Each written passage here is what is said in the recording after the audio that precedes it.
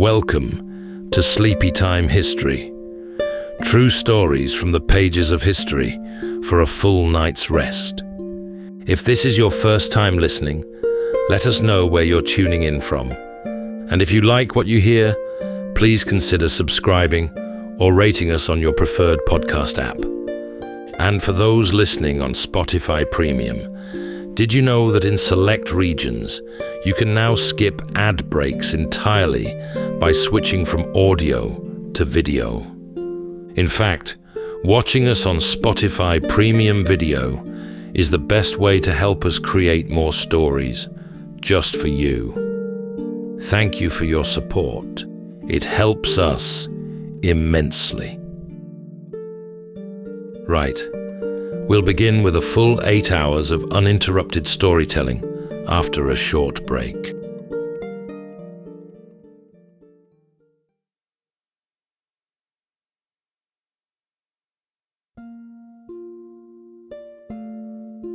All right, it's time to settle in, relax, and take a wander through the pages of history and storytelling. Tonight, we're going to be exploring the remarkable true story of the Radium girls and mankind's earliest foray into the bizarre and uncanny age of radioactivity. At the close of the 19th century, a hidden world was suddenly revealed, energetic rays that could pass through flesh, substances that glowed bright without flame. Scientists in gleaming laboratories uncovered novel substances that defied the laws of nature. And with their discovery arrived a deep sense of awe and excitement, a feeling mankind had stumbled onto something immense.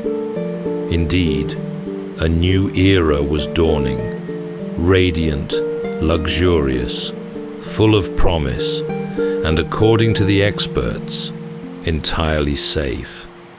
It wasn't long before the brilliance of this discovery found its way onto department store shelves and into medicine cabinets. It even found its way onto clocks and watch faces, applied by young women with remarkable steadiness of hand. These were the Radium girls.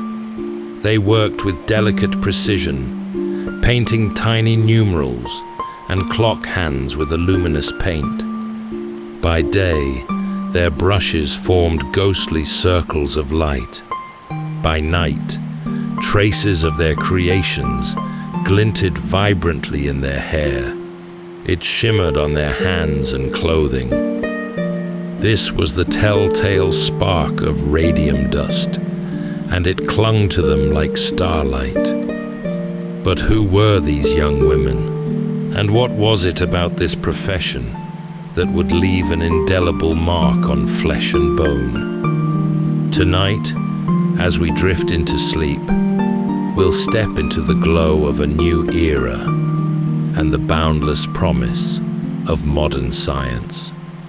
So settle in, take a deep breath, and let's follow the Radium girls into this fateful moment in history and the shadow it left behind.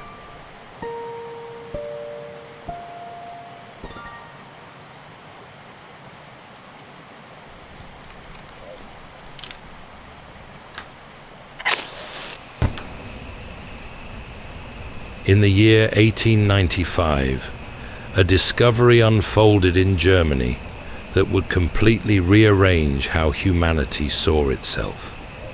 Imagine a time before this, when the inner workings of the body were hidden by skin and muscle, a domain of guesswork and philosophy.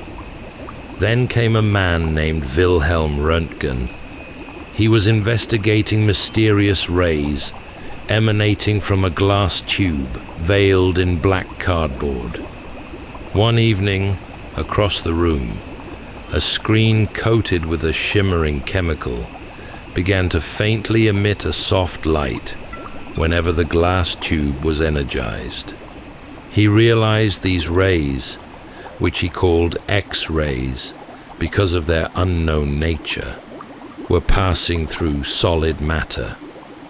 He placed his wife's hand, with her wedding ring upon it, between the source and the glowing screen.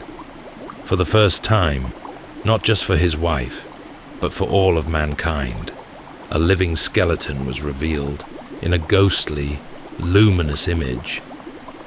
It was a moment of profound wonder, a glimpse beneath the veil of life itself. The invisible had been made visible. Doctors were immediately astonished, seeing a path to diagnosing breaks and ailments, without ever having to make an incision. Showmen, too, were quick to see the novelty, offering public demonstrations where people could queue up to see the bones in their own feet, often for a small coin. There was an immediate rush, a frantic embrace of this new, potent energy. It felt like a benign magic, a new tool wrested from nature, and humanity, in its excitement, charged ahead. People were so completely captivated by the novelty of seeing their own inner structure, their very bones appearing on a glowing plate, that they overlooked the faint tingling on their skin after a long exposure, or the curious stubborn burns that sometimes appeared on those who worked closest to the tubes. It was the age of rapid scientific progress, where the thrill of discovery often outpaced caution. The X-ray was a glorious, undeniable fact, and in the dazzle of that first light, the unseen danger was entirely missed. This was the first great step into an age of atomic forces, taken with a bright, unquestioning sense of awe. This wonder, this belief in pure technological good, would soon set the stage for a much more potent and much more perilous discovery elsewhere in Europe. The world had seen inside the living body, but the true measure of the rays remained hidden, awaiting the isolation of a substance far more powerful than any tube could produce. As the marvel of the X-ray was still settling upon the world, an even deeper mystery was being explored in a modest, ill-equipped laboratory in Paris. This was the domain of a dedicated couple, Marie and Pierre Curie. Their laboratory was less a modern scientific center and more a drafty, converted shed, often damp and cold. Yet within its walls, they pursued a vision of science with an unyielding, almost spiritual devotion. They were drawn to the strange properties of a mineral called pitchblende, which seemed to emit a mysterious power that was far greater than could be explained by the known uranium within it. Marie, with her phenomenal intellect and boundless endurance, dedicated herself to the tedious, back-breaking work of separating and refining this raw ore. She would spend her days stirring enormous cauldrons of the black heavy substance, performing the painstaking chemical fractionations that gradually, over years, winnowed down mountains of raw material into minute amounts of a highly active residue. It was a labor of immense patience, a true test of human persistence. Finally, after years of this unrelenting effort, they isolated two entirely new elements. The first was named polonium, after her native country of Poland. The second, and far more powerful, was christened radium. When they finally isolated it in its purest form, it sat in a small glass vial, but it had an astounding, almost living quality. Marie once described its presence, writing that it seemed alive, with its own inner, perpetual light. Unlike the X-ray, which required electricity to be generated, radium possessed a power that simply was. It shone in the darkness, it gave off heat, and it seemed to defy all the known laws of physics. It could burn the skin with a touch, yet it sat so serenely in its glass container. They shared their remarkable discovery openly with the world, refusing to patent the process. They believed this great force belonged to humanity, and their focus remained purely on the scientific possibilities, convinced it would be a healing element. But as the couple and their colleagues carried small amounts of this material in their pockets, they began to notice unexpected changes. Their hands began to scar and crack. At times they felt a strange sense of invigoration from it, as if it radiated some kind of energy. They were pioneering a new path, unaware that time itself would keep a ledger of the cost. The discovery of radium swiftly migrated from the austerity of the laboratory to the glamour of the marketplace. This powerful element became the ultimate mark of modernity and luxury at the turn of the century. The public, still in awe of the X-ray, was utterly captivated by a substance that seemed to possess eternal vitality, a bottled miracle. Entrepreneurs, quick to capitalize on the promise of atomic energy, began adding radium to everything imaginable, claiming it possessed unparalleled curative properties. The glow of the new element became inextricably linked with the idea of renewed youth and robust health. Society embraced the atomic age, not with fear, but with an almost childlike, trusting enthusiasm. There were radium-infused health tonics, promoted as a remedy for almost every ailment, from arthritis to impotence. Beauty creams were marketed, promising to give the user a radiant complexion, convinced this novel substance would confer an inner vitality. Even common household items were not spared. Radium was mixed into chocolate bars, toothpastes, and even butter, all sold with the promise of invigoration. It was the ultimate fashion. To own something with radium was to be at the forefront of science and progress. Yet, this great rush into commercial exploitation was built on a foundation of blissful ignorance. The entrepreneurs selling these wares and the public eagerly consuming them were oblivious to the basic principle that the Curies themselves had understood. This power was so immense that it could not be ingested or applied without consequence.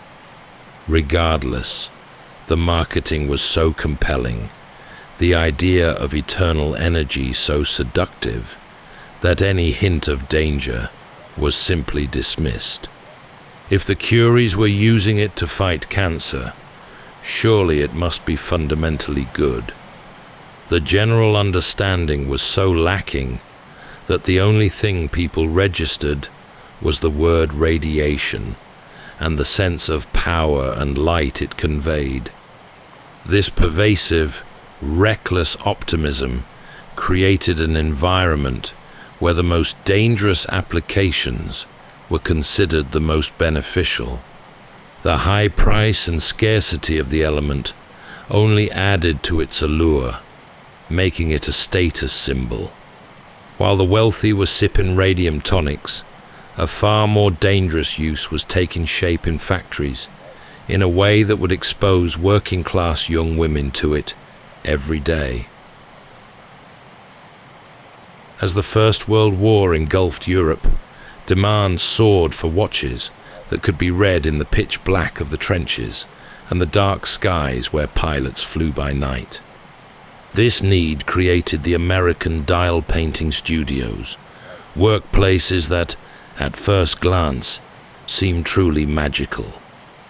In towns like Orange, New Jersey, young women were employed to apply a luminous paint onto the tiny numbers and hands of watches. This paint was not ordinary. It was mingled with radium. The women, mostly teenagers and young adults, loved their jobs. The workspace shimmered like a perpetual faint fairyland workshop. The air itself sometimes held a faint shimmer of dust, and the girls would often use the precious glowing powder for playful, harmless pranks. They would paint small stars on their cheeks, dust their hair for a party, or even paint their eyebrows. They earned good wages, and the work, though exacting, was sociable. They laughed, shared stories, and sang as they worked. The technique they were taught and actively encouraged to use by their supervisors was called lip pointing or tipping. The brushes they used were incredibly fine, and to get the perfect point for the tiny numerals, they were instructed to place the brush between their lips, draw it to a fine tip, and then dip it into the paint. With every lick of the brush, a tiny invisible amount of the radium-infused paint was ingested. They were told the substance was harmless, a miracle element that was good for their health. One supervisor even boasted it would put a spring in your step. The girls believed this completely. They were handling what they thought was merely an expensive, fancy type of pigment. The danger was so completely unforeseen by everyone. The girls would even notice their clothes and hair giving off a faint radiance when they walked home in the dark. It was a novelty, a kind of ethereal beauty that marked them as special. Nobody knew that the element, once inside the body, did not pass through. Radium is chemically similar to calcium. So much so, the body mistakes this lethal substance for a building block. In this case, the radium began to be drawn to the women's bones, where it ceaselessly emitted its destructive alpha radiation. The material that made their work so beautiful was beginning to harm them in ways no one yet fully understood. The shimmering atmosphere of the dial painting studios slowly began to darken. Years after the women had first begun their work, a terrible and mysterious illness began to spread among them. The earliest, most disturbing symptoms often manifested in the jaw. Young women who had been healthy and vibrant began to suffer from aching teeth and persistent, crippling jaw pain. Initially, these issues were dismissed as poor dental hygiene or common ailments, but the symptoms quickly grew far more severe and utterly baffling to the doctors they consulted. Teeth would inexplicably loosen and fall out. Eventually, the jawbones themselves would begin to disintegrate, leading to a truly horrific condition that became known as radium jaw. But the decay was not limited to the mouth. The pain began to spread throughout the women's bodies. They suffered from debilitating fatigue, their bones becoming brittle and susceptible to spontaneous, painful fractures that would not heal. The companies, faced with a growing number of sick and increasingly worried employees, were dismissive. They attributed the illnesses to everything from syphilis to poverty, desperately trying to deflect any responsibility. They commissioned their own doctors, who produced reports designed to confuse and obscure the simple, terrible truth. The women's suffering was unique and deeply personal.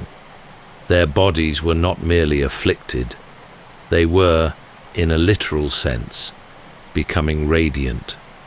Medical examiners who were called in to study the victims were shocked to find that when they held a sensitive instrument near the women, it registered activity.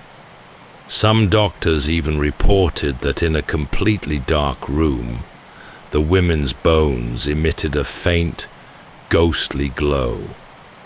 This was the radium, lodged deep inside the bone matrix, still emitting its energy decades after it had been ingested. The women were facing an illness that medical science had no name for, and that their employer flatly refused to acknowledge. They were wasting away and facing unbearable pain. Yet there was no precedent, no justice, and no voice willing to listen. But among them were a few who would not let their story go untold. As the illness ravaged the dial painters, one young woman, Grace Fryer, refused to let her pain be just a private sorrow. Her resolve, even as her body failed her, became the rallying point for a momentous challenge. Grace was one of the first to notice the debilitating symptoms, and by her mid-20s, she was severely crippled, her spine curved, and her body weakened by the bone damage. Yet, her spirit remained unbroken. She was determined to hold the U.S. Radium Corporation accountable. This was an immense undertaking. In the 1920s, it was almost unthinkable for working-class women to sue a major corporation. They faced a battery of legal and medical obstacles. Lawyers were reluctant to take the case, as the science was so new, and the companies had so much power to simply delay the proceedings, waiting for the women to succumb to their illness. For 5 years, Grace fought to find a lawyer willing to take on the seemingly impossible fight. Finally, she succeeded in gathering a small group of fellow victims, including Catherine Schaub and Edna Hussman, and found a determined legal advocate. Their case became a landmark in workers' rights, a moment where the personal suffering of a few was forced into the national spotlight. The legal battle was fraught with tension and heartbreaking difficulty. The women, already terribly ill, had to endure endless delays, medical examinations, and the company's aggressive attempts to discredit them. The press, initially sympathetic, was often confused by the science, but the sheer visual evidence of the women's suffering and their incredible resolve began to sway public opinion. Grace's steady focus never wavered. Her commitment was not merely about compensation, it was about the truth of what had happened to them. She and the others had been poisoned by the very industry that had promised them a good living. Despite their pain, they had to appear in court, often brought in on stretchers or in wheelchairs, a devastating testament to the element's lethal power. The case was ultimately settled out of court, just before a full trial could begin, and while the financial settlement provided some support, the victory was more profound than money. It was a public reckoning that exposed company conduct and forced change. Grace's stand, born of personal tragedy, forever changed the landscape of industrial safety and corporate accountability. Her belief that the truth, no matter how painful, still mattered, became the legacy of the Radium Girls. Meanwhile, beyond the factories, the tragedy was not confined to the women in the luminous studios. Across the world, among those who had first embraced the X-ray and radium with scientific zeal, a similar, terrible pattern began to unfold. These were the pioneers, the doctors, nurses and engineers who had celebrated the dawn of the atomic age, convinced of its healing potential. Perhaps the most famous of these early victims was Clarence Daly, a glassblower and assistant to the great inventor, Thomas Edison. Daly had worked tirelessly, helping to perfect the earliest fluorescent X-ray screens. He would often test the tubes on his own hands, immersing them in the invisible rays for extended periods. In the glow of the screen, he could easily see the bones of his fingers, a frequent and unquestioning subject for his work. Slowly, his hands began to suffer from stubborn, painful sores that refused to heal. The condition worsened, developing into a terrible form of radiation-induced cancer. The slow, relentless progression of the illness was heartbreaking. Doctors were forced to amputate one hand, then part of his arm, in a desperate, futile attempt to halt the spread. Daly's death in 1904 was the first widely publicized fatality from the new radiation, and it had a profound effect on his employer. Edison, shaken by the suffering of his dedicated assistant, admitted his own growing fear of the very rays he had helped popularize. "I am afraid of them," he admitted, vowing never to touch X-ray work again. This was a significant moment, the great symbol of American invention, stepping back from a technology he had once championed. In the years that followed, countless other medical professionals, radiologists, technicians, and nurses began to display the same devastating effects. Many succumbed to cancers, severe burns, and blood disorders. They had stood in the path of the unseen light, unaware that their daily exposure was slowly accumulating, irrevocably altering the very structure of their cells. They were the martyrs of science, paying the ultimate price for knowledge that had not yet been acquired. Their sacrifice, the doctors dying from the very tool they used to heal, was a powerful, disturbing counterpoint to the commercial hype. Their deaths were a necessary, if tragic, lesson that the forces of the atom were not merely a source of progress, but a power demanding the utmost respect and caution. The world was beginning to understand that the invisible light carried a terrible, unyielding weight. By the 1930s, the first rush of wonder had cooled. Hospitals and laboratories began to treat the new light with respect, turning curiosity into careful routine. What had once felt like magic settled into method. Protection became ordinary practice. Lead aprons and leaded glass screens were commonplace. Walls were thickened, booths enclosed, and the bright salts were kept in clearly labeled, shielded containers. Air and hygiene improved.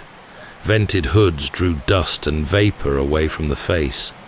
Wet methods kept powders from drifting. Benches were scrubbed on a schedule. Waste was set aside, counted, and recorded. Exposure began to be measured rather than guessed. Staff wore small radiation badges, personal dosimeters, and checked them. Rooms were surveyed with meters and simple wipe tests, swabs across a surface, caught contamination before it spread. Limits were set, then tightened as evidence grew. The working rule was plain: less time near a source, more distance from it, and more shielding where it matters. The result was not dramatic, but it was steady.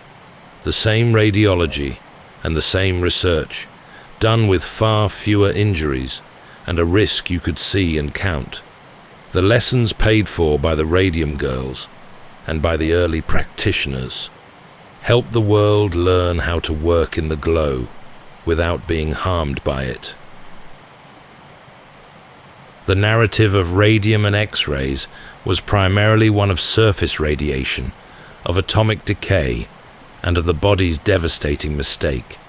But even as the world was processing the tragedy of the Radium girls, the focus of physics was shifting to a far more profound and terrifying aspect of the atom, its very nucleus. In the quiet atmosphere of the years before the Second World War, physicists were moving beyond radium and materials like it to the fundamental structures of matter. The Curies had worked with decay. The new science would work with division. Two key figures, Lise Meitner and Otto Frisch, were central to this shift. Meitner, an Austrian physicist forced to flee the rise of Nazism, worked in collaboration with her nephew Frisch to interpret the baffling results of experiments performed by her former colleague Otto Hahn. Hahn had bombarded uranium with neutrons and found much lighter elements, like barium, in the residue. The results defied existing knowledge. In a moment of deep, intellectual clarity, Meitner and Frisch realized the unthinkable. The uranium atom had not merely decayed, it had been split. They named the process fission. Their calculations showed that when the atom split, a small amount of mass disappeared, but it reappeared as a truly unimaginable amount of energy. The implications of Einstein's famous equation were suddenly made terrifyingly real. This energy was not the soft, perpetual glow of radium. It was the power of a bottled star. The early radium pioneers had faced a danger they could not see. This new generation was contemplating a force that could unmake the world. The discovery of fission was a moment of absolute scientific triumph, quickly followed by a chill of profound unease. Humanity had learned to tap into the engine of the universe, and the timing, as the world edged closer to a devastating war, was a source of grave concern. The knowledge gleaned from the radium pioneers, the need for shielding, for careful measurement, for caution, was about to become exponentially more critical. Fission was a force that made the subtle, creeping destruction of the radium look almost benign by comparison. The ultimate secret of matter had been unlocked, and no one was quite sure what lay beyond the horizon. The year is now 1939. The great global drama of the 20th century is beginning to swell, and the hard-won lessons of the past still flicker in the collective memory. The bravery of the Radium girls, their struggle for justice, and the public acknowledgement of their suffering had not been forgotten. Their terrible ordeal had carved out a new, essential understanding of the corporate responsibility to protect its workers. The tragic burns of pioneers like Clarence Daly and the brilliance of the Curies, who had given the world both the light and the warning, provided a framework of caution.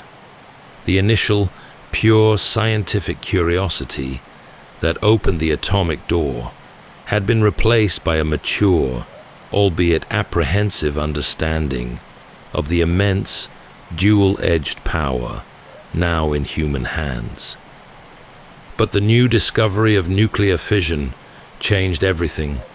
That small, persistent glow of radium, which had once symbolized modern progress and health, now foreshadowed something darker and more profound. Scientists who understood the implications knew that the power of a chain reaction could be harnessed to create a weapon of a scope previously only imaginable in myth. The forces of the atom, which had first manifested as a curious light in a watch face, were now preparing to shape the ultimate human conflict. In laboratories scattered across Europe and America, research into uranium was suddenly classified, secretive, and deeply urgent. The light that had once symbolized pure discovery now hung heavy with the shadow of mass destruction. The story of the Radium girls, of the pioneers, and of the Curies remains a timeless reminder that with immense scientific power comes an immense moral and ethical debt. Their stories tell us that progress must always be tempered by compassion, wisdom, and truth. That's all for tonight's journey through history. Whether you're fast asleep or still drifting there, thank you for listening. And until next time, rest well.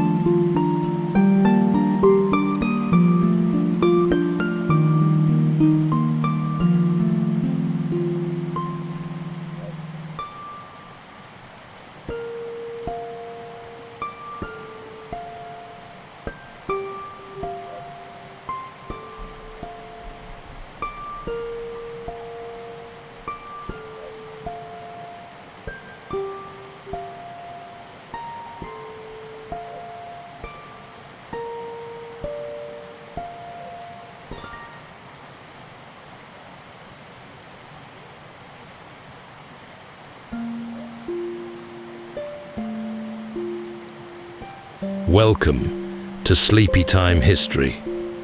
True stories from the pages of history for a full night's rest.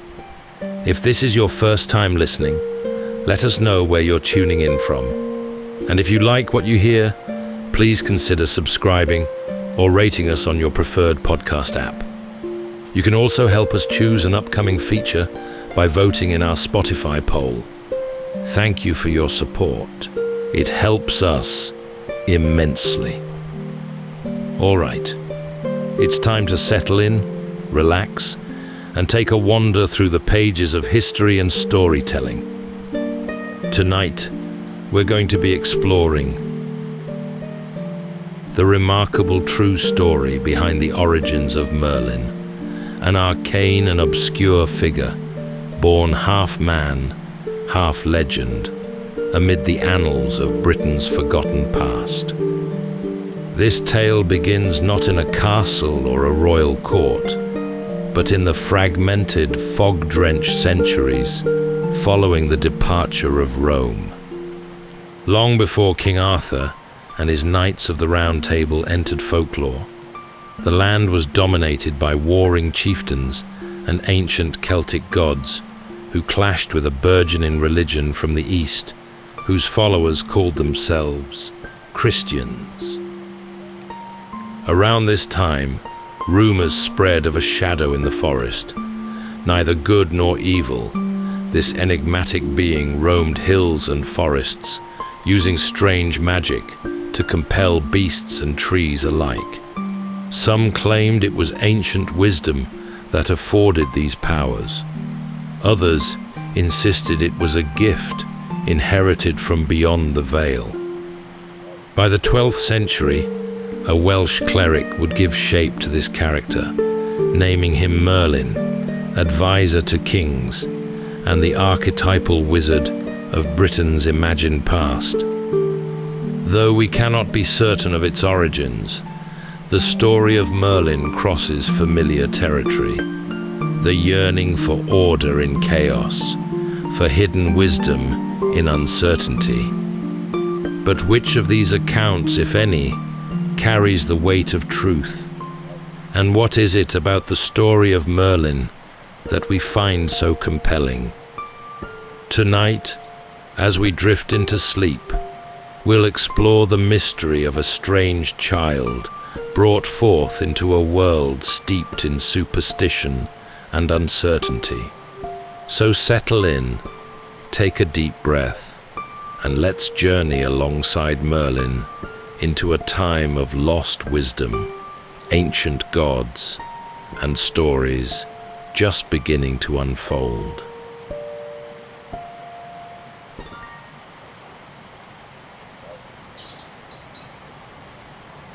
The air in Britain was thick with the dust of fallen empires.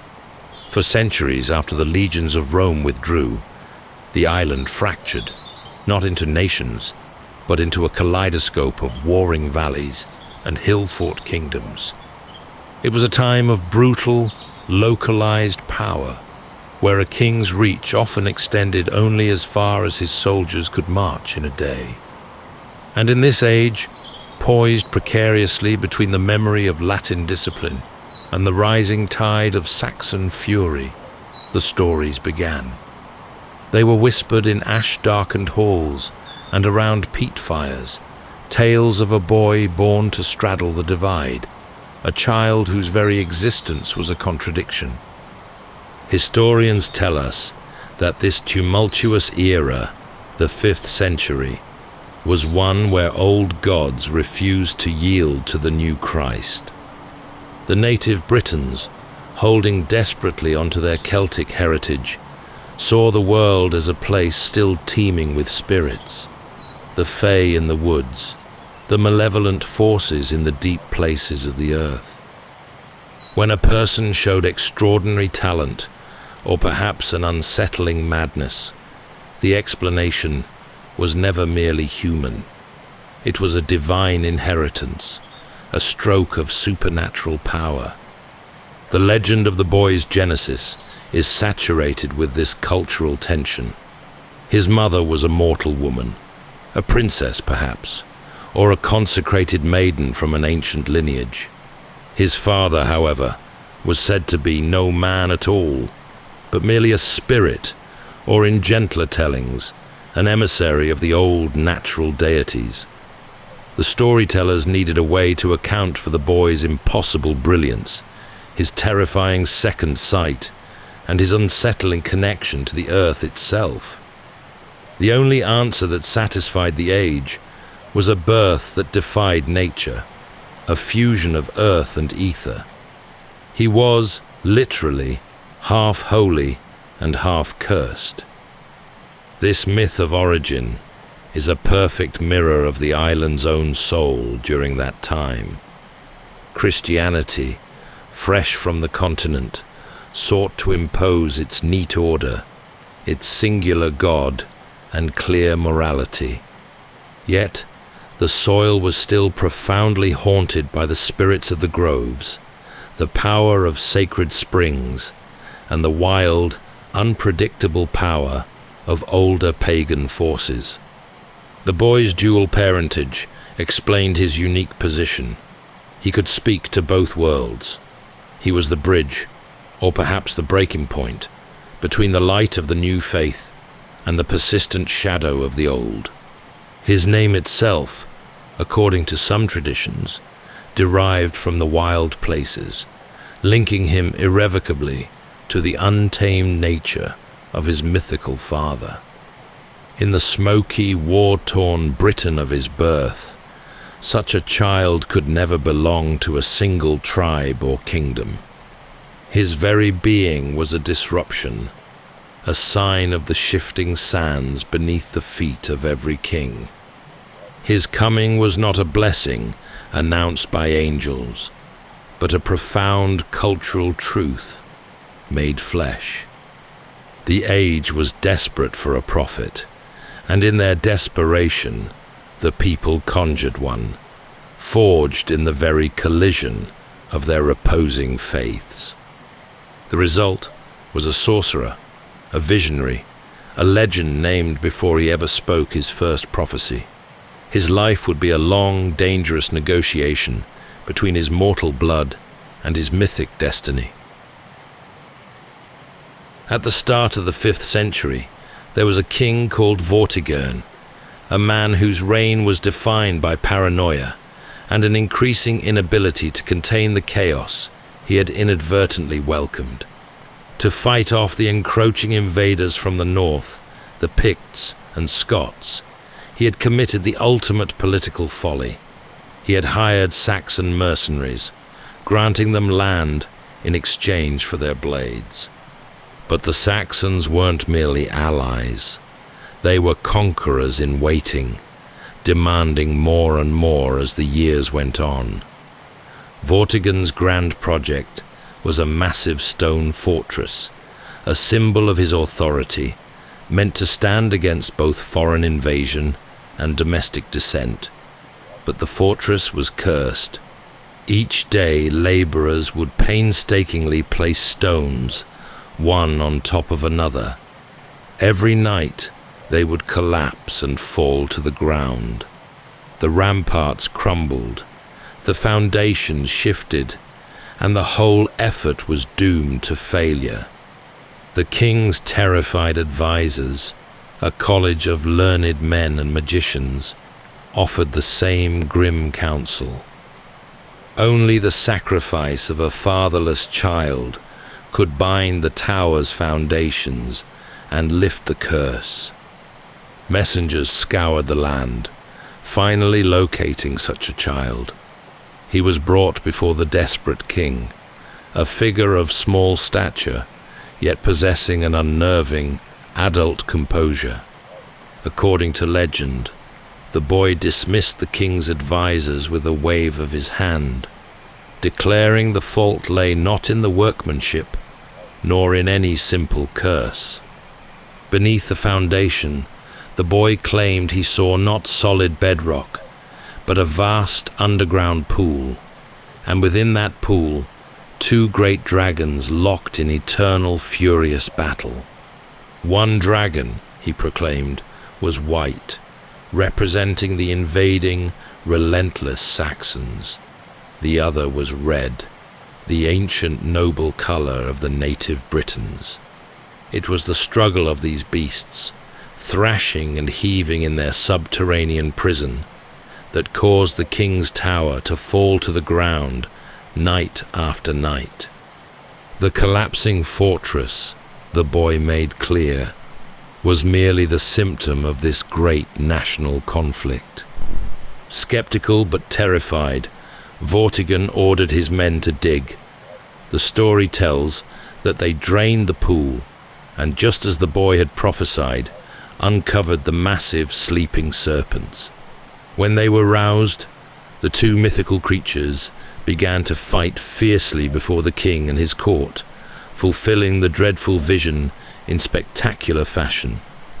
The boy's prophecy was validated in the most dramatic, literal way possible.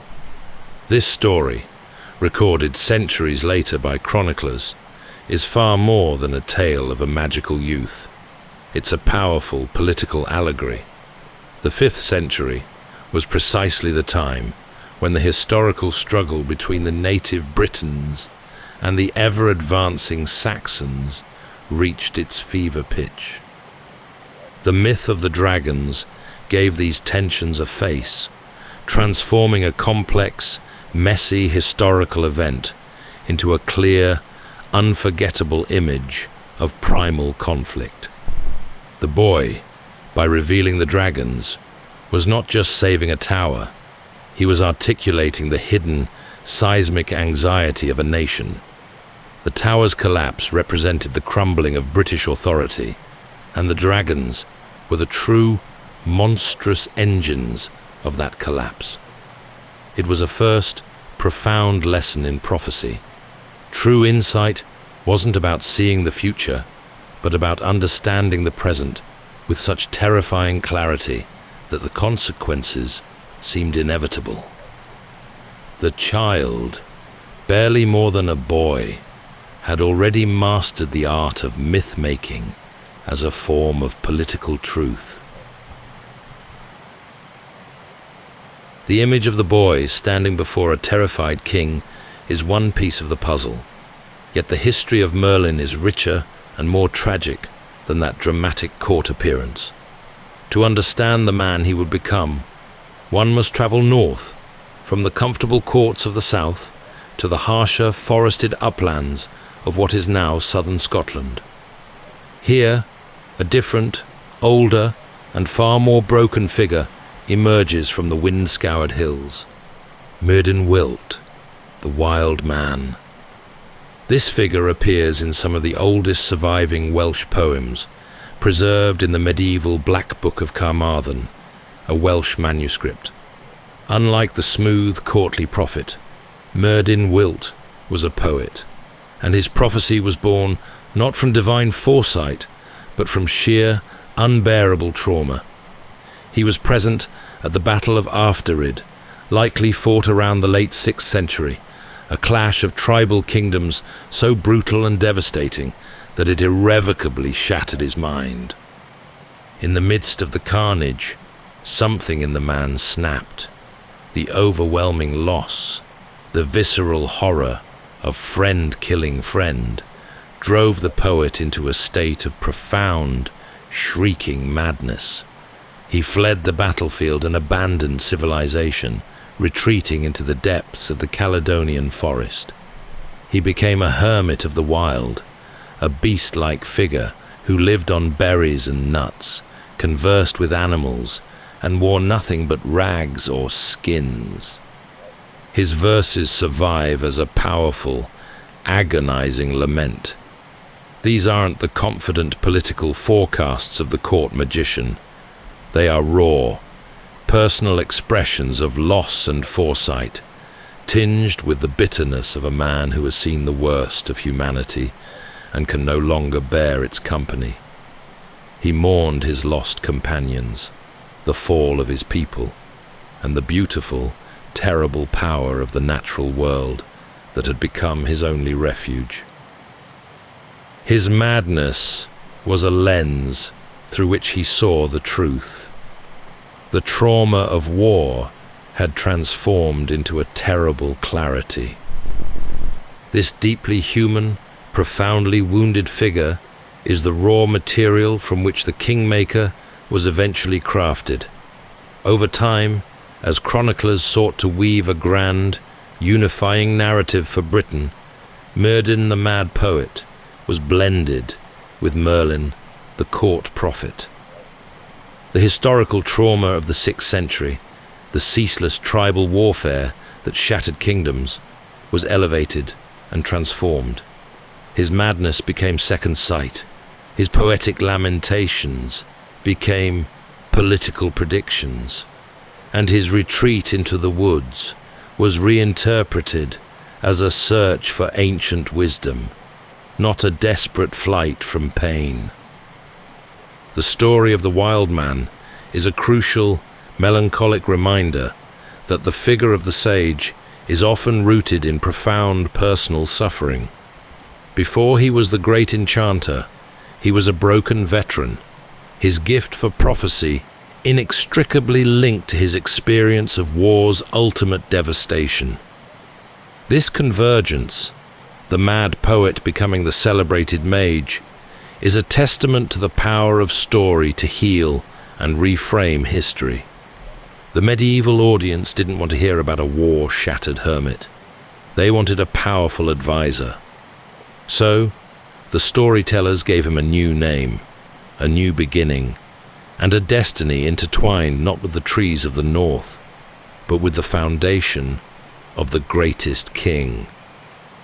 Centuries later, writers would dress this broken hermit for the court. Less beast, more conscience. The transformation of Myrddin Wyllt, the shattered poet of the north, into the Grand Advisor of Arthur is a fascinating study in cultural reinterpretation. Historically, the figure of the wild man was a common archetype across Celtic traditions. These were men who, overwhelmed by grief, violence, or spiritual revelation, chose to abandon the structured society of the court and the village. They were hermits who fled bloodshed, and in the solitude of the deep forest were believed to find a profound, often unsettling wisdom. The retreat of the man into the woods following such a great battle perfectly echoed this ancient pattern. He was seen as a man who had traded the superficial, corrupting knowledge of civilization for the terrifying, essential truths of nature. His life in the wild was, initially, a story of utter failure and collapse. However, as the centuries passed and Britain's religious and moral landscape changed, so too did the meaning of the wild man. Later, chroniclers recut him for the court, not a dangerous outlier, but a trusted counselor whose forest-hard wisdom could legitimize rulers and steady the realm. They needed to make the powerful, elemental wisdom of the old traditions compatible with Christian morality. The storytellers of the medieval period began to reimagine him. The broken, war-mad hermit was replaced by the wise, saintly sage. His survival in the forest was no longer interpreted as a desperate flight, but as a purposeful withdrawal for contemplation and profound study. His communion with the animals and trees, a hallmark of Celtic nature spirituality, was reframed into a form of communion with God. The sheer power of his prophecies was thus not demonic, but divine inspiration. This process of Christianization was central to the development of the legend. It turned a potentially troubling pagan figure into a respectable, if still mysterious, advisor. He retained his connection to the elemental power of the earth, the source of his magic. But now, that power was harnessed and directed toward the higher moral goal of establishing a righteous kingdom. The legend now offered an inspiring new message, that true wisdom was not found in dusty books alone, but required a solitude that purified the spirit. The figure embodied a synthesis. He was a scholar who understood the stars, yet a creature of the forest who spoke the language of the wind. His transformation shows how medieval writers constantly reinterpreted figures from the past to serve the moral and political needs of their own time. They took a raw, painful memory of historical trauma and crafted a usable myth. The mad poet became the intellectual conscience of the kingdom, the figure who understood that true power lay not in the sword, but in the knowledge of where and when the sword should be drawn. The man as we recognize him today, the wizard of great power and political agency, coalesced into the courtly prophet in the 1130s.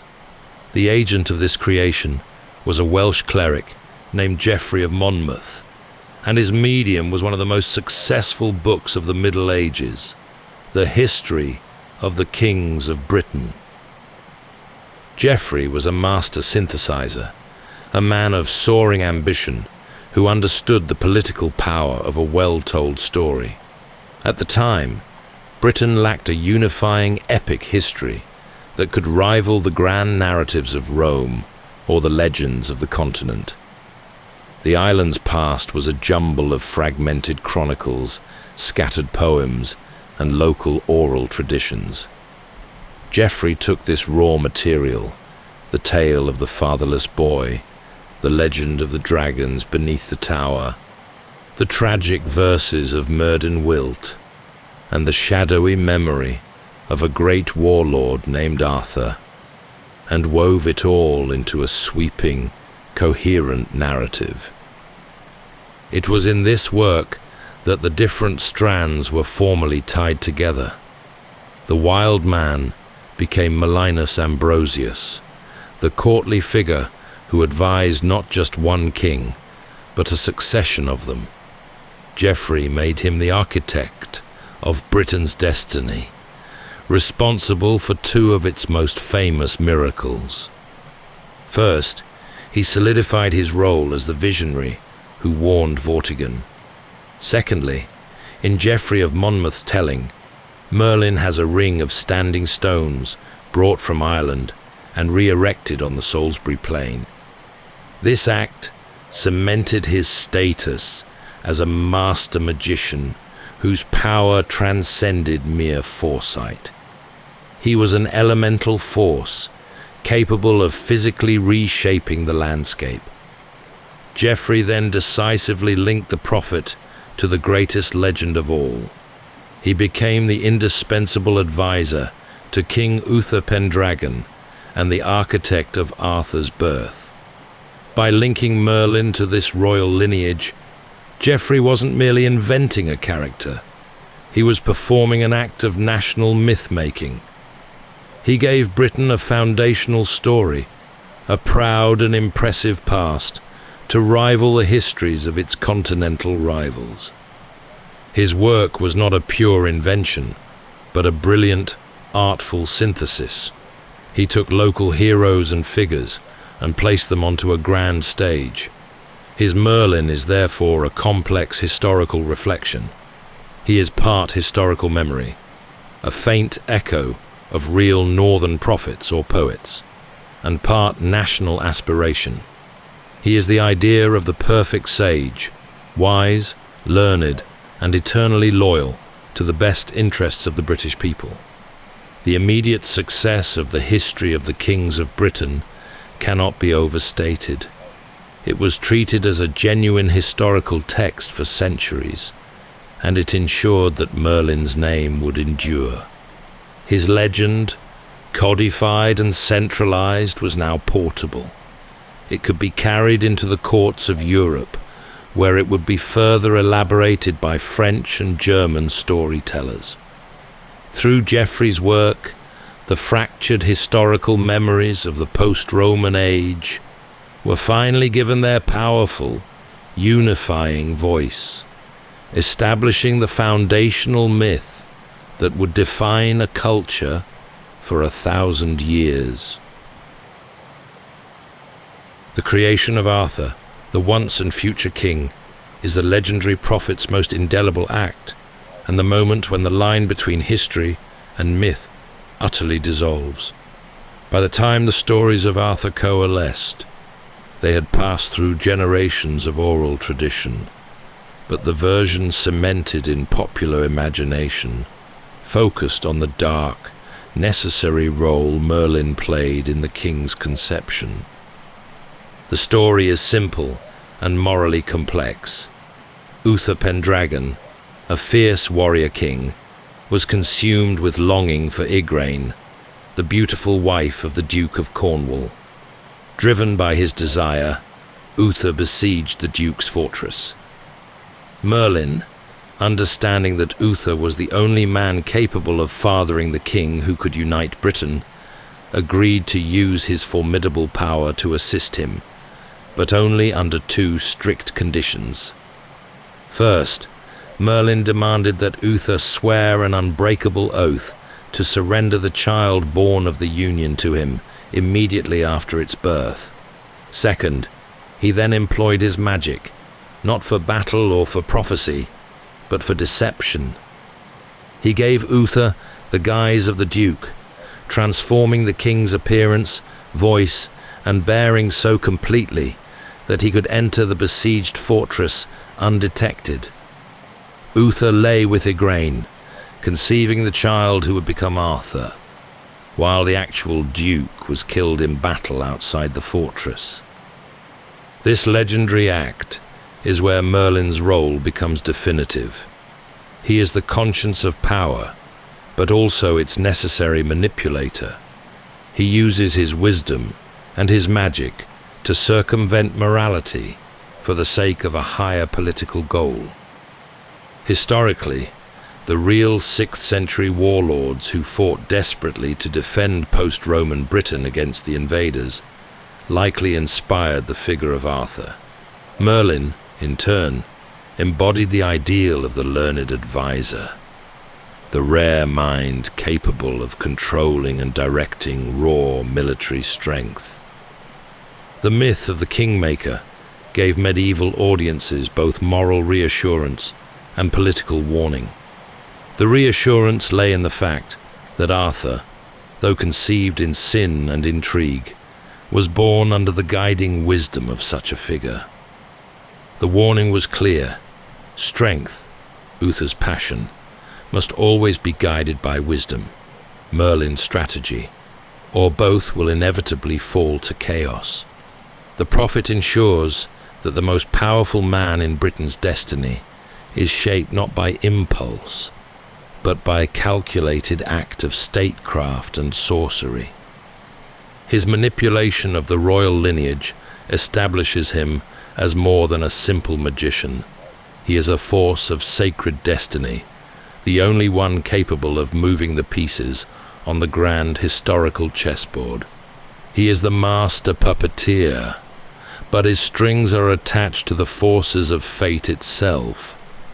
In this chapter of his life, his wisdom is his greatest weapon, proving that the most potent power is the ability to arrange circumstances so that the desired outcome becomes an inevitability, not an accident. The sword that is later pulled from the stone is merely the public symbol. The true foundation of Arthur's reign was laid in the deception orchestrated by his brilliant, manipulative mentor. As the Arthurian legends travelled across the English Channel and were embraced by French romance writers like Robert de Boron and Chrétien de Troyes, the formidable, stern advisor of the chronicles began to undergo a subtle but profound change. The figure became more human, more relatable, and tragically more vulnerable. His power remained immense, but his personal flaws were brought to the forefront. This new dimension introduced the ultimate undoing of the great sage, his encounter with Nimue, often known as the Lady of the Lake. Merlin, despite his immense power and knowledge of the arcane secrets of the universe, proved susceptible to the most human of emotions: love, infatuation, and trust. The lady, a captivating figure of immense beauty and burgeoning magical ability, became his obsession. He loved her deeply, perhaps for the first time in his long, unnatural life. In this relationship, the power dynamic was inverted. The master became the supplicant, and the student became the ultimate betrayer. According to the legend, Merlin's love blinded him to the lady's true motivations. Driven by either fear of his power or a desire to possess his secrets for herself, she relentlessly pressed him to teach her the most profound and potent of his spells. He gave in, willingly sharing the entirety of his arcane knowledge, effectively handing over the keys to his own prison. The downfall came when she used the very spells he taught her to imprison him. The location of his confinement varies: a crystal tower, a glass box, a cave beneath a rock, or most poetically, a vast tomb beneath an ancient hawthorn tree in the forest of Brocéliande. He was not killed, but sealed away, eternally entombed, unable to intervene in the fate of Arthur's declining kingdom. Historically, this shift in the narrative reflected the concerns of the period in which these romances were written. Medieval storytellers were grappling with themes of faith, temptation, and the ultimate limits of human wisdom. The tale of his downfall served as a moral parable, echoing the Christian idea that even the wisest and most divinely inspired soul can be undone by desire. It was a cautionary tale, illustrating that intellect and power are no defense against the heart's folly. Yet, it also served to preserve an older Celtic theme, the retreat of the divine, or the magical, into nature. By imprisoning him in a natural place, a cave, a hawthorn, the sea, the legend ensured that his power was not truly destroyed. It was merely sleeping, resting beneath the surface of the world, echoing the ancient belief that magic never truly leaves the earth. It simply waits to be needed again. Merlin's final act was a perfect circle. Born of spirit, he was ultimately returned to the custody of the earth, his power made safe from the chaos of men, yet tragically also rendered inert at the moment his king needed him most. The end of the great prophet's active life is not marked by a battle or a grave, but by an eternal, magical slumber. This fate, to be sealed away, alive yet unable to move, is a powerful and ancient cultural motif found throughout the folklore of Wales and Brittany. He joins a company of heroes and prophets who, according to legend, do not die, but merely sleep beneath the earth, awaiting the hour of their land's direst need. This sleeping prophet became a symbol of cultural longing for return. His presence, unseen and unheard, was a promise. As long as he rested beneath the ancient oak tree in Carmarthen, or slept in his glass tower under the sea, the hope for the revival of wisdom and the return of unity could not be truly extinguished. This legend grew strongest during times of profound political and national despair. When the country was fragmented, suffering under foreign rule, or torn apart by civil strife, the storyteller's dream of the great healer's return became a powerful solace. The enduring image of his imprisonment speaks volumes about the historical power vacuum that followed the collapse of the unified Arthurian kingdom. With the great king fallen and the round table broken, the people looked back to the age of unity as a lost golden age. The failure to maintain that unity was not blamed on Merlin's death, but on his absence, his inability to intervene. By making him merely asleep, the narrative provided a comfort. The necessary wisdom to fix the world hadn't vanished. It was simply deferred. Local tradition embraced this motif, placing the site of his eternal rest in specific, powerfully evocative locations. In Carmarthen, his spirit is said to reside within an ancient, massive oak, and the common folk held that if the oak were to finally fall, the town itself would be doomed. This physical anchoring of the legend transformed Merlin from a historical figure into a genius loci, the spirit of the place itself. Other stories place him in a glass tower beneath the waves, or deep within a mountain cave. These sites are all places of transition, separating the everyday world from the mythological realm. By locating him there, the legend ensured that his wisdom remained connected to the earth's primal forces, yet removed from the corrosive influence of humanity. This deep-seated mythology reflects a profound spiritual faith in the possibility of redemption, but it also reflects a quiet, enduring political despair.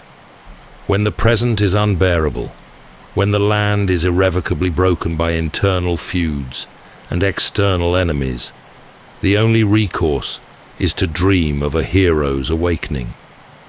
Merlin's slumber is the nation's dream of its own potential, a comforting narrative that assures the people that the best of their past is not gone forever, but merely waiting for the right moment to emerge and heal the fractured present. The figure of Merlin did not stop evolving with his magical imprisonment. As centuries passed, his image was constantly taken up and reshaped by generations of thinkers, poets, and artists, each projecting the values and anxieties of their own time onto his enduring form. He became less a man and more a cultural mirror, reflecting the changing intellectual landscape of Britain and Europe. In the early medieval period, the monastic chroniclers viewed him with suspicion, but also with fascination. To them, he was a necessary pagan figure, a mind of incredible, almost terrifying power, whose ultimate purpose was to serve the divine plan by establishing the Christian king Arthur. In this context, his madness and his nature-based magic were reinterpreted as a form of divine inspiration that operated outside the conventional channels of the church. He represented the mystery of God's often opaque will. By the time of the Renaissance, when Europe rediscovered classical learning and embraced rational inquiry, Merlin was reimagined yet again. He became the learned magician of natural philosophy. He was no longer a half-demon savage, but a scholar of immense intellect who understood the secrets of astronomy, engineering, and alchemy. He symbolized the era's belief that magic was simply science, yet to be understood, a profound knowledge of the laws of nature that allowed one to manipulate them. He was an archetype for the Renaissance scholar, a figure who bridged the gap between the spiritual and the purely physical. The Victorian era, with its focus on moral earnestness and romantic melancholy, transformed him into the romantic hermit of the mist. He was the tragic figure, the noble but flawed sage who fell victim to a woman's treachery. He embodied the Victorian fascination with loss, ancient ruins, and the sublime power of the natural world. He was a symbol of Britain's deep, mysterious past, an essential link to a purer, more heroic age that was forever gone. Each age, therefore, did not merely read his story, it rewrote it in its own image. This continuous process demonstrates how myth can perform a crucial historical function. It preserves the emotional truth of history long after its facts have been blurred or forgotten. The facts of the post-Roman era, the chaos, the land grabs, the rise and fall of petty kings, are academic concerns. The feeling of that age is preserved perfectly in the story of the fatherless prophet. Today, Merlin remains, perpetually poised between the world of verifiable fact and the boundless realm of imagination. Modern historians, equipped with archaeology and linguistic analysis, view him as a fusion of desperation and invention. He is likely rooted in the collective memory of a few powerful historical figures, perhaps the tragic northern poets of the 6th century, or an influential post-Roman official who navigated the political labyrinth. Yet, these historical seeds were transformed by storytellers into Britain's archetypal wise man. The two competing narratives of his existence, the legend and the history, ultimately meet in the same profound place, in the human desire to understand chaos through story. The legend assures us he still waits, ready to return when Britain's need is greatest. This belief in his eventual return is the ultimate expression of unfulfilled hope, the persistent cultural fantasy that a single, pure font of wisdom can restore order to a fragmented world. As history tells us, he never actually existed as a single coherent man. He is a composite, a brilliant creation born from the desire to give the chaotic, dark age of Britain a focus, a moral compass, and a sense of destiny. He is the personification of wise counsel to power, the embodiment of the idea that the king must be directed by clear, profound wisdom. Yet, whether one sees him as a sleeping magician or a powerful literary device, his influence endures. He represents a profound moral journey. The wild seer, who began in the terrifying agony of madness, was refined into the calm counselor who engineered a kingdom. His life arc is a dramatic narrative of knowledge achieved through suffering. He is the voice that perpetually reminds generations that true wisdom often begins in madness, in the painful, destabilizing realization of truth, and that the mythological past, even when invented, still speaks quietly and powerfully in the present. The stories he inspired are a testament to the fact that we need the transcendent.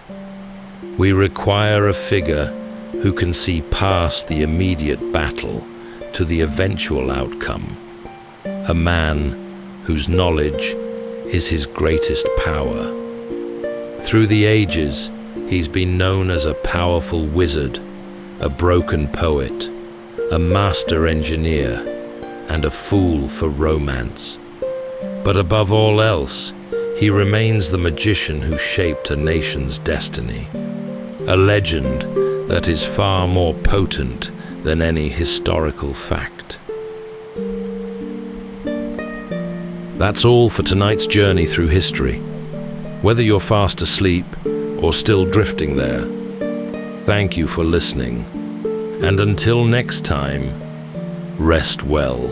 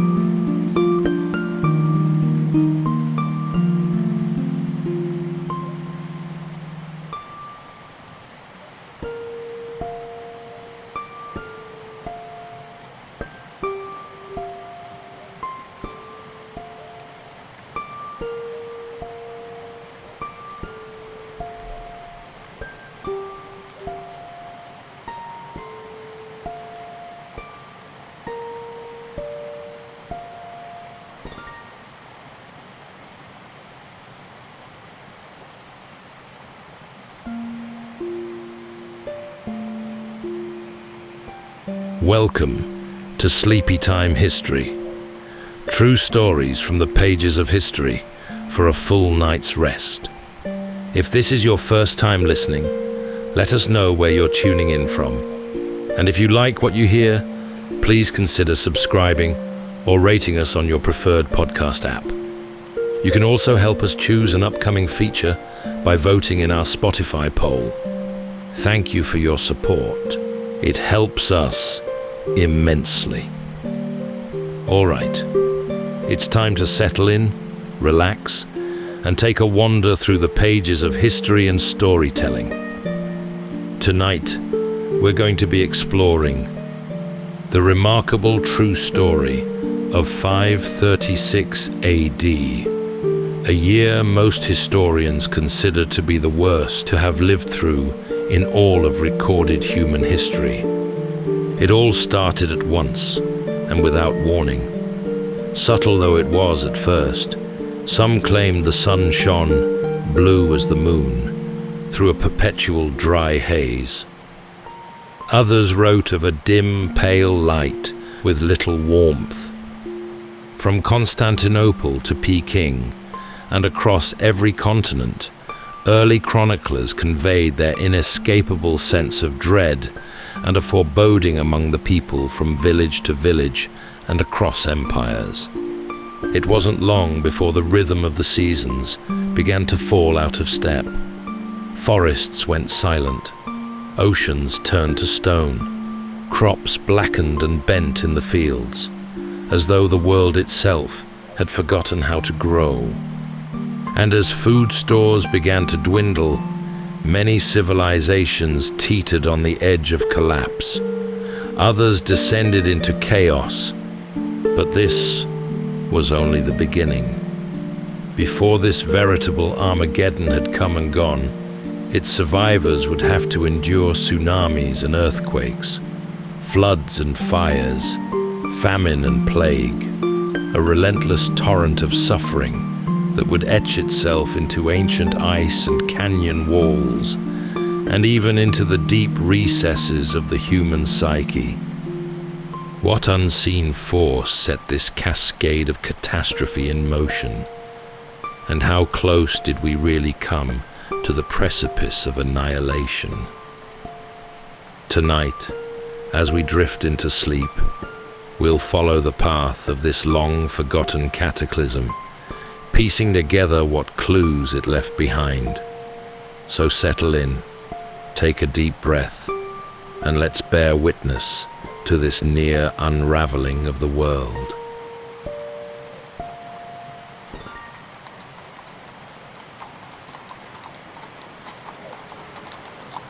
In the year that came before the darkness, the world was alive with ambition and the steady pulse of empires.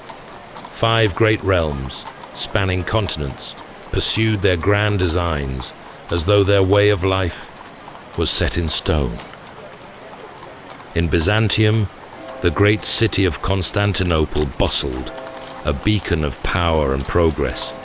The emperor, known to history as Justinian, labored tirelessly, perhaps too much so, to restore the former glory of Rome. Beside him, the Empress Theodora, sharp-witted and fiercely determined, guided his hand. Their ultimate ambition was visible in stone and parchment. The towering dome of the Hagia Sophia was nearing its completion. Great legal minds were gathering the sprawling mass of Roman law into a single, cohesive document. The work was painstaking, but the city thrummed with the belief that this new Rome would endure forever. East of Byzantium, across the Mesopotamian plains, stood the rival empire of Sasanian Persia. At his magnificent court in Ctesiphon, the King of Kings, Khosrow I, held sway. He maintained a sophisticated balance of peace and tension with the Western Empire, their long border a line of mutual respect and constant preparation for war. Farther still, in China, rival courts governed in the north and south, yet the pursuit of lasting works continued across the fractures. Scholars and soldiers played their ancient roles. Vast Buddhist works, filled with profound spiritual depth, were being commissioned, and the great walls that carved up the landscape were extended, fortified, and manned. Life, despite the shifting political sands, carried on with its ancient rhythm of rice paddies, imperial edicts, and the steady beat of the seasons. Meanwhile, in Western Europe, a patchwork quilt of newer kingdoms was being sewn from the remnants of the old Roman West. Frankish kings and Gothic lords negotiated a tough reality, balancing the harsh necessity of war with the nascent structures of law. The world there felt younger, wilder, but settled in its own way, as the foundations of medieval life slowly took root in the old Roman soil. Across the great ocean, a different kind of sophistication reigned. In the Americas, the classic Maya cities were at their zenith. Their pyramids pierced the jungle canopy, and their astronomers tracked the heavens with unnerving precision. In the Andean highlands, 1,000 miles of terraces and roads crisscrossed the mountains, allowing vast communities to thrive at altitudes that would challenge a modern explorer. These worlds were not isolated. Trade was the subtle, binding thread. The Silk Road funneled luxury and ideas from east to west, while the Red Sea and the Mediterranean were thoroughfares for grain, oil, and metals. The seasonal winds powered the merchant ships across the Indian Ocean, linking markets from Arabia to China.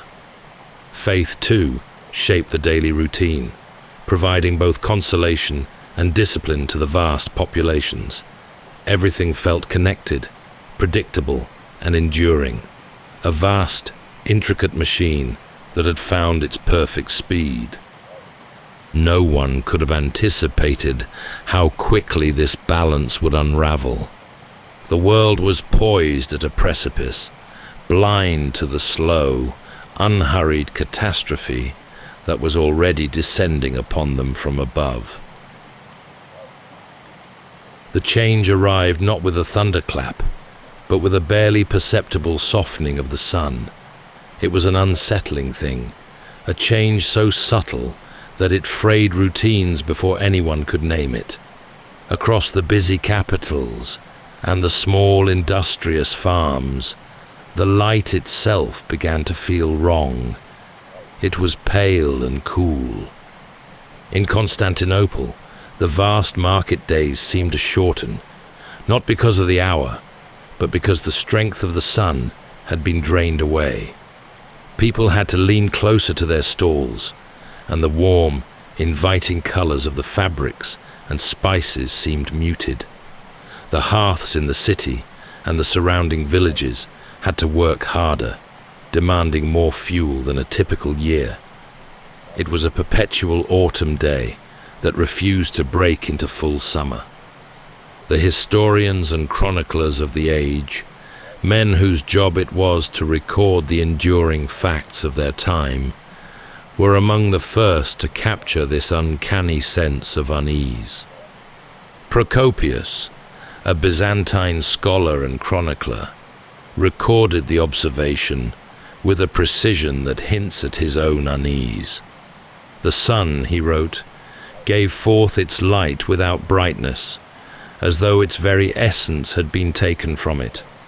It was still there, but it offered light without its customary warmth, creating a dry haze that simply refused to lift. Further west, in Italy, the Roman statesman Cassiodorus, who served as a minister to the Gothic court, noted the same strange phenomenon. From his vantage point, he wrote of pale skies and, crucially, untimely frosts. This wasn't just a matter of dim light. It was a shift in the engine of the weather itself, a sudden destructive cold that struck at the heart of the seasonal cycle. The sight and the feeling of the light, according to some, were enough to settle an inescapable dread upon the populace. The confidence of emperors and citizens alike began to waver, and the strange dimness became a topic of uneasy discussion wherever people gathered. John of Ephesus, a bishop and historian, wrote of a feeling of foreboding that moved from village to village and across the great empires. He recorded how the unnerving sky and the chill air unsettled even those who had faced war and famine before. The very fabric of daily life began to pull taut. The granaries felt the pinch first, their stores suddenly finite and precious under the threat of a ruined harvest. The soldiers of the great armies, used to movement and reliable supply, found themselves colder, hungrier, and more reliant on increasingly strained logistical chains. In the great cities, the poor were the most immediately and tragically exposed, their precarious existence relying on the day-to-day work the weather no longer seemed to fully permit. It wasn't the darkness of a storm or an eclipse which had a known and expected endpoint. This was a sustained, dry dimness that seemed to absorb the color and heat from the world. It was a celestial event that had brought a mundane disaster down to earth, threatening the most fundamental relationship of mankind, the predictable cycle of planting and reaping. The human heart was left unsettled, grappling with the certainty that whatever lay ahead, this would not be a normal year. In the vast stretch of Europe and the North Atlantic, this chain of events quickly translated into a material catastrophe. The air grew colder, and the change wasn't merely a drop in temperature. It was a fundamental shift that made the already challenging northern climate hostile to life. The harvests stumbled. In a typical year, a few poor crop yields could be absorbed by a large, diversified empire. But this event was so widespread and so persistent that it affected every major grain-producing region at once. The fields that had been reliable providers for generations suddenly failed to deliver. Where grain should have plumped and yellowed, only rotten stalks remained, incapable of sustaining the dense populations of the northern kingdoms. The disaster wasn't confined to the fields. The herds began to thin. With the early, untimely frosts and the shortened growing season, the grasses that sustained the livestock were inadequate. Hunting yields collapsed as game died off or moved on. The cold, prolonged winters became a death sentence for animals weakened by a lack of summer forage. This wasn't just an inconvenience. It struck at the core of the ancient relationship between man and land. The winters seemed to lengthen and refused to relinquish their hold. The season of short days and low fires stretched on, pushing the limits of the stored food and timber.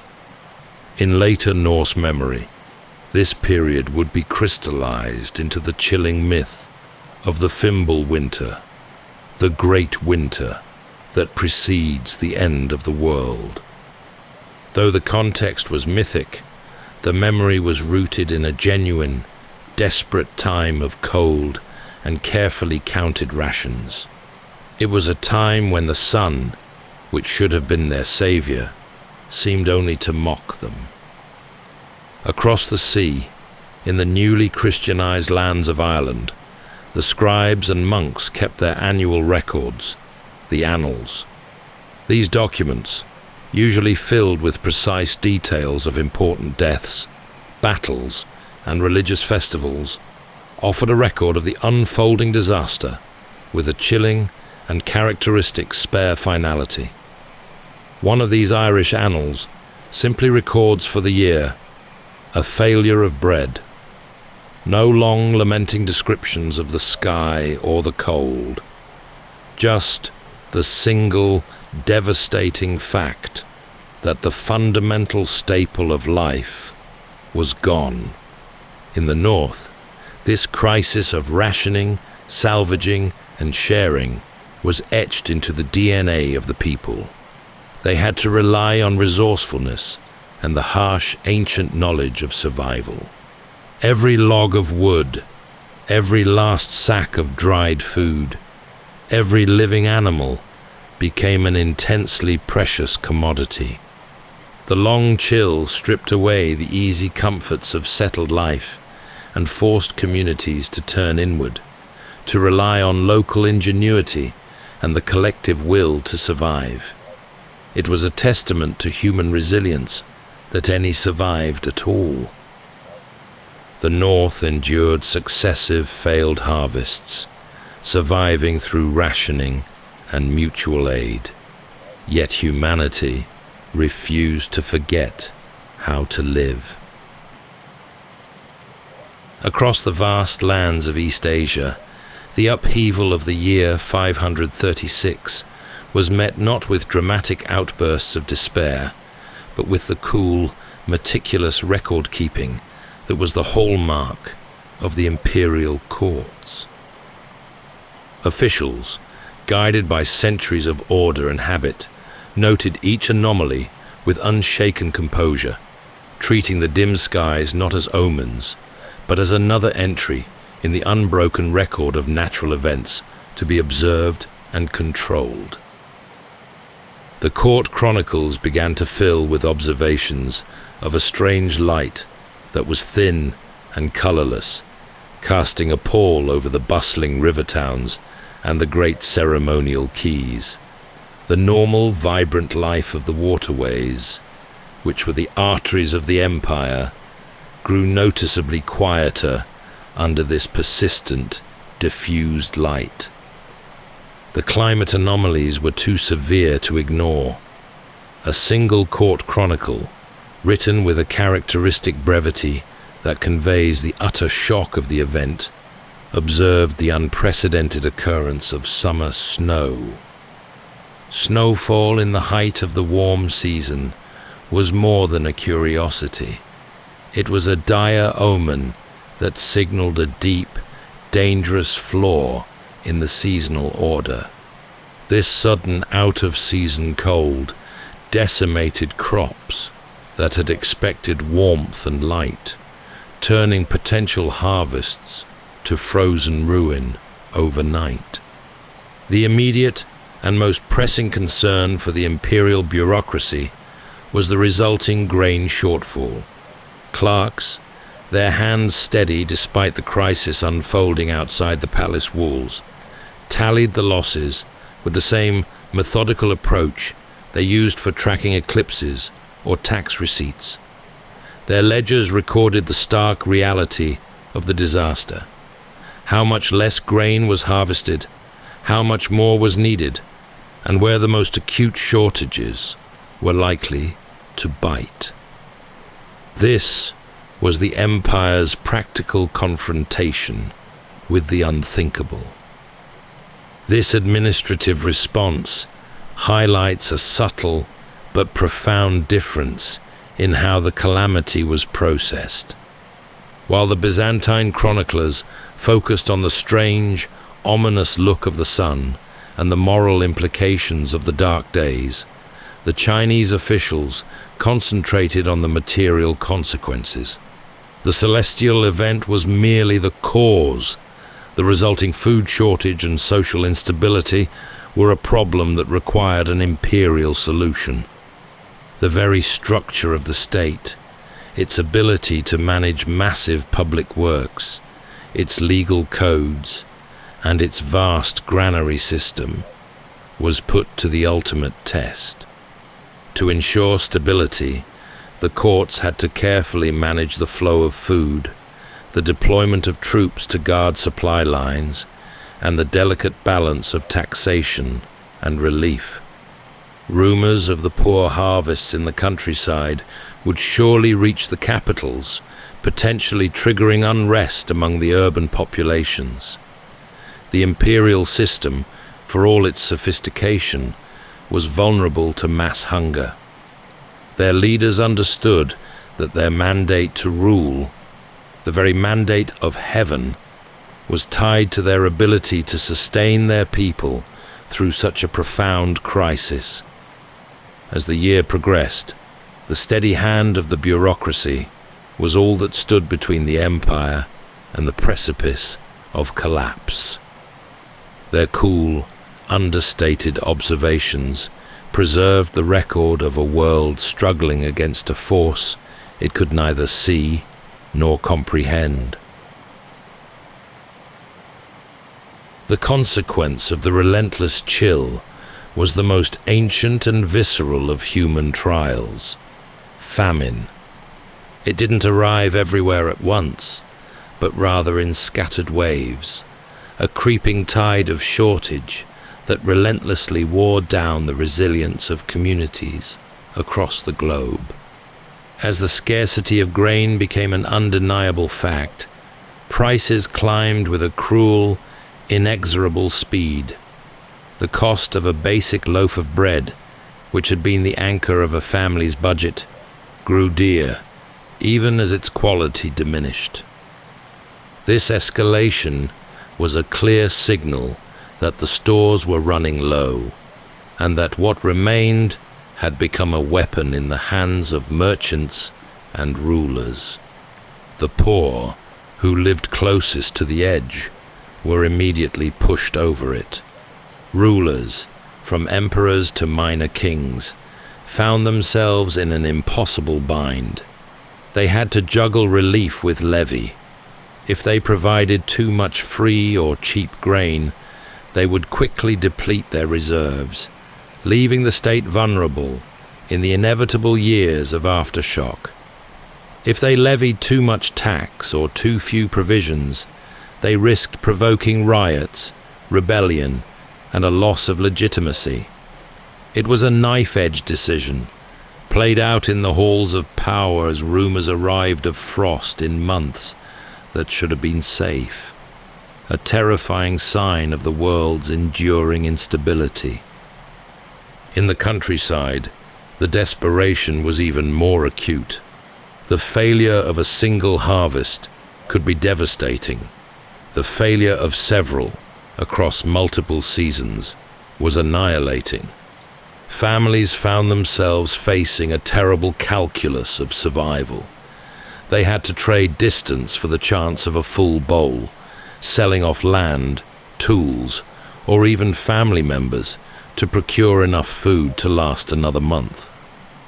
The traditional bonds of village life began to fray under the pressure of hunger, forcing mass movement and desperate choices. The memory of the great granaries, symbols of imperial foresight and abundance, began to change from a comfort to a source of resentment. The food was there, but its distribution became a matter of life and death, an act of intense political theater. Every distribution of rations, every opening of a state storehouse, was a moment of intense tension, where order could quickly devolve into chaos. The sheer scale of the shortfall meant that no government, however well organized, could feed everyone for long. This period of hunger was a threshold. It was the point where the strange sky and the cold air translated from an atmospheric oddity into a profound human tragedy. It forced communities to confront the reality that the disaster was not a temporary phenomenon, but a sustained era of scarcity. As the hunger bit, the intricate layered stability of the 5 great worlds that had hummed along so confidently began to teeter. Many civilizations found themselves on the edge of collapse, while others were already descending into the chaos that inevitably follows when the fundamental necessity of bread is removed. The ordeal was relentless, etching itself into the bones and the minds of all who survived it. As the famine began to grip the land, the flow of goods that had bound the vast world together started to clog and thin. The intricate network of commerce, the roads, the rivers, the sea lanes, which had seemed so robust, now showed their fragility. Trade routes faltered. The reasons were practical and profound. On land, caravans were forced to turn back. Not only was there less product to carry from the ruined farms, but the roads themselves had become perilous. With food scarce, banditry rose, and desperate people often saw a laden wagon not as a source of trade, but as a target for survival. The necessary certainty that allowed merchants to commit their valuable cargo to long, slow journeys had simply vanished. On the water, the coasting ships waited in harbour. The monsoon winds still blew, but the captains held back, waiting for news of stable prices and welcoming ports that never quite materialized. An empty port was a useless stop. A hostile port, one guarding its gates and supplies, was a deadly one. The easy rhythm of sea commerce, which connected the Mediterranean to the Indian Ocean, was disrupted, leaving critical populations suddenly cut off from vital imports. The failure of trade quickly led to hard bargains and small wars. When food cannot be bought, it must often be taken. Towns began to guard their gates with intense caution, turning away strangers and even people from neighboring districts who might otherwise have been allies. The country paths, once routes of easy passage for farmers and peddlers, grew cautious and dangerous, marked by suspicion and fear. In this landscape of scarcity, migrations began. Whole communities, driven by starvation, left their ancestral lands in search of any place that might have a slightly better harvest or a ruler willing to provide aid. These movements inevitably create tension as the starving masses put pressure on the reserves of the places they moved into, leading to fresh conflict and further destabilization of borders. The lines on the map that had been established by decades of diplomacy and warfare began to subtly shift as people moved in search of sustenance. The world's suffering felt like a single, monstrous event, but in reality, the survivors were enduring a terrifying sequence of calamities. It would only later become clear to historians, piecing together the evidence from ice cores and tree rings, that another blow was coming, and in quick succession. The initial, vast veil that covered the sun would be joined by a second, equally devastating atmospheric blow, which ensured that the brief respite between the first great famine and the next global disaster would be non-existent. The Earth had taken its first major punch, but the counterblow was already on its way, promising to prolong the long, desperate wait for the world to heal. The light did eventually begin to steady. The sun, while not immediately returning to its former brilliance, grew strong enough to once again warm the fields and permit the seasons to tentatively resume their ancient rhythm. However, even as the sky offered a measure of relief, the earth itself proved restless. The sheer, prolonged stress on the world had seemed to destabilize the planet's crust.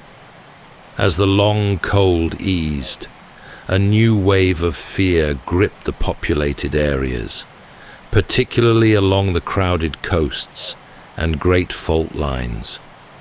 Great shocks began to reverberate through the land, toppling the great stones of temples, homes, and fortifications. These earthquakes were often followed by equally devastating tsunamis. Bustling harbors, that had been the lifeblood of trade and travel, were suddenly ravaged, their waterfronts smashed, and their entrances choked with silt. The lesson of the Earth's instability was written into the very architecture of the cities and ports. The damage was recorded in both the immediate waterfronts of the devastated cities and in the sober, factual entries of local records and chronicles that tallied the cost in lives and ruined property.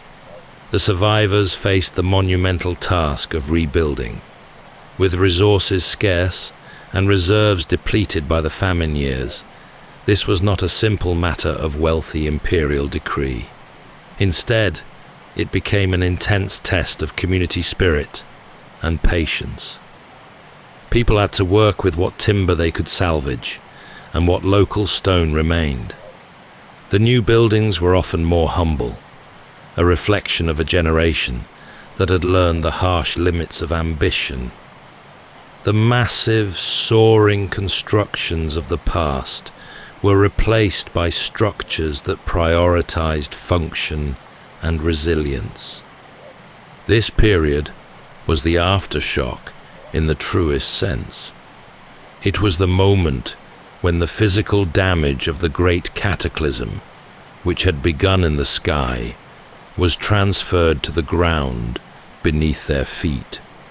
It reinforced the terrifying lesson that the world was no longer predictable. Just as a small degree of comfort had returned, the foundation of their lives was literally shaken. The experience of these years, the endurance required to survive the cold, the hunger, and now the trembling ground, began to subtly etch itself into the culture. The memory of the great shocks informed future building practices, making the new structures lower, sturdier, and more resistant to movement.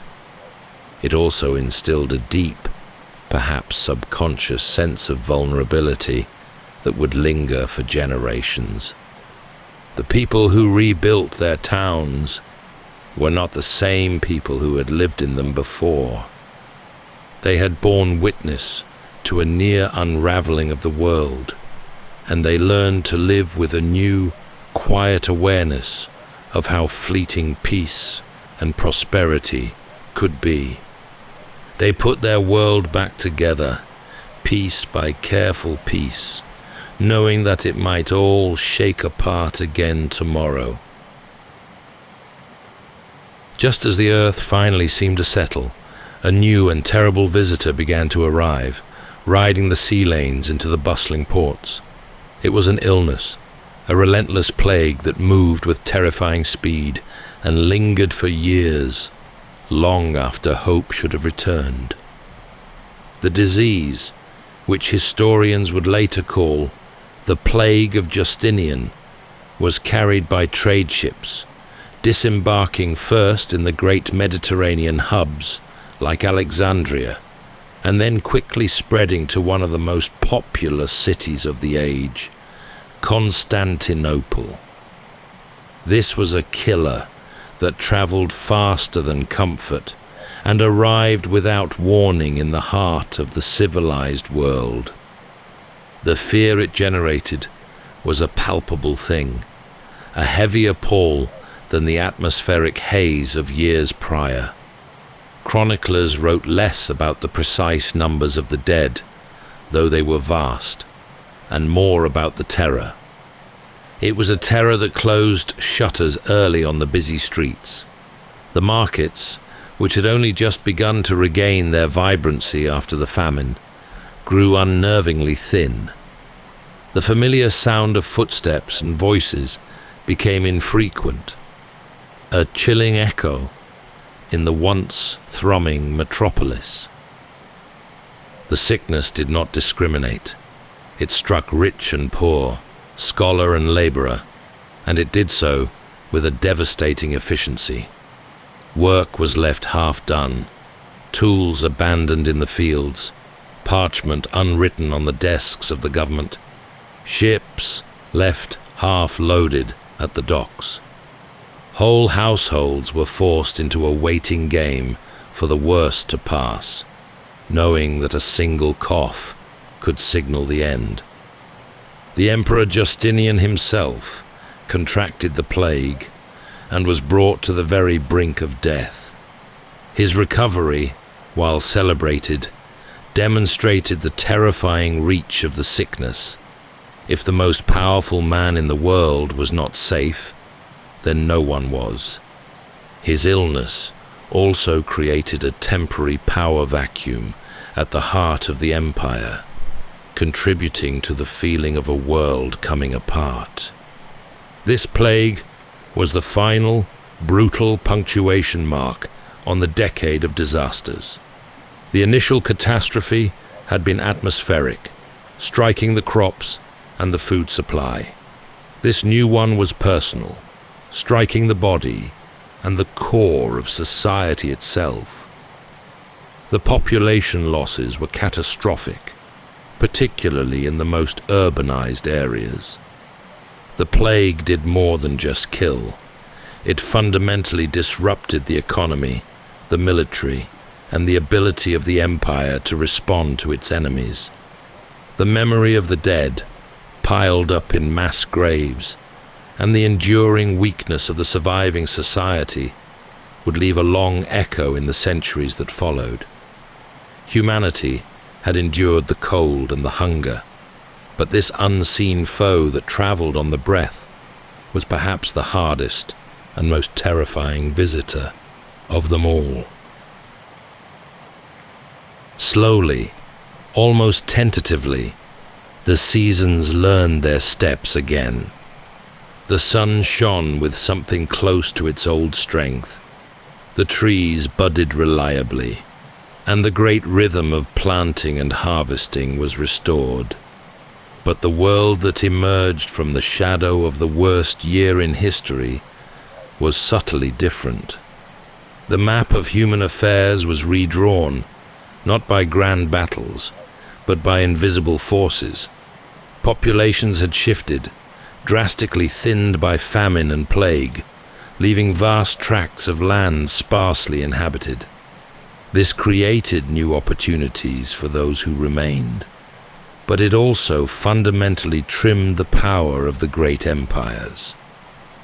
The Byzantine Empire, especially, saw its strength diminished by the enormous loss of life, making its ambitious goals of reconquest far more difficult to achieve.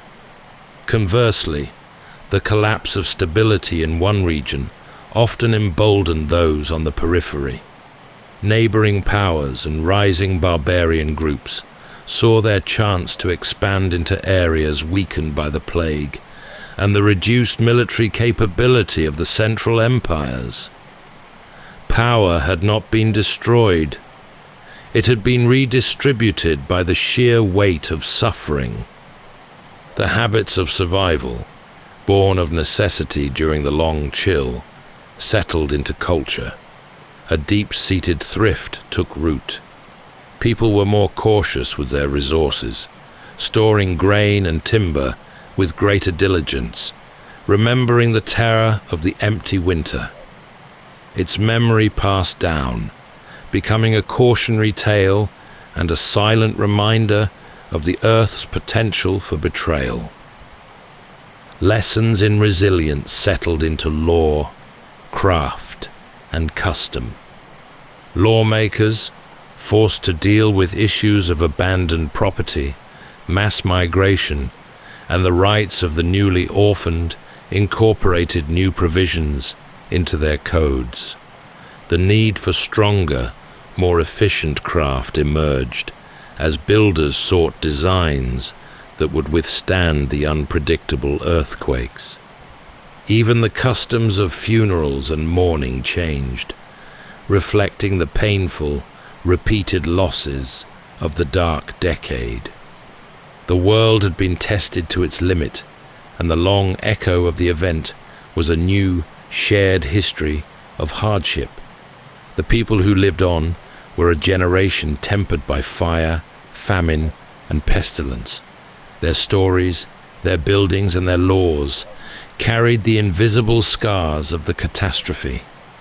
They had not been annihilated, but they had been transformed. The old, assured confidence of the 5 great worlds was replaced by a more measured approach to existence, a recognition that the earth could and would suddenly turn on its inhabitants. The memory of the thin light lived on, less as a terrifying omen and more as a profound lesson in the sheer, dogged human capacity for survival. It was a quieter, less boastful world, but one with a deeper understanding of its own strength.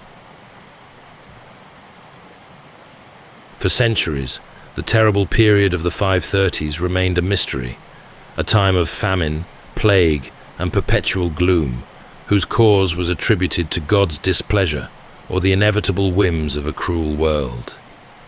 The puzzle of the thin light was the hardest piece of all, only fully fitting into place much later when science could look back in time. The clues were subtle, yet undeniably present, waiting for discovery in the frozen archives of the planet. Scientists examining ancient tree rings found a stark anomaly. For a decade, the growth of trees across vast regions slowed to an alarming minimum. In the northern latitudes, the rings recorded a sudden, severe, and prolonged chill, a cold snap far greater and more sustained than any typical winter. Further clues were preserved in the pristine ice fields of Greenland and Antarctica. By drilling deep into the ice, scientists could analyze the ancient layers, each one representing a year of snowfall. Within the layers corresponding to the year 536 AD, they found a dramatic and unexpected deposit, a heavy concentration of sulfate. This sulfate, a kind of aerosol, could only have been deposited there by one type of event: powerful, explosive volcanic eruptions. The data began to align. The twin events, hinted at by the severe, prolonged nature of the cold, were likely 2 massive eruptions that occurred in quick succession. The first around 536, and the second a few years later. The precise volcano is still debated, but the effect was undeniable.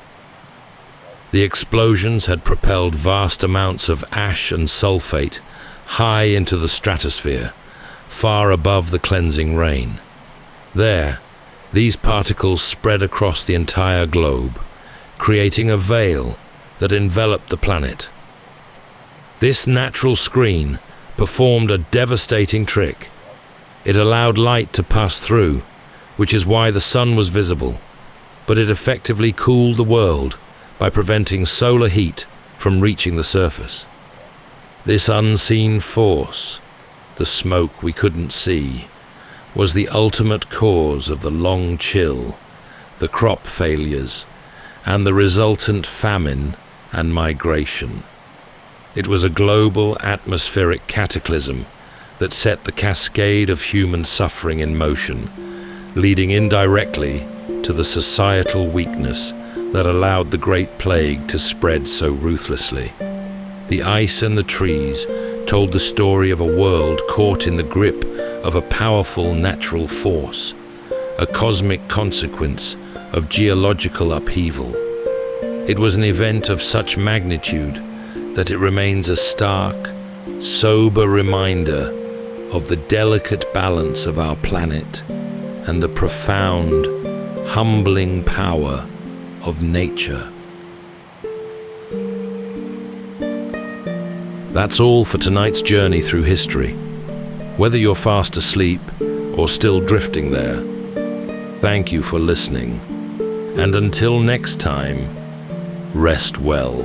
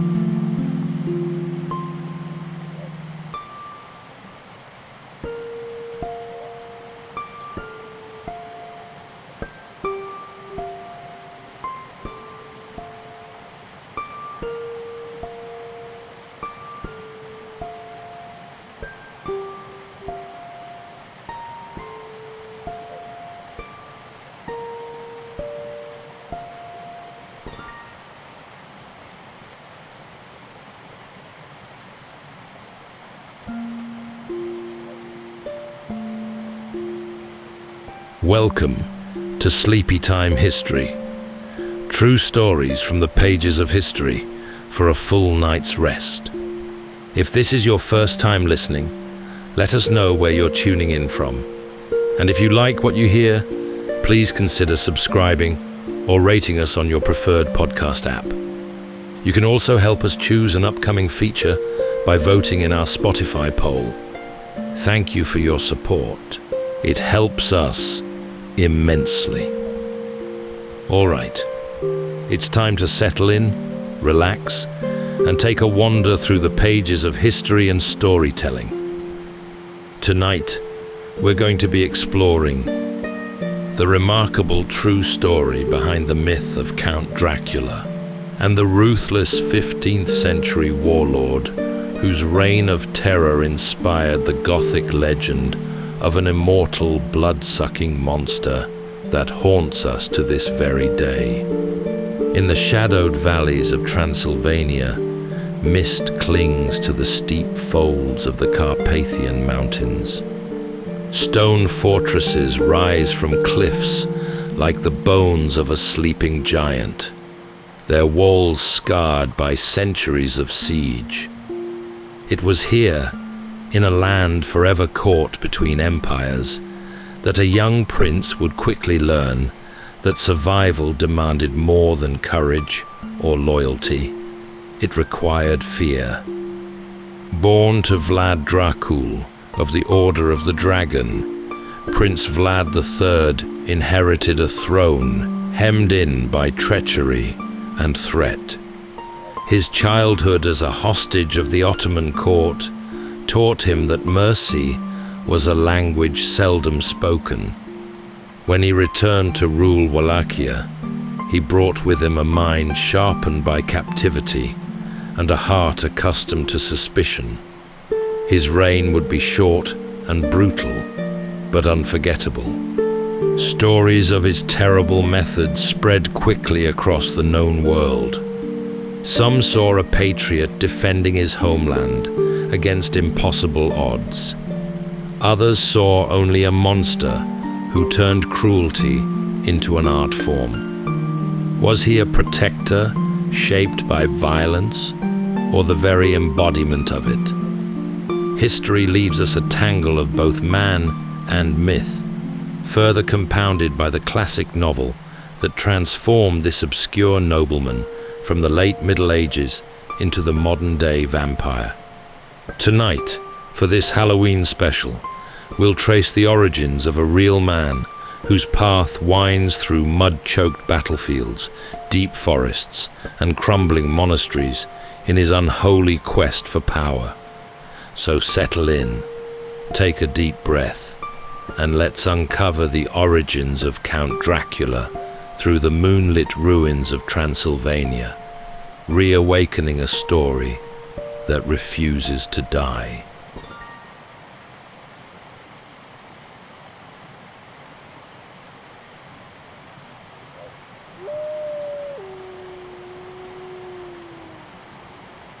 To live in Transylvania was to live with uncertainty of weather, of borders, and of what waited just beyond the edge of the firelight.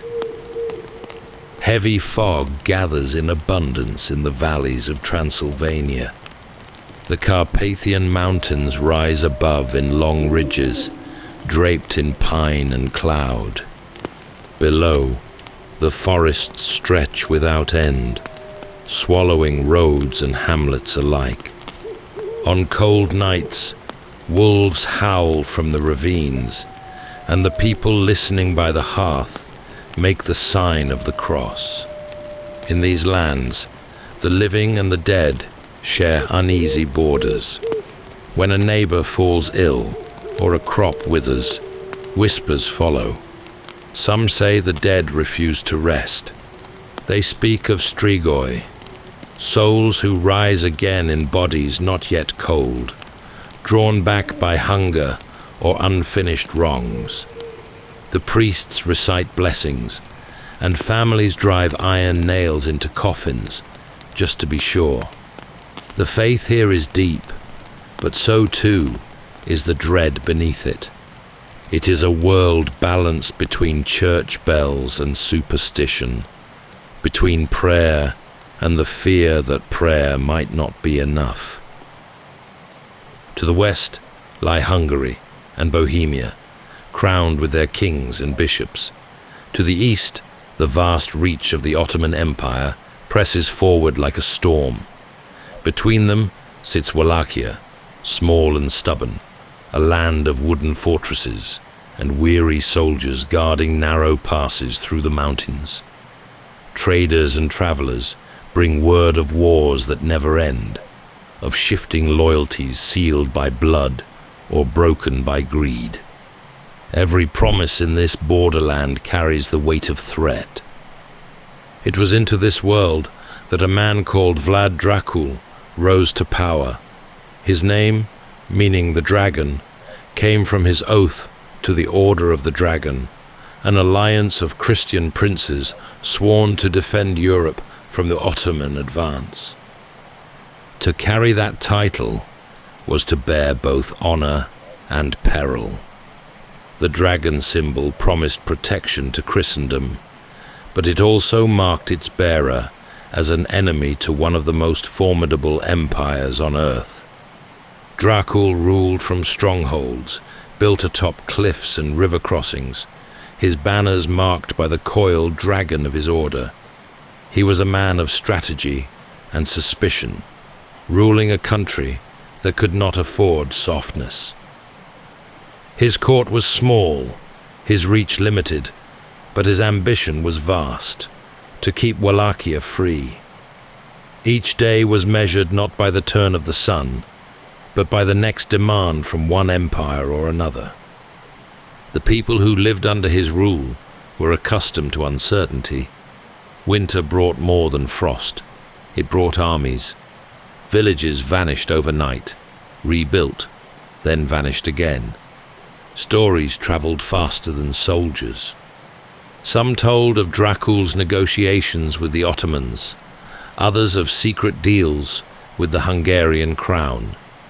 Few could tell which rumors were true, and fewer dared to ask. In these parts, survival meant listening, obeying, and hoping to be overlooked. High in his fortress, perhaps on a night when the wind moaned through the towers, Dracul might have looked out over the darkened valleys and wondered what it meant to serve both faith and survival. The oath he swore to the Order of the Dragon had bound him to defend his land, yet that same oath chained him to the endless quarrels of greater powers. The dragon's mark was both shield and curse, and in his household a young boy was watching. The boy's name was Vlad too, the son of the dragon. From torchlit corridors and narrow windows, he learned what it meant to rule a place where friends could be bought. Borders could shift overnight, and fear was the only constant. In the fortress halls of Wallachia, a young boy grew beneath the weight of banners and candlelight. His father, Vlad Dracul, carried the symbol of the dragon upon his cloak, a coiled emblem of faith and defiance. For the boy, this was to be more than inheritance. It was to be his destiny. His earliest memories were shaped by whispers of siege and betrayal. Courtiers bowed low, but spoke in riddles. Messengers arrived from distant courts, bearing promises wrapped in threat. Beyond the castle walls, mountains hemmed the land in like the walls of a cage. To be born a prince here was not to be safe. It was to live at the center of a storm that never ended. When his father's fortunes faltered, the storm closed in. In a fragile bid to preserve his throne, Dracul struck a pact with the Ottoman Empire, sending his young sons as hostages to ensure his loyalty. The boy and his brother, Radu, were taken south across the Danube to Edirne, then the Ottoman capital. There, the air was thick and fragrant with incense, and the call to prayer echoed from high domes, unfamiliar to their Christian ears.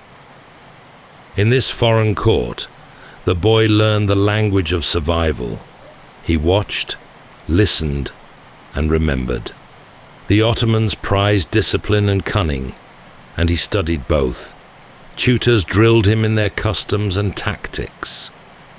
At night, perhaps when the torches flickered low, he would think of the fortress at home, the smell of pine smoke, the murmuring river below the walls, the faces of those he no longer knew if he would see again. Hostage though he was, the boy was also learning to rule.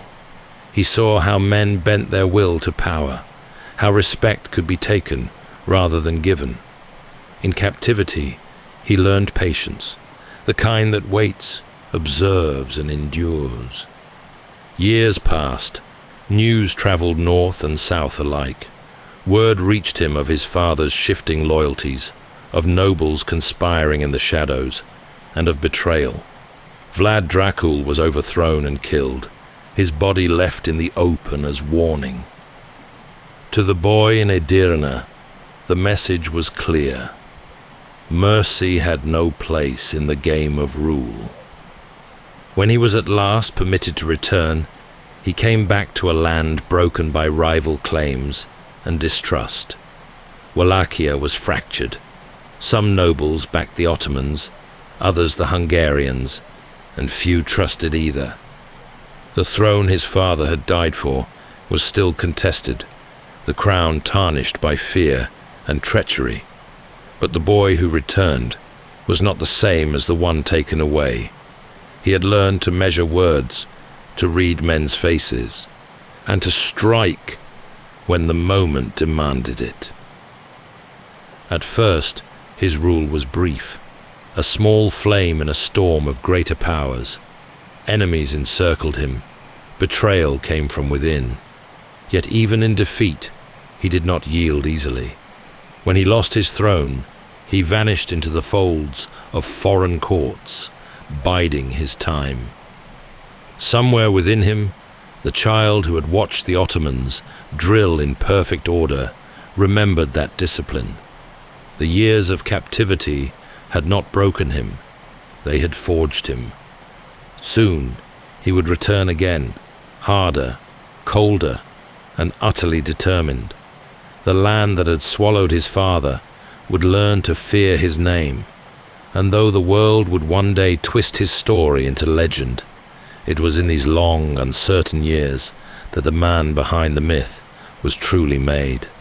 The son of the dragon, born of captivity, shaped by loss, and returned to rule a country that had forgotten how to believe in mercy.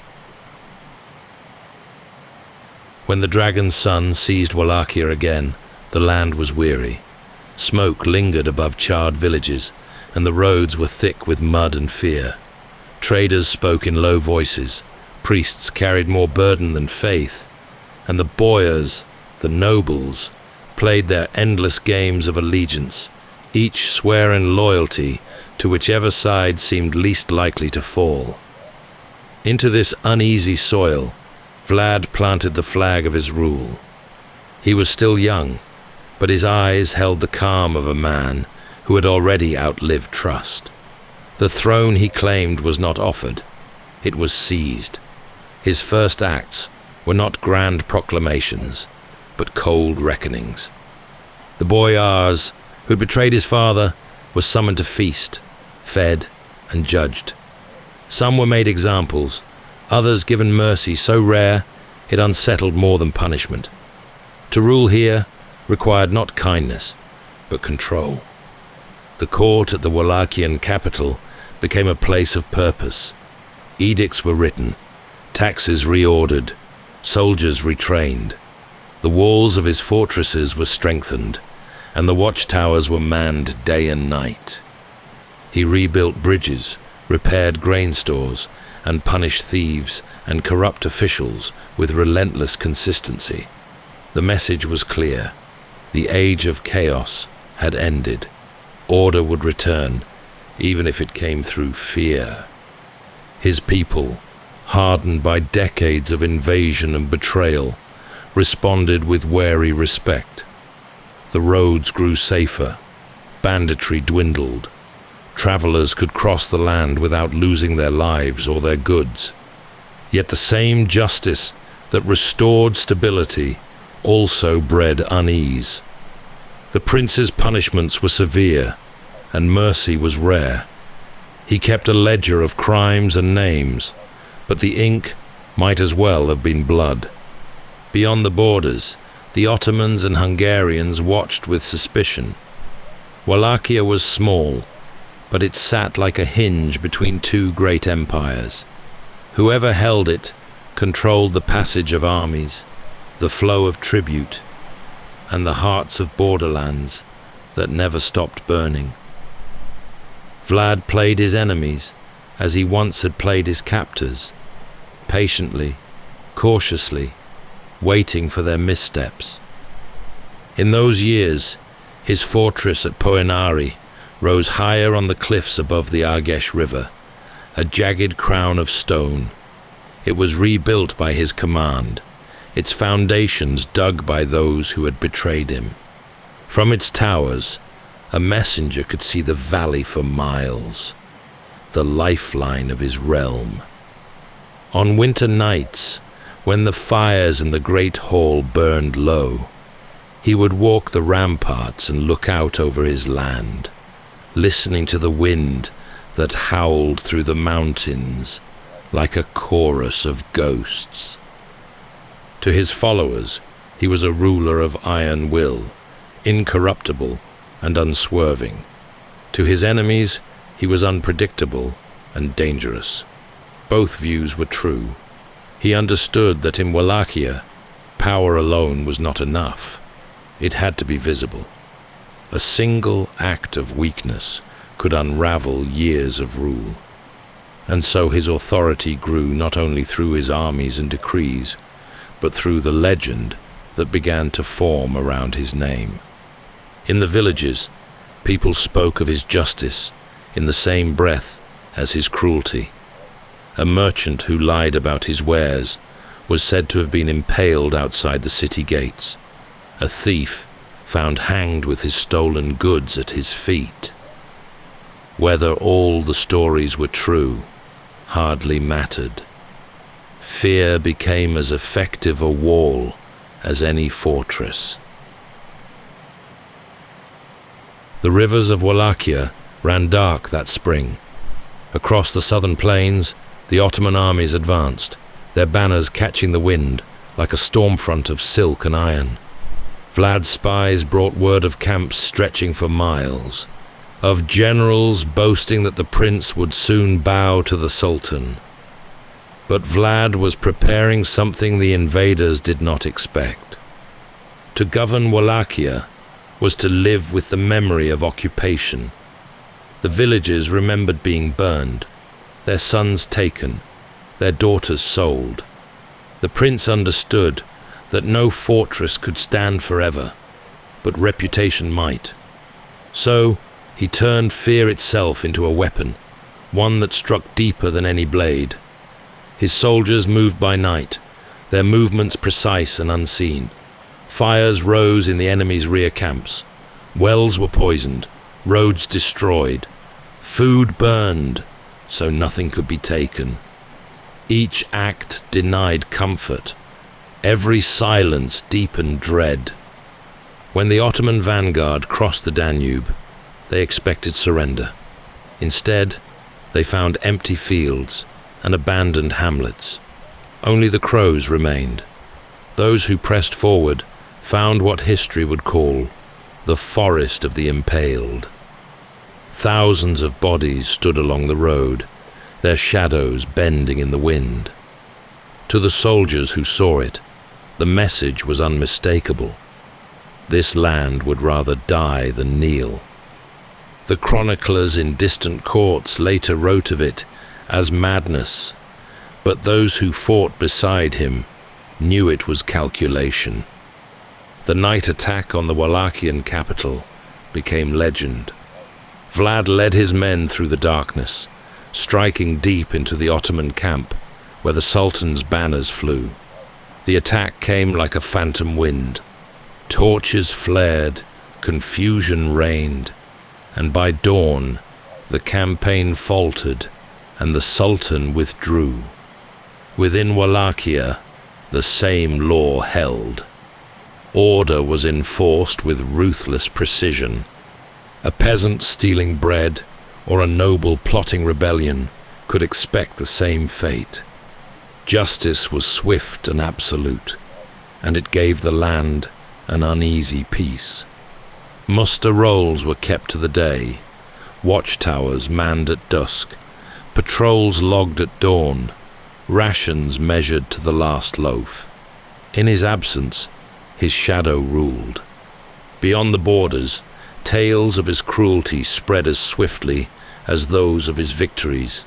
In Hungary, they whispered of impalements that blotted the sky. The Prince of Wallachia was becoming more than a man. He was becoming a symbol of dread. The truth of his rule mattered less than the fear his name inspired. He rode often at dusk, his armor catching the faint light like a burnished mirror. Perhaps he understood what he had become, or perhaps he no longer cared.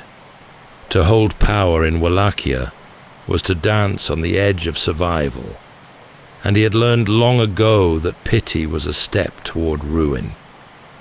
The boy who had watched the Ottomans from his captivity now ruled with their same discipline, but where they demanded loyalty, he demanded obedience.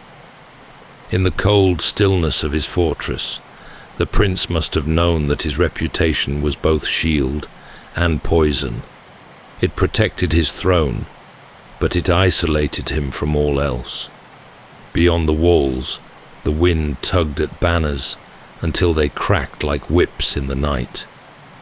In the villages below, mothers told their children to behave, or the impaler would come for them.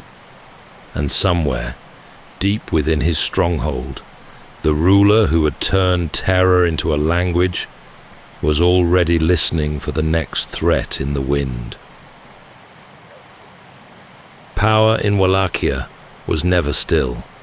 The prince ruled a land pressed on every side by the might of the Ottoman Empire, the ambitions of Hungary, and the envy of his own nobles. His victories had made him feared, but fear is a restless servant. It breeds obedience for a time, and treachery soon after.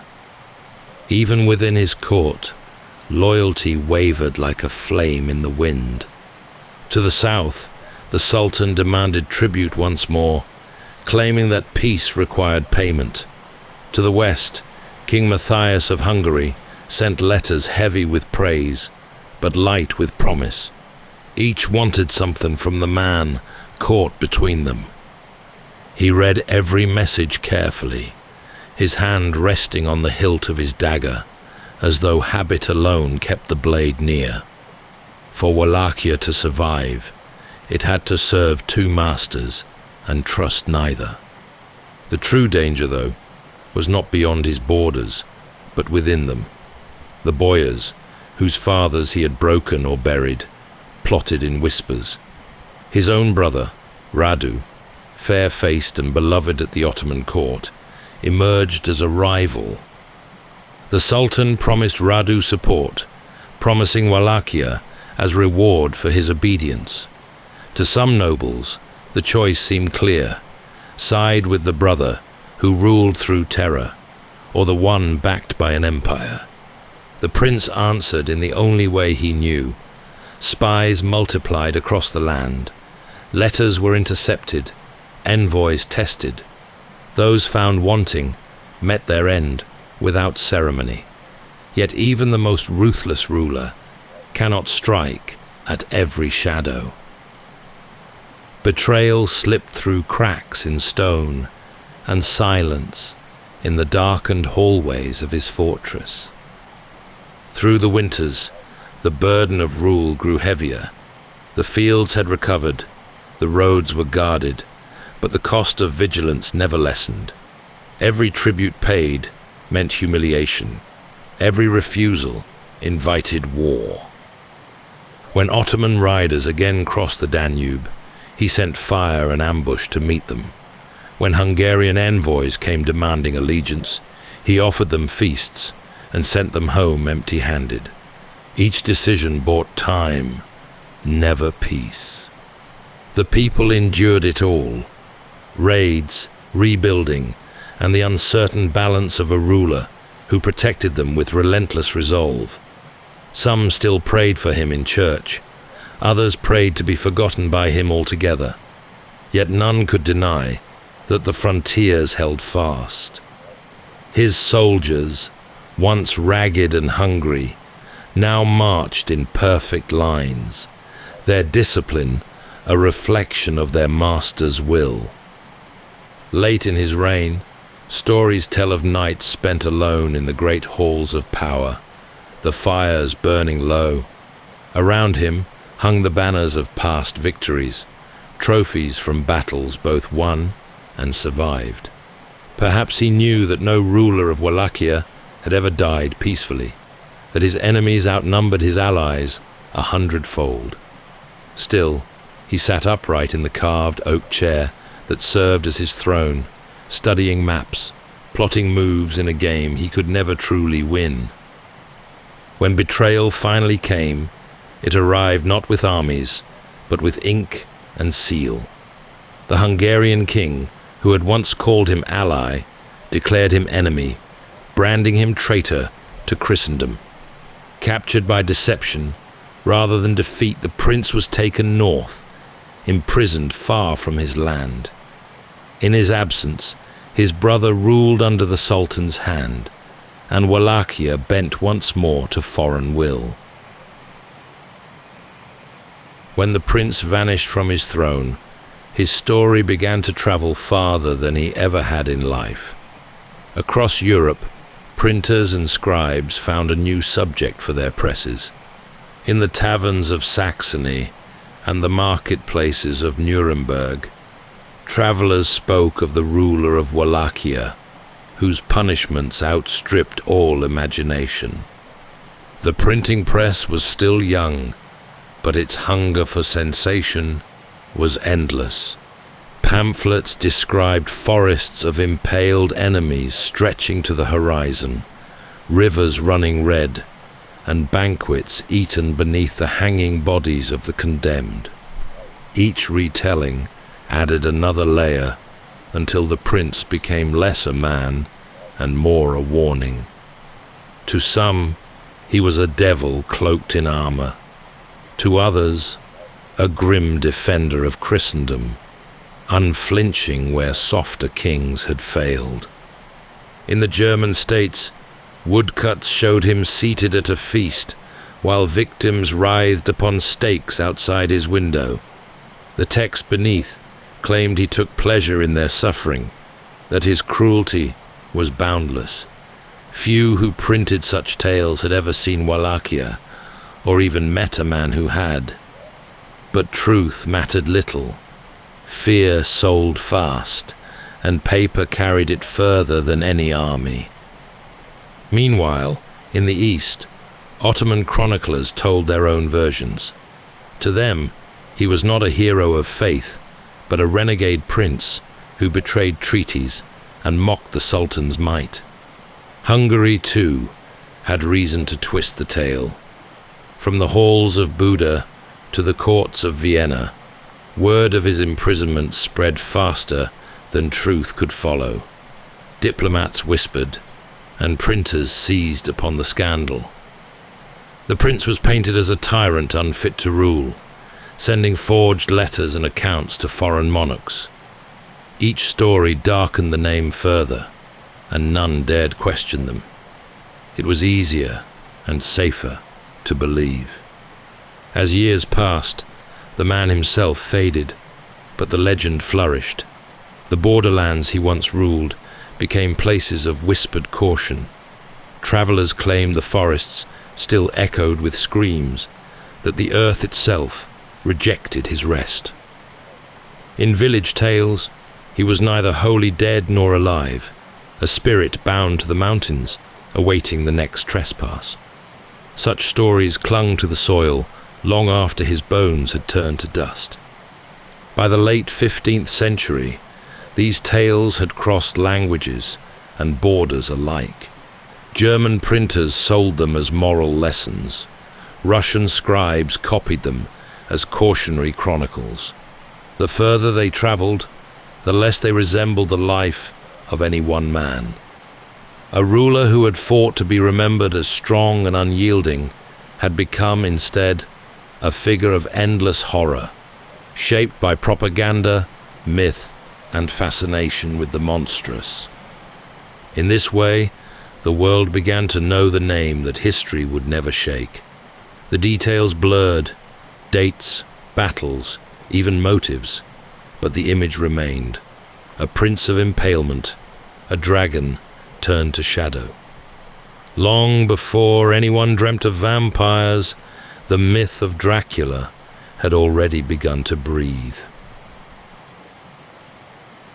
Long after Vlad was gone, the lands he ruled kept his memory close. His castles fell to ruin, his banners to dust, yet his name lingered in the mouths of shepherds and villagers who spoke of him as though he had never truly died. In Wallachia and beyond, death was never the end.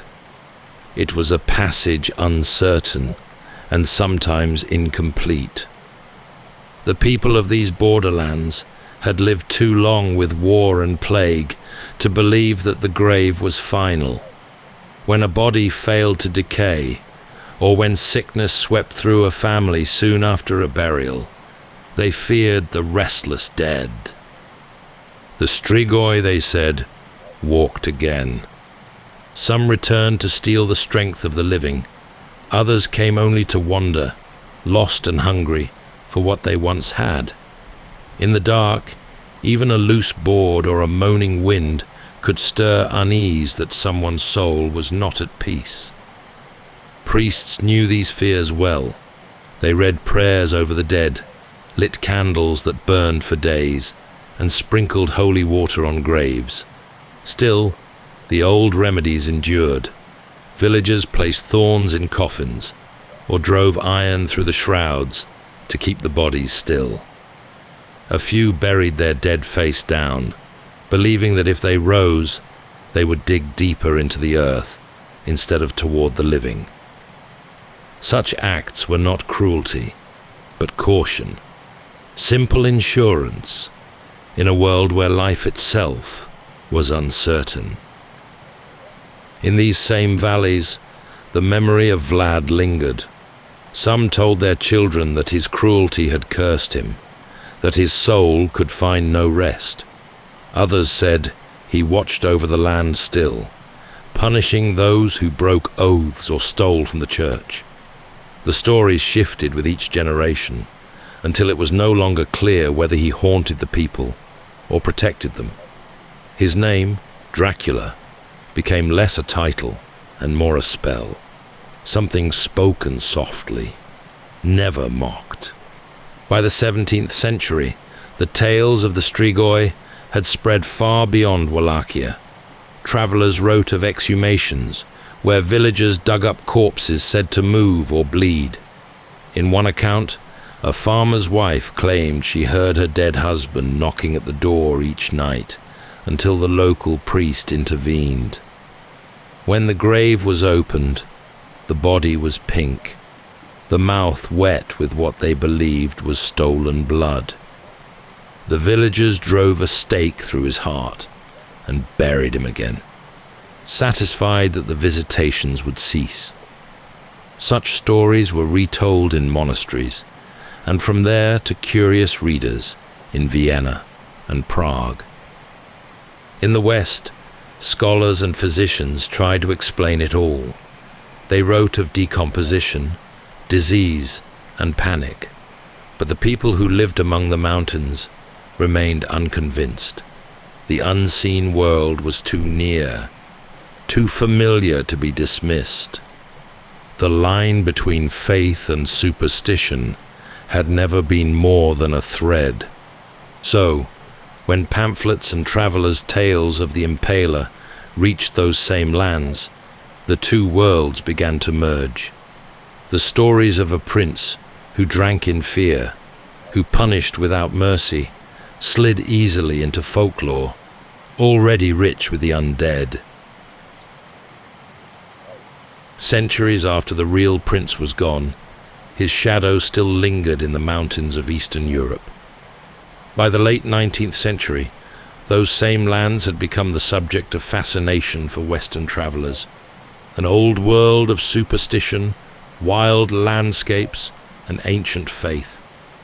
Into this curiosity stepped a man named Bram Stoker, a theatre manager from Dublin with a lifelong interest in the strange and the unseen. Stoker lived in London, at the heart of the modern age. The city hummed with electricity, invention, and empire, yet its people still loved the dark comfort of old stories. Gaslight spilled over the cobbles, but the hunger for Gothic mystery endured. Ghost tales and penny novels filled the shelves.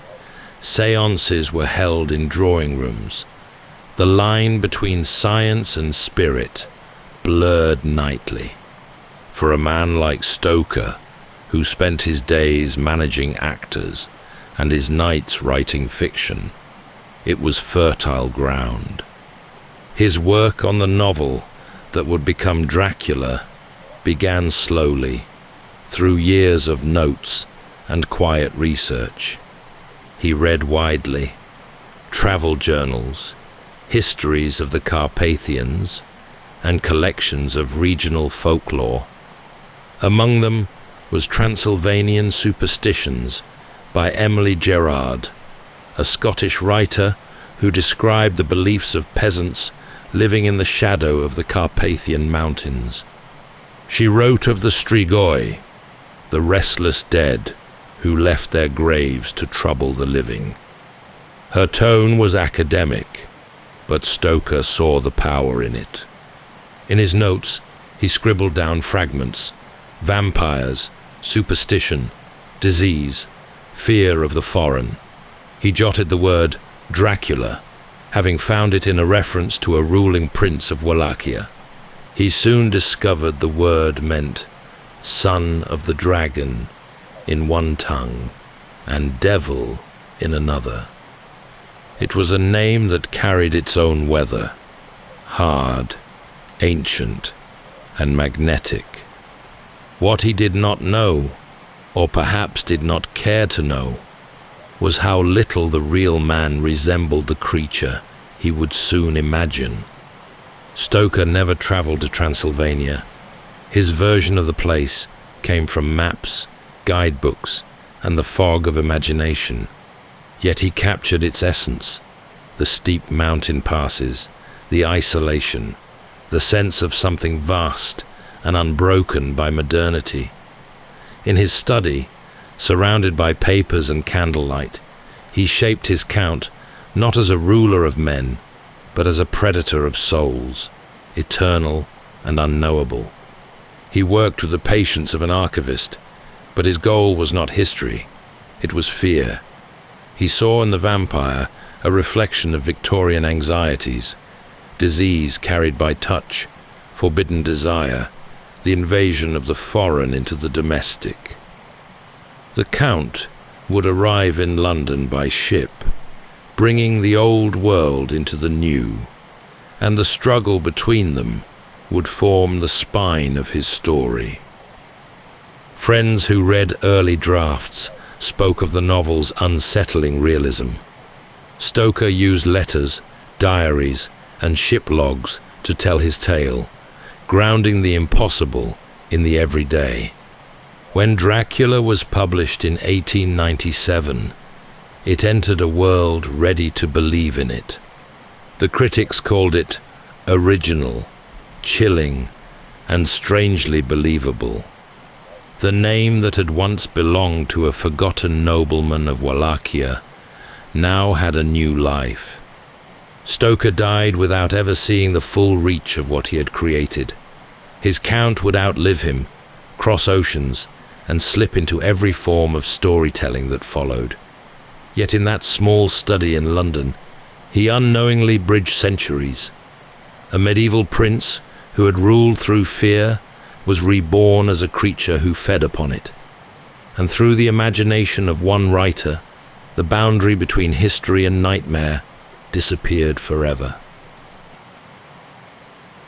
In the spring of 1897, the world met Dracula. The novel slipped into London bookshops, thick, somber, and unlike anything else. It carried readers from modern streets into the shadows of centuries past. Told through letters, diaries, and telegrams, it framed a struggle the Victorians craved. Science against superstition, day against a night that would not end. The book landed on nerves already frayed. Empire stretched wide, while certainties at home thinned. Disease, industrial change, and shifting roles made progress feel fragile. Stoker's vampire was more than a monster. He was an idea, invasion, temptation, and the fear that civilization could be undone from within. Reviews called it morbid, extraordinary, disturbingly plausible. Few knew the name came from a Wallachian ruler. Fewer cared. The Count had slipped his origins. He did not remain on the page.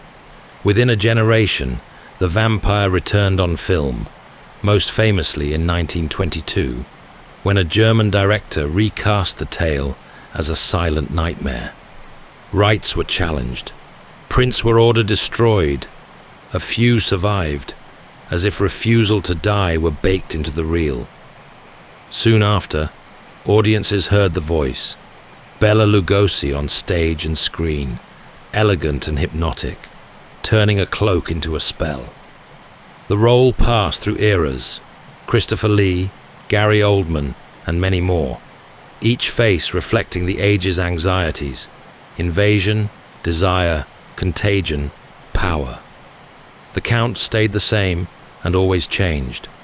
The legend seeped into place as well as page. In Romania, visitors traced the story's edges.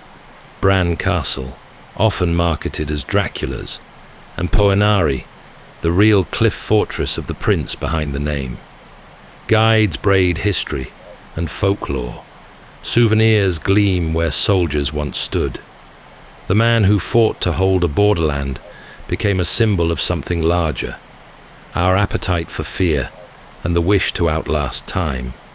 Books, films, and songs kept beating the same dark pulse. Dracula became a figure of longing as much as terror, the dream of permanence when everything else decays. He outlived the superstition that birthed him and the modernity that mocked it.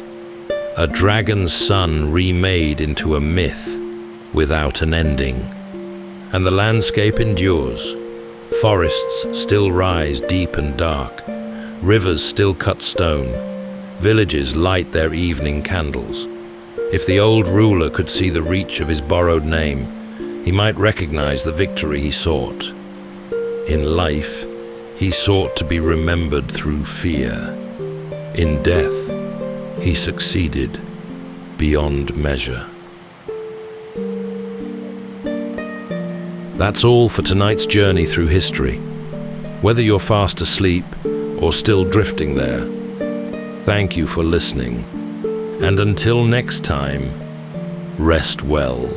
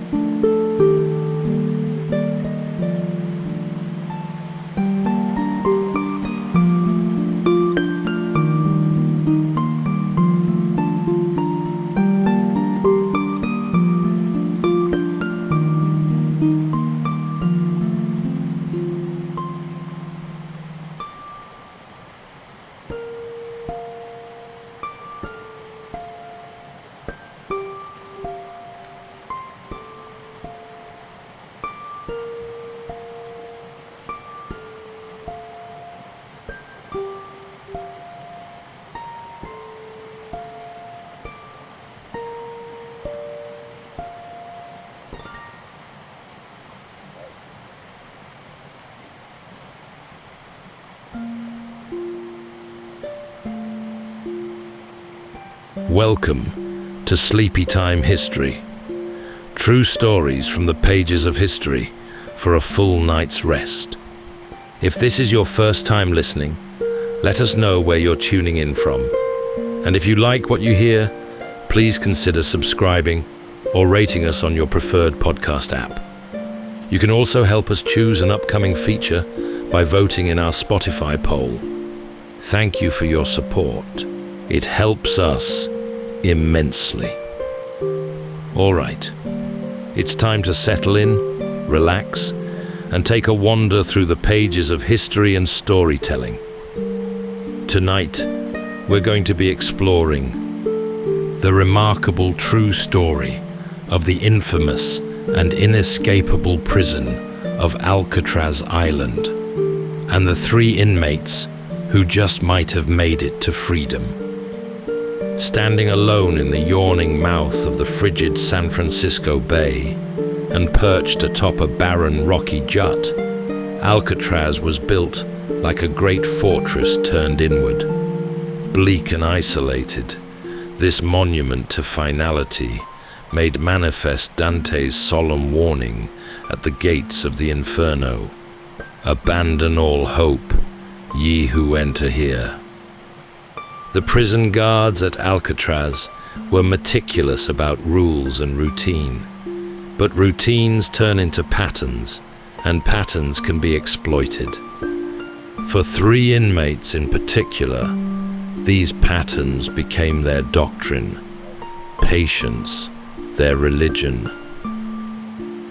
Weeks turned into months as they sketched detailed maps and gathered their materials, dining utensils, life jackets, paper mache, and hair swept up from the prison barbershop floor. Every day they charted their progress, telling no one, and concealing their contraband from the guards, even during surprise shakedowns. Resourceful and discreet, they accumulated every small advantage, quietly preparing for one moonless summer night when they would hazard everything to reach the water's edge. But this is where the facts end and speculation begins. Is it possible the battling currents bore them all the way to safety? Or did the odds dogging their escape plan from the outset finally hasten the end that Alcatraz was always meant to deliver? Tonight, as we drift into sleep, we'll trace this story from cell to shoreline and scale the walls that divide certainty from conjecture. So settle in, take a deep breath, and let's journey alongside these daring figures into the space between safety and freedom.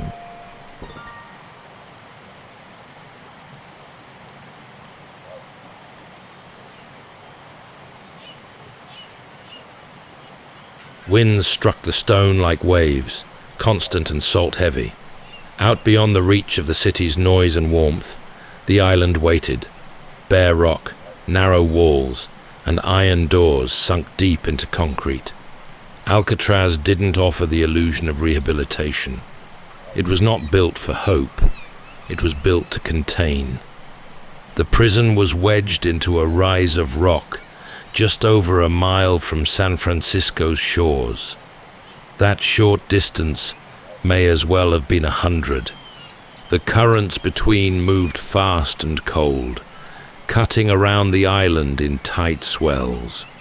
On clear mornings, inmates could see the city, hazy, golden, but it was unreachable, and that made it worse.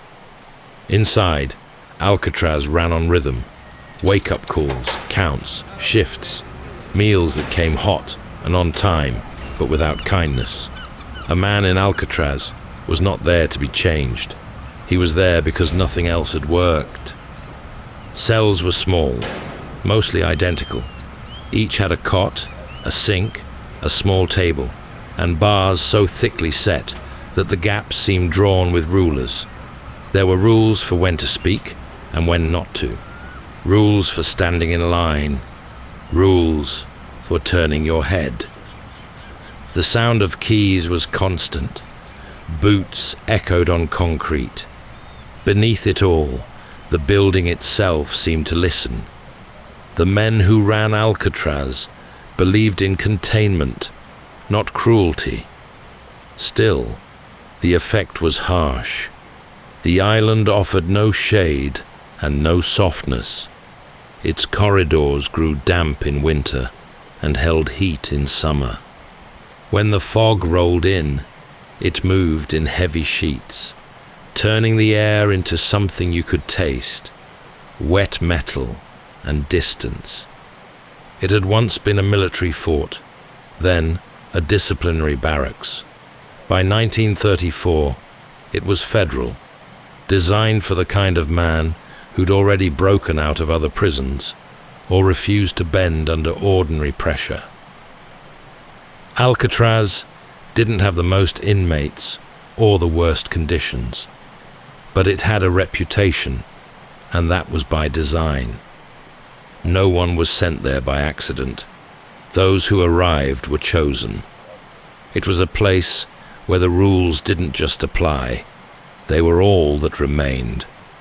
Conversations were brief and movements measured. The sea around the island seemed to press in at the edges of everything. There was nowhere else to go, and no one to hear you if you tried. Visitors came by ferry, then passed through gates and inspections to reach the cell blocks. Even the families of staff lived apart, in housing separate from the prison itself. Those who respected Alcatraz often did so, not because it was cruel, but because it was clean, controlled. Disturbances were rare.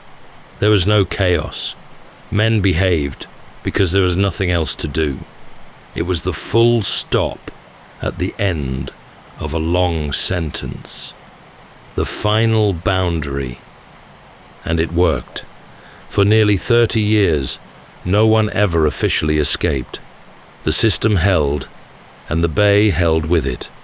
In all that time, there had been attempts, scraps of rope, broken locks, a stolen laundry truck.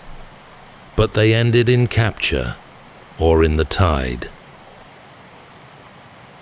The three men who would one day slip beneath Alcatraz's walls arrived by different paths, but each had come to the same end. Frank Morris was the first of the three.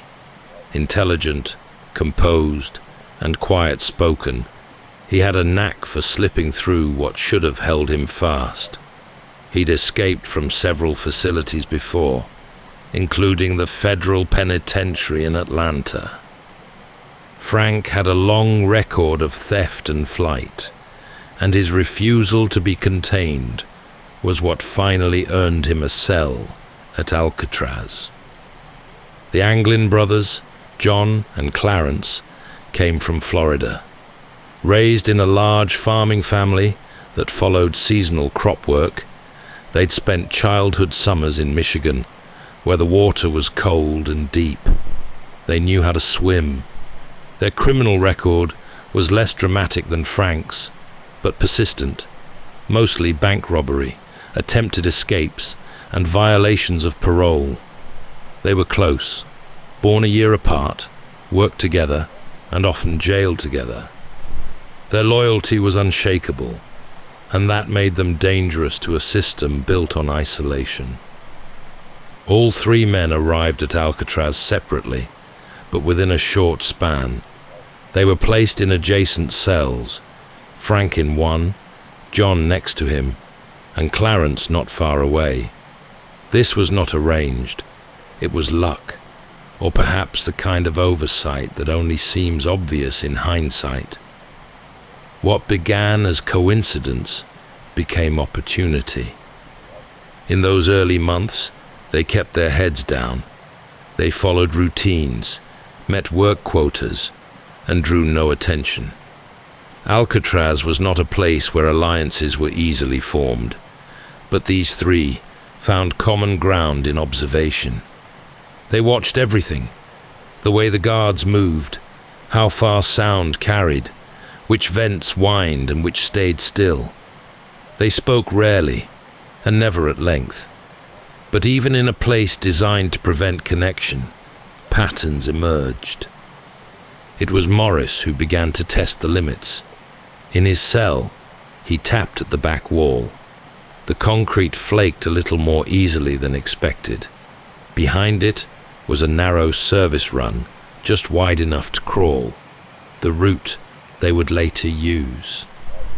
No one had escaped through it before, but that didn't mean it couldn't be done. The brothers watched him work. Over time, as tools changed hands and routines shifted ever so slightly, the shape of a plan began to take form, spread out over months, quiet and methodical. Another inmate named Alan West was drawn in as well. His cell was near theirs, and he was willing to help, though not all would go according to plan. In those early stages, the four worked in parallel, carving into their walls a little each day. They stored dust in pockets and dumped it in the yard. They built tools from scavenged motor parts, cafeteria spoons, and wood taken from prison shops. Time moved differently in Alcatraz. Days could stretch thin, with sameness piled on top of sameness. But for these men, each hour brought progress. A screw loosened, a vent widened, a tool sharpened just a little more. They lived like the others, rising to bells, working assignments, enduring head counts. But beneath the surface, something shifted. They were no longer just surviving time. They were shaping it. They knew they might fail, that the attempt could cost them their lives. But they also knew this: there was no second plan, no other door. If they were to leave, it would be through this, through the holes they made with stolen tools and steady hands, through the crawl space no one thought to guard, and out into the black water waiting beyond the fence. In Alcatraz, every day unfolded the same way. That was the point. Routines created order, and order dulled the edges of defiance. The bells rang at set hours. Meals arrived in silence. Inmates moved in single file, heads down, steps counted. To live there was to live in repetition. But repetition, if watched closely enough, could begin to reveal its seams. Frank Morris had always been observant. From his cell, he studied the rhythms, how long guards lingered, where shadows fell during each round, which officers rushed their counts and which ones checked twice. Over time, what looked like discipline revealed something else: structure, predictability. And where there's predictability, there are openings. John and Clarence Anglin watched as well. The showers were one such window. Water pressure dipped slightly at the same time each day, likely tied to other routines across the facility. Tools were locked away in the shops, but not always counted thoroughly. Janitorial rounds overlapped with guard shifts, which meant that for a few minutes each afternoon, no one was watching the same place at the same time.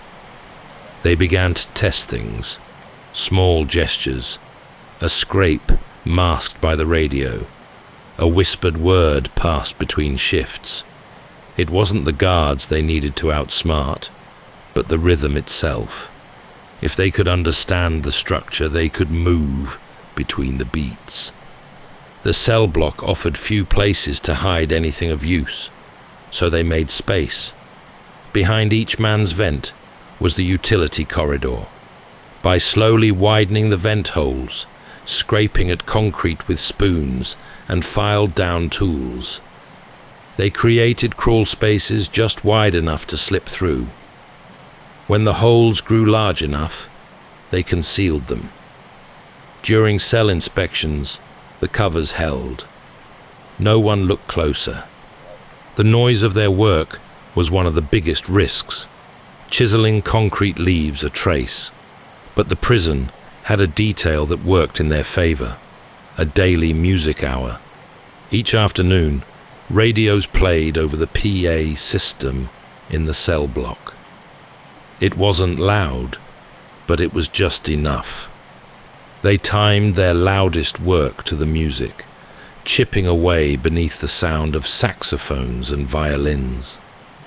As the plan took shape, they began moving materials in small, careful quantities: stolen spoons, motor parts, glue, pieces of wood smuggled from workshops, raincoats taken one at a time from the laundry detail. To keep track of progress, they etched marks into the back walls, hidden where no guard would ever think to check. Over time, the three men, along with Alan West, developed a shared understanding. They didn't speak about the plan aloud. They didn't write anything down, but each knew the tasks ahead: widen the hole, build the tools, shape the raft. Piece by piece, hour by hour, it came together. Evenings were the most dangerous. At night, the prison settled into itself, and every sound felt exposed.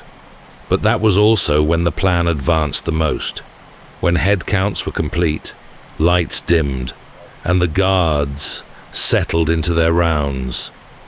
Then came the chiseling, the fitting, the slow shaping of escape. The concrete at Alcatraz was supposed to last the test of time, thick, reinforced, and unyielding. Yet even the strongest walls can soften under time and salt air. Behind the paint and steel of each cell vent lay a thin skin of cement, poured years before and never meant to be inspected closely. Frank Morris discovered this first: a tentative scrape with a spoon that flaked off more than he expected. Beneath it, a narrow shaft ran up the length of the block, a hidden artery of pipes and cables. It wasn't wide enough to stand in, but it was wide enough to hope. From that first discovery came the slowest work of all. Each night, after head counts and lights dimmed, they chipped at the openings. Tiny movements, calculated strokes. Dust and concrete shards were emptied into their pockets, then sprinkled out in the yard during exercise periods. Every fragment removed was another step closer to freedom, and yet also another chance for discovery. They could not afford even one mistake. To disguise the holes, they fashioned false vent grills from cardboard, soap, and paint. Each cover was hand-shaped to match the wall, with shadows drawn in pencil to mimic depth. From a guard's vantage point on the catwalk, the difference was invisible. By day, the covers sat in place as though nothing had changed. By night, they came away, revealing a gap that grew imperceptibly larger with each week. Tools multiplied in secret. Spoons taken from the mess hall were filed into chisels. They needed a drill as well. A ladder was planned too, to reach the upper plumbing once they broke through to the utility corridor. Everything had to be made from scraps, wood lifted from workshops, bits of wire tucked into sleeves, glue mixed from whatever adhesives they could find. Their work became a kind of ritual. Each man took his turn, scraping until his hands cramped, then sliding the tools to the next cell through holes drilled between the walls. Alan West was part of it as well, working on his own vent while the others moved ahead. At the end of each session, the cardboard covers went back up, the dust vanished, and the cells looked untouched. The corridor behind the cells became their secret storehouse. It was narrow, filled with pipes and stale air, but it was out of sight. They stashed tools there, along with raincoats, glue, and bits of wood for the ladder. No guard had reason to go inside. In a place built on constant watch, they had found a pocket of darkness no one bothered to see. Meanwhile, the wall gave slowly, but it gave. Each man measured progress, not in inches, but in handfuls of dust, in the way his shoulders could slide a little further through the opening. Every flake of cement was an act of defiance. Each breath in that cramped corridor behind the cell was a taste of possibility. The rock was built to be permanent, but permanence was an illusion. The men had found the seam in the stone, and now they were prying it open. For all its restrictions, Alcatraz had one flaw its designers never accounted for. The prison needed to function. That meant movement. Workers, supplies, tools, and movement meant opportunity. The inmates learned quickly that control didn't mean perfection. It simply meant paying close attention. The idea of using raincoats came from a sliver of practicality. The prison-issued coats were made of thick rubberized material, watertight, durable, and anonymous.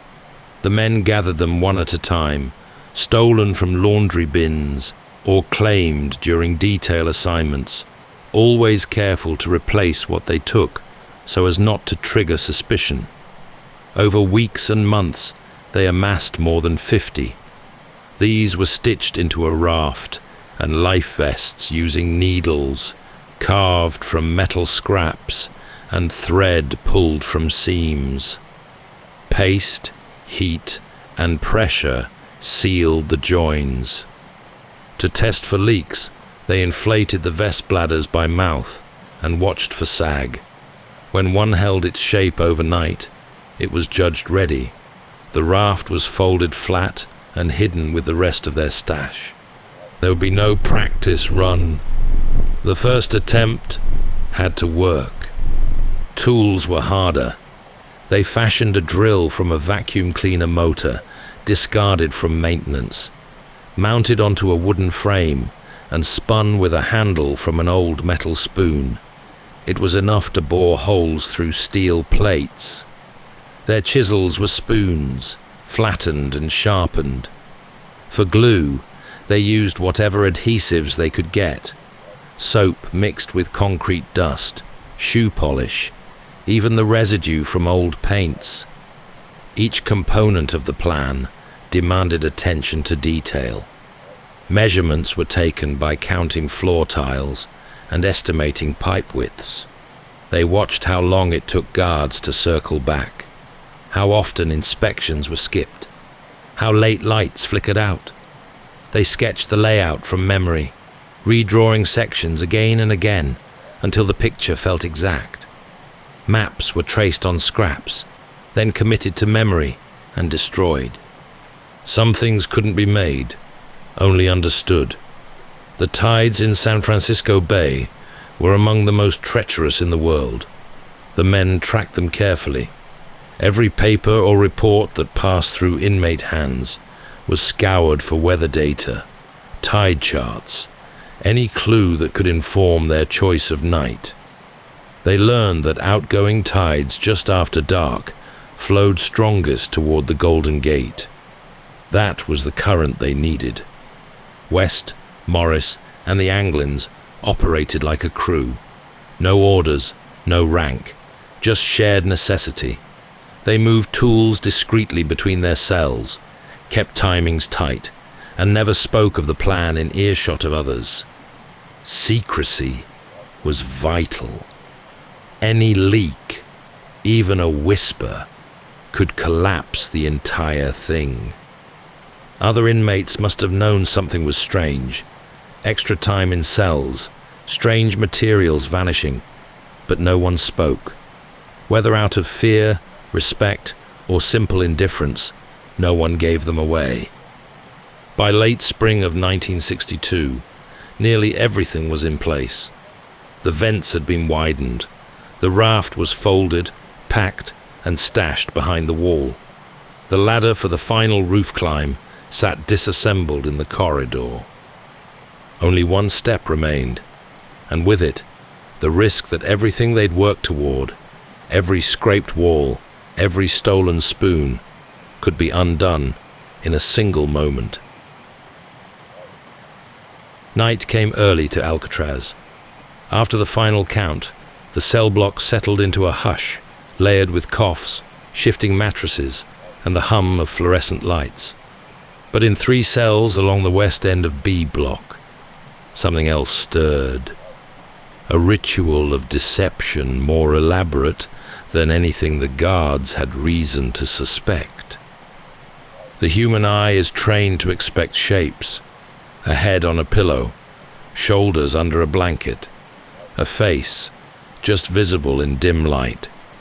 The men used this to their advantage. They had spent weeks building their decoys, not crude mannequins, but near-perfect stand-ins. Their faces were sculpted from soap, dust, and toilet paper, then hardened with layers of paint and paste. The texture was coarse, but from the tier above, they looked like sleeping men. Hair completed the illusion. Glued to the heads in uneven patches, it was just enough to break up the light and mimic the real thing. Blankets were shaped to suggest curled bodies.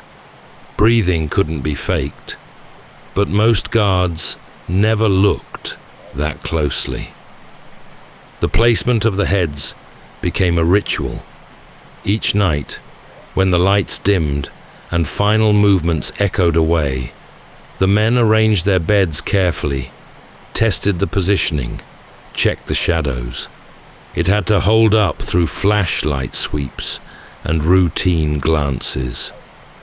For the guards, it was just another evening on the tier.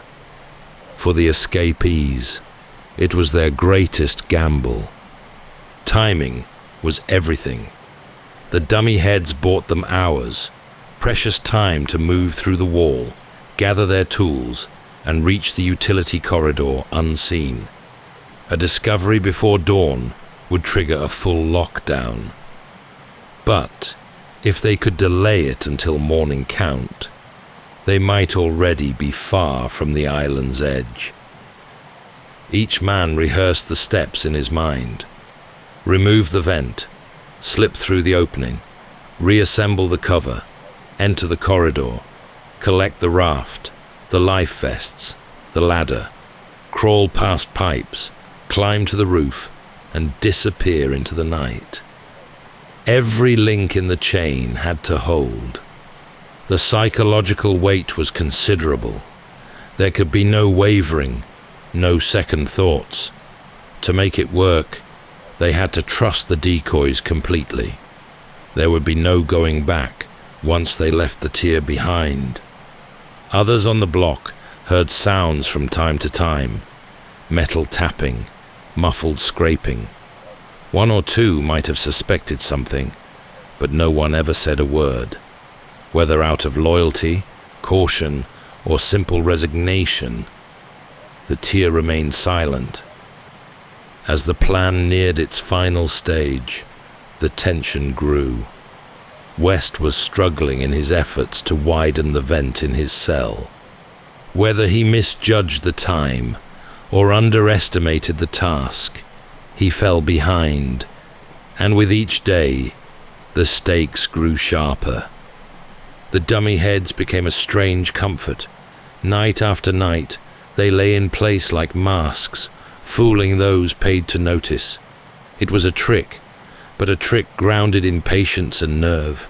And it worked. By early June, the raft had been stitched, the tide chart studied, and the final plan etched into their minds. Soon, it would be time to use it.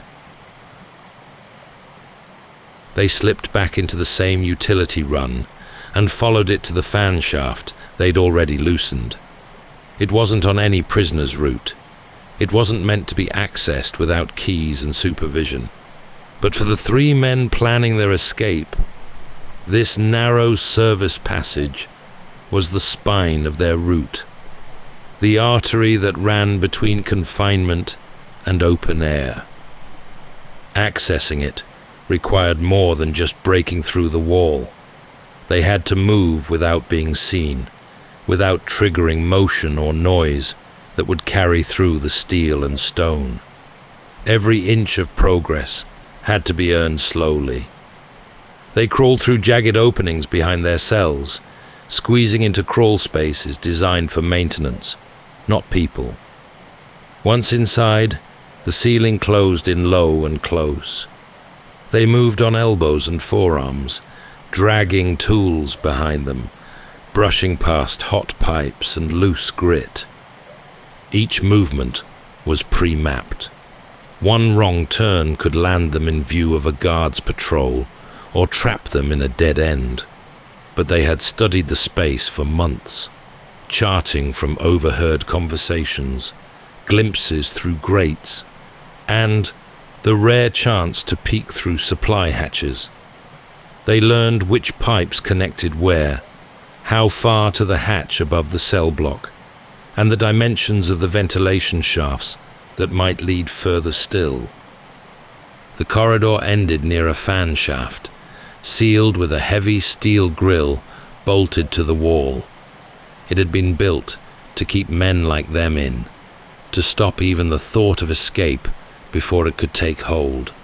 But the bolts were old, and the frame had corroded in places. Bit by bit, they loosened the fittings, hiding their work under grime and dust to avoid detection. The drill they had made helped carve through the metal plates. Once it gave way, the last physical barrier between them and the rooftop was gone. To climb the final wall, they would need a ladder. No one could carry such a thing openly, so they built one in sections. Wooden slats stolen from work duty, broom handles, bits of metal, each part concealed in the corridor behind their cells, awaiting assembly. It was makeshift and crude, but it only had to hold their weight long enough to clear the fence and reach the roof. Above them, the rooftop lay exposed to the elements and watched by guard towers. They couldn't linger. Everything, every slow, deliberate step taken over months, led to the hope that in a single fluid sequence, they could move unseen from cell to rooftop to water. But timing was essential. If the guards were distracted, if the fog hung low, if the floodlights shifted just long enough, they might have a chance. They tested every element except the final climb. That would be their leap into the unknown. By June 11th, the route had been opened. The fan grill was off. The raft was folded and ready. The tide charts suggested the currents might favor them. There was no certainty, only preparation, nerve, and the raw audacity of believing they might just slip the boundaries of America's most secure prison. Earlier that day, nothing in the rhythm of the island suggested anything extraordinary. Wind swept across the parade ground, gulls hovered near the chow hall, and the guards walked their patrols with the usual clipped precision. The cells were counted, meals served, and chores assigned. Within the rigid patterns of Alcatraz, normalcy was its own camouflage. For the three men preparing to vanish, it was a day of stillness and exacting focus. They said nothing. They behaved as always. There could be no deviations, no nervous glances, no rush of motion to betray what was coming. They folded sheets, scrubbed trays, and reported for duty like any other Monday. Even West, who had fallen behind in his preparations, gave no sign of desperation. But beneath that still surface, The day carried a strange weight. Every moment became a final one. Last meal in the mess hall, last glance down the tier, last chance to test the weather. The sky was favorable. The fog had settled low over the bay, dulling the lights from the city and muffling the noise that drifted across the water. In their cells, final checks were made. The heads were already placed. The raft lay ready behind the utility wall, their makeshift paddles lashed to it. Each man wore a flotation vest under his clothing, invisible unless searched. West had the most to lose that night. His vent wasn't fully cleared. He'd tried, but the concrete had resisted. He chipped away slowly throughout the day, measuring time in muscle and dust. But as night approached, it became clear he would not break through in time. The others could wait only so long. The longer they delayed, the greater the risk. By nightfall, all that remained was to climb. Lights out came just after 9:30 p.m. on June 11th. The guards moved through the tier, glancing into each cell as they passed, their eyes registering shapes and shadows. What they saw, 3 resting heads, each turned away, gave no cause for alarm. Behind the cells, the men were already moving. Morris first, then the Anglins. West remained behind, frantically working to widen the last edge of his vent.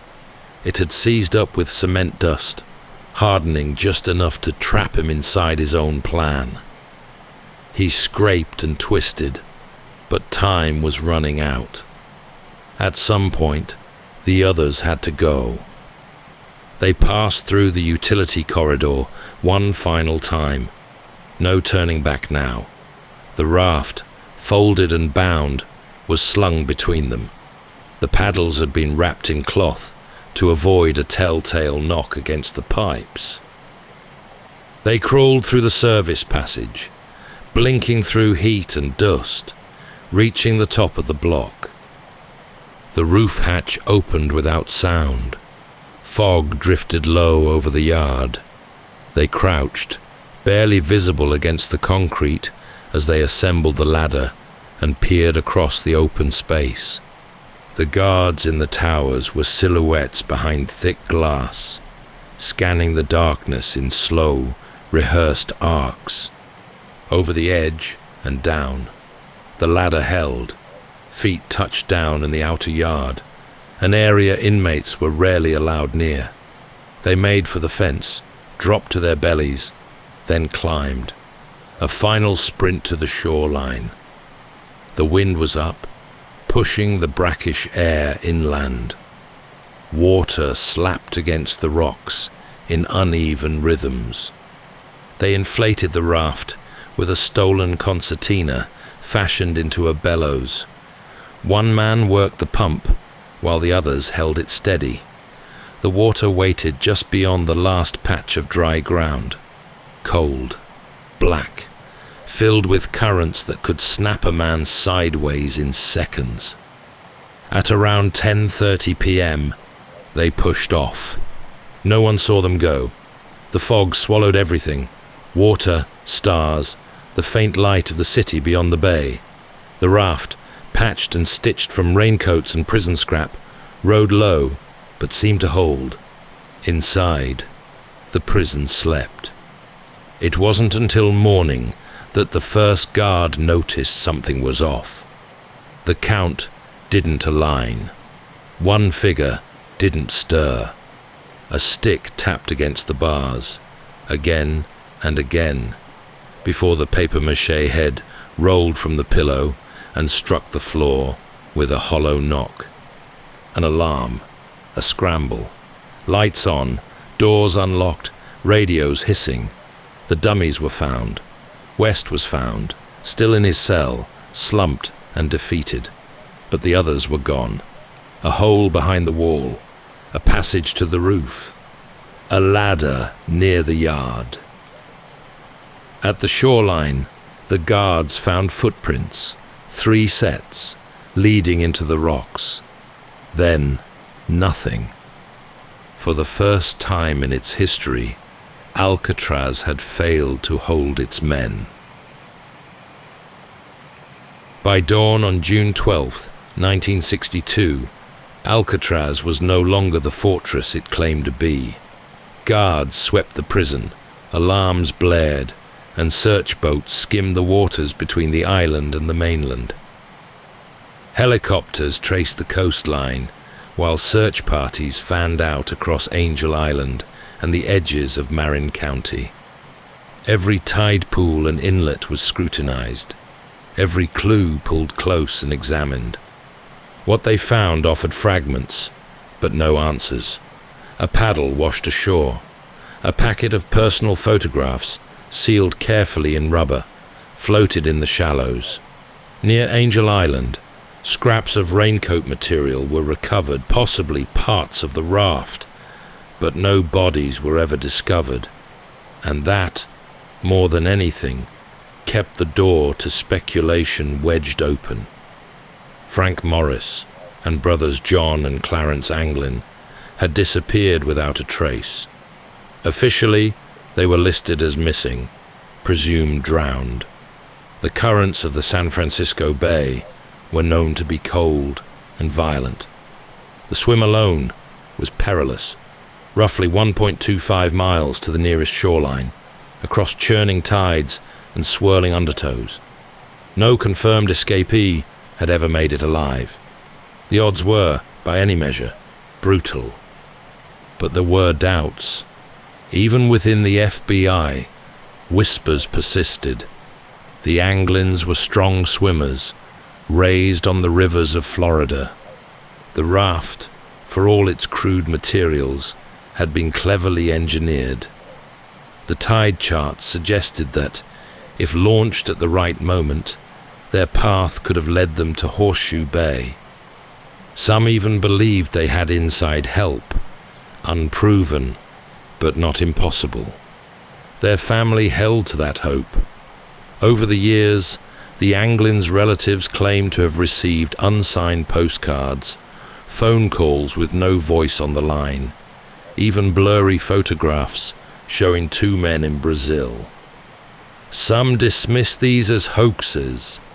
Others believed them signs of something more. The FBI kept the case open for 17 years. In 1979, it was passed to the U.S. Marshals Service, which still considers it active. By now, the 3 men would be over 90 years of age if they survived at all. No death certificates have ever been issued, no bones found, just rumors, theories, and an enduring question. In popular imagination, the escape became legend. Hollywood took it up, romanticizing the men as underdogs against the machine. Books were written, documentaries aired, conspiracy theorists pored over tide charts and grainy mugshots, drawing red lines between half-seen connections. Alcatraz itself, long since decommissioned, opened as a tourist attraction, and the escape became its most asked-about story. Some insist the bay claimed them, that the raft punctured or drifted off course, and the men, too exhausted to swim, slipped beneath the waves. Others believe they made it to shore, disappeared into America, and lived out quiet lives under borrowed names. Every few years, a new tip surfaces, an old letter, a faded photo, a deathbed confession, but none ever lead to the men. And perhaps that's why the story endures, because it straddles that fragile line between certainty and conjecture, between what can be proven and what can only be imagined. That's all for tonight's journey through history. Whether you're fast asleep or still drifting there, thank you for listening. And until next time, rest well.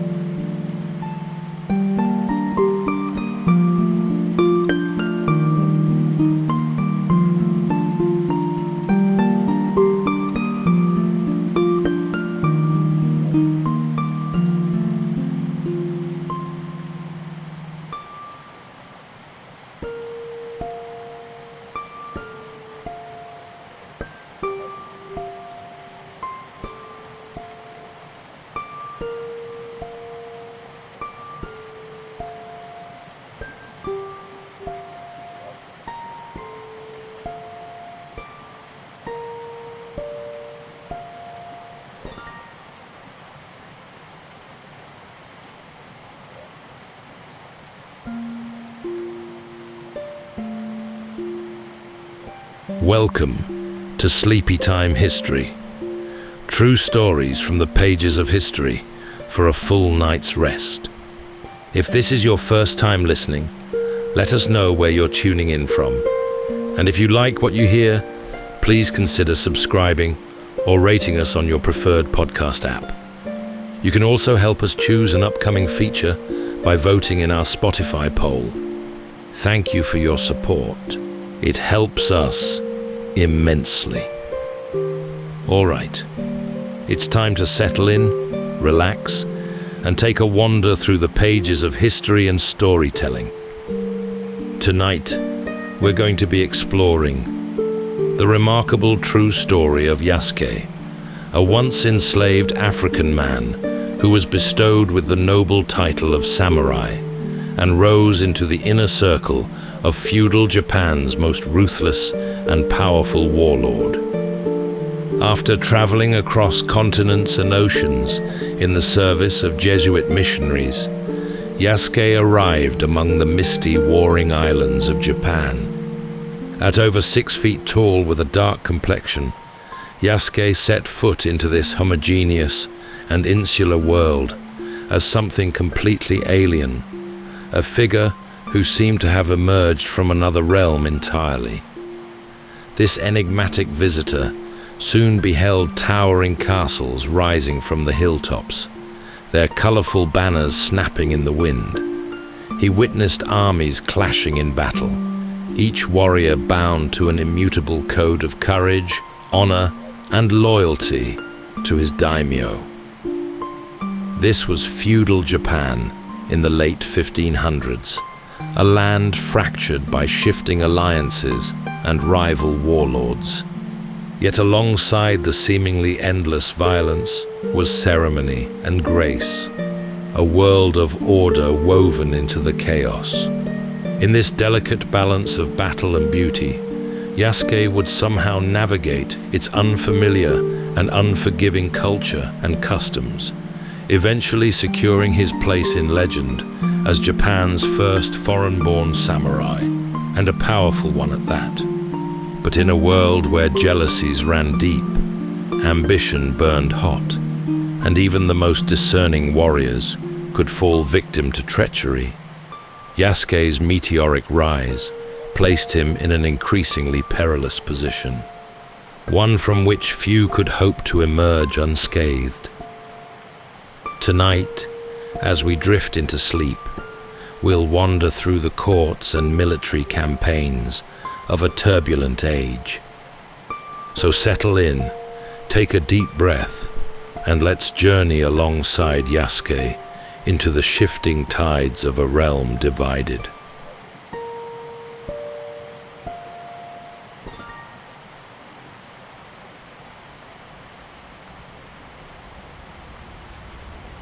A boy stands on the banks of a wide river, its surface glinting with light as it winds toward the distant sea. Traders pass along the shore, their shouts rising above the calls of birds, while fishing boats drift lazily in the current under a blazing African sun. The world around him is alive with movement, every sound and gesture part of the day's unbroken rhythm. This boy may have been Yasuke. His birthplace is uncertain. Some historians suggest the coast of Mozambique, where Portuguese influence pressed ever deeper inland. Others believe he may have come from Nubian lands along the Nile, where kingdoms rose and fell with the currents of empire. What is known is that Yasuke was swept into the great upheavals of the 16th century, a time when the oceans themselves became vast routes for trade, faith, and human bondage. Perhaps he was taken during a raid, seized as spoils of conflict, or sold in desperation during a time of famine. Bound to others, he would have been marched to the coast, where European and Arab traders gathered their human cargo. The sea journey that followed was brutal. Storms roared against the hull, space below deck was suffocating, and the horizon seemed endless. Yet Yasuke survived, and in surviving, grew into the imposing figure later described in Japan.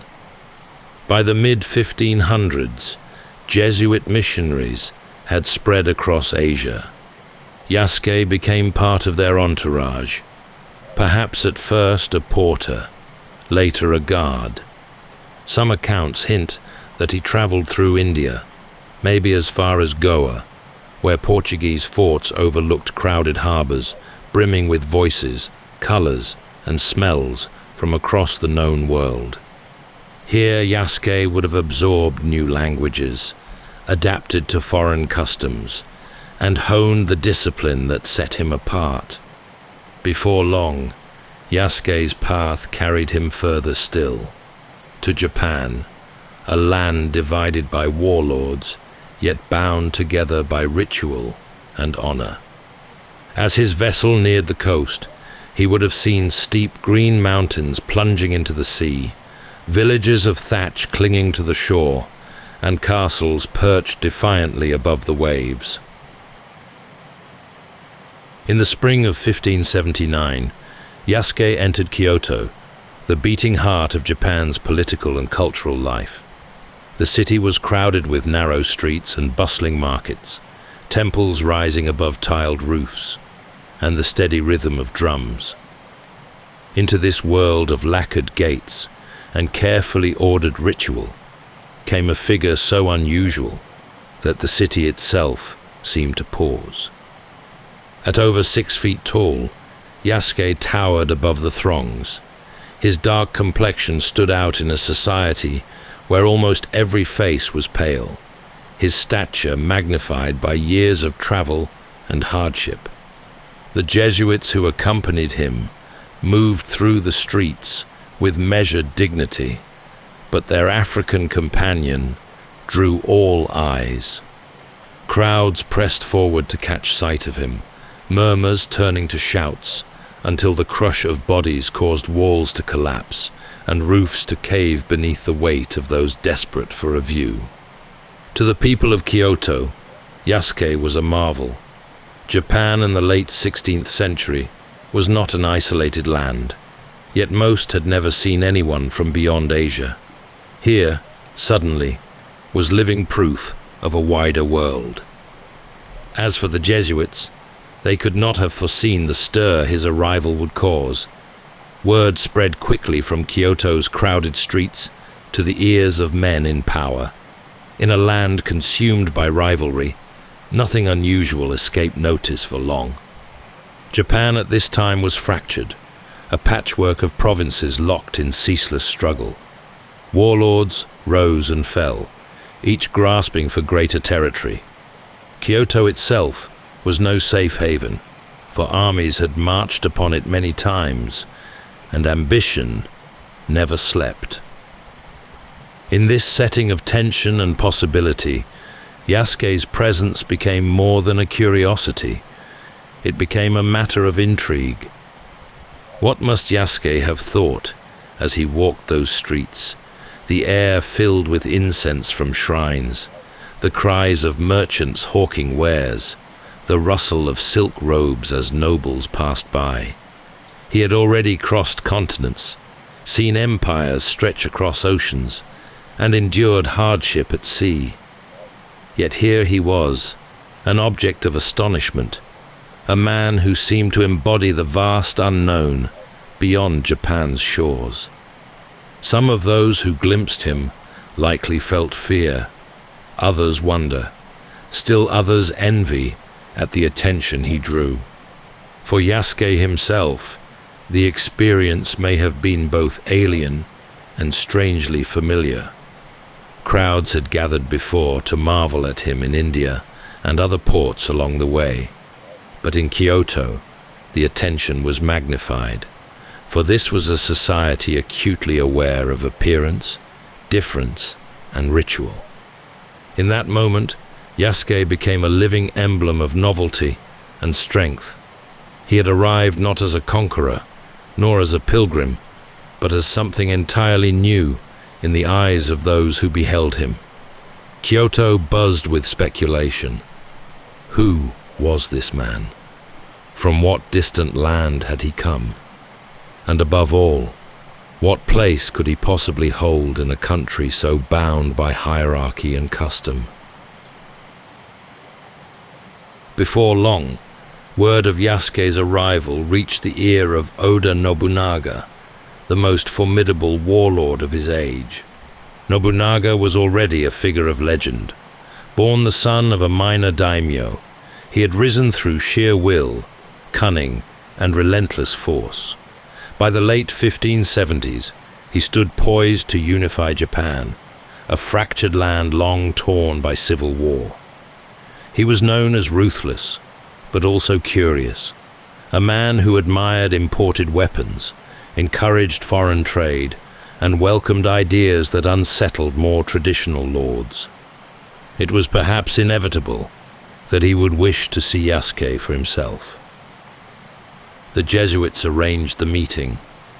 Within the halls of Nobunaga's Kyoto residence, courtiers and retainers gathered as Yasuke was brought before their master.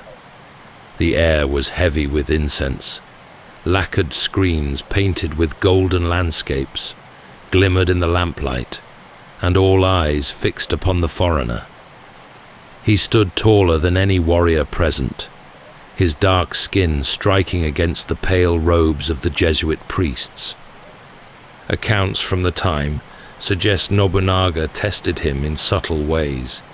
He ordered Yasuke to strip his upper body and be scrubbed, perhaps to determine whether his color was natural or painted.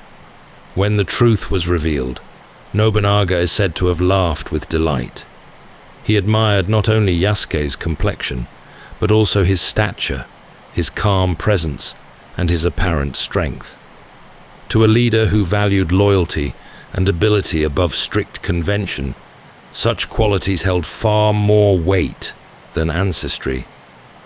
Nobunaga conversed with the Jesuits, learning of Yasuke's travels across seas and continents. Though language barriers must have stood between them, Nobunaga saw in Yasuke something more than novelty. Here was a man forged by adversity, disciplined by long service, and capable of loyalty to those he served. In a society where honor and martial skill defined worth, these were qualities any warlord could respect. For Yasuke, the meeting was pivotal. He had endured years of displacement and uncertainty, moving through cultures not his own. Now, in the presence of Japan's most powerful warlord, he was no longer only a guard in Jesuit company. He had become an individual worthy of direct attention, summoned into the gaze of a man whose ambitions stretched across the islands. In the days that followed, Nobunaga kept Yasuke close. Observers wrote of his fascination, noting how the warlord spoke freely with him, tested his strength, and even gave him gifts. Nobunaga was not a man to waste time on idle diversions. His interest was genuine. For Yasuke, the moment marked the first step toward acceptance in a world that, on the surface, seemed closed to foreigners. This meeting set in motion a transformation. Yasuke had arrived in Japan as a companion to missionaries, admired and gawked at by crowds. Now he stood in the inner circle of one who would shape the nation's destiny. Within the guarded halls of Kyoto, amid the banners and armor of Nobunaga's retainers, Yasuke's journey took a turn that would carry him far beyond anything his earlier life could have foretold. In the months that followed, Yasuke's presence at Nobunaga's side became more than spectacle. He attended councils of war, dined within the castle walls, and moved with a freedom few outsiders had ever known. Nobunaga's curiosity had shifted into recognition, and soon into something rarer still, formal acknowledgement. Granting samurai status to a foreigner was unprecedented. The warrior class was tightly woven into Japan's fabric, each bound by duty to a lord, lineage tracing back through generations. Yet Nobunaga had never been a respecter of old rules. He had opened his courts to Portuguese firearms, studied foreign maps, and surrounded himself with men chosen for ability rather than noble birth. Yasuke fit this pattern perfectly. His strength was obvious, his bearing disciplined, and his loyalty proven in years of service with the Jesuits. Contemporary accounts describe how Nobunaga delighted in Yasuke's presence. He ordered a residence prepared for him, complete with servants, clothing, and provisions. He gave Yasuke fine robes suited to the court, and later armor and weapons befitting a warrior. These were not gestures of amusement. They signaled something far deeper, acceptance into the military household of Japan's most powerful warlord. Why did Nobunaga grant such extraordinary honor? Some suggest he saw Yasuke as a symbol of his own openness to the wider world. Just as the Portuguese matchlock had transformed warfare, Yasuke stood as proof of the unknown, brought into Nobunaga's circle and turned to advantage. Others believe Nobunaga was drawn to him as an individual. His composure, his readiness to serve, his sheer presence. In either case, it reflected Nobunaga's willingness to cross lines others dared not. Yasuke himself must have felt the weight of this transformation. Only months earlier, he had been regarded as a curiosity by the crowds of Kyoto. Now, he was bound to a daimyo of immense power, entrusted with weapons, honored with rank, and placed in the heart of Japan's struggles. To be given a katana, the very soul of a samurai, was to be admitted into a brotherhood defined by honor, courage, and service unto death. Within Nobunaga's court, Yasuke's acceptance caused astonishment. Retainers who had inherited their places by birth watched as a man from beyond the seas was welcomed beside them. Some may have bristled at the breach of order. Others marveled at the boldness of it. Nobunaga did not care. His household reflected his own will, not the customs of old. The decision also carried a practical edge. Nobunaga was embroiled in campaigns across Japan, and strength was always welcome. Yasuke's size and skill made him formidable in the field, but his presence also carried symbolic weight. To have a foreign-born warrior at his side demonstrated Nobunaga's reach, his cosmopolitan authority, his defiance of tradition. It was as if he declared that no boundary of class, of race, of origin could limit his vision. From this moment forward, Yasuke ceased to be merely a servant or bodyguard. He became samurai. He walked among men of rank, ate at their side, and bore the armor that marked him as part of their order. In a land where birth was destiny, his rise was nothing short of extraordinary. Life within Nobunaga's castles was a study in contrast. Behind high stone walls and timber gates, order prevailed, even as the provinces beyond seethed with unrest. For Yasuke, now a member of the household, daily life revealed a rhythm of ceremony, strategy, and preparation for war. The great fortress at Azuchi, built upon the shores of Lake Biwa, embodied Nobunaga's ambition. Rising tier upon tier, its walls painted in brilliant colors, it was both a military stronghold and a display of splendor. Courtiers moved through corridors of polished wood, monks debated matters of faith in lofty chambers, and soldiers drilled in the courtyards. Here Yasuke found himself immersed in the daily workings of one of the most powerful centers in Japan. His duties varied. At times he stood among Nobunaga's personal guards, a visible presence whose height and bearing marked him apart. At others, he joined feasts in great halls lit by lanterns, where lords from across the provinces gathered to pledge loyalty or seek favor. Musicians played flutes and drums, dancers moved with deliberate grace, and food was served in abundance. The Jesuits who visited Nobunaga's court recorded their astonishment. Louis Froys, a missionary chronicler, wrote of the African samurai with admiration, noting his strength and discipline. Foreign envoys, too, marveled at him, for his very presence reflected the scope of Nobunaga's rule. Within the warlord's circle, Yasuke became more than a warrior. He was a symbol of Nobunaga's openness to the wider world. Amid splendor, the reality of war was never far.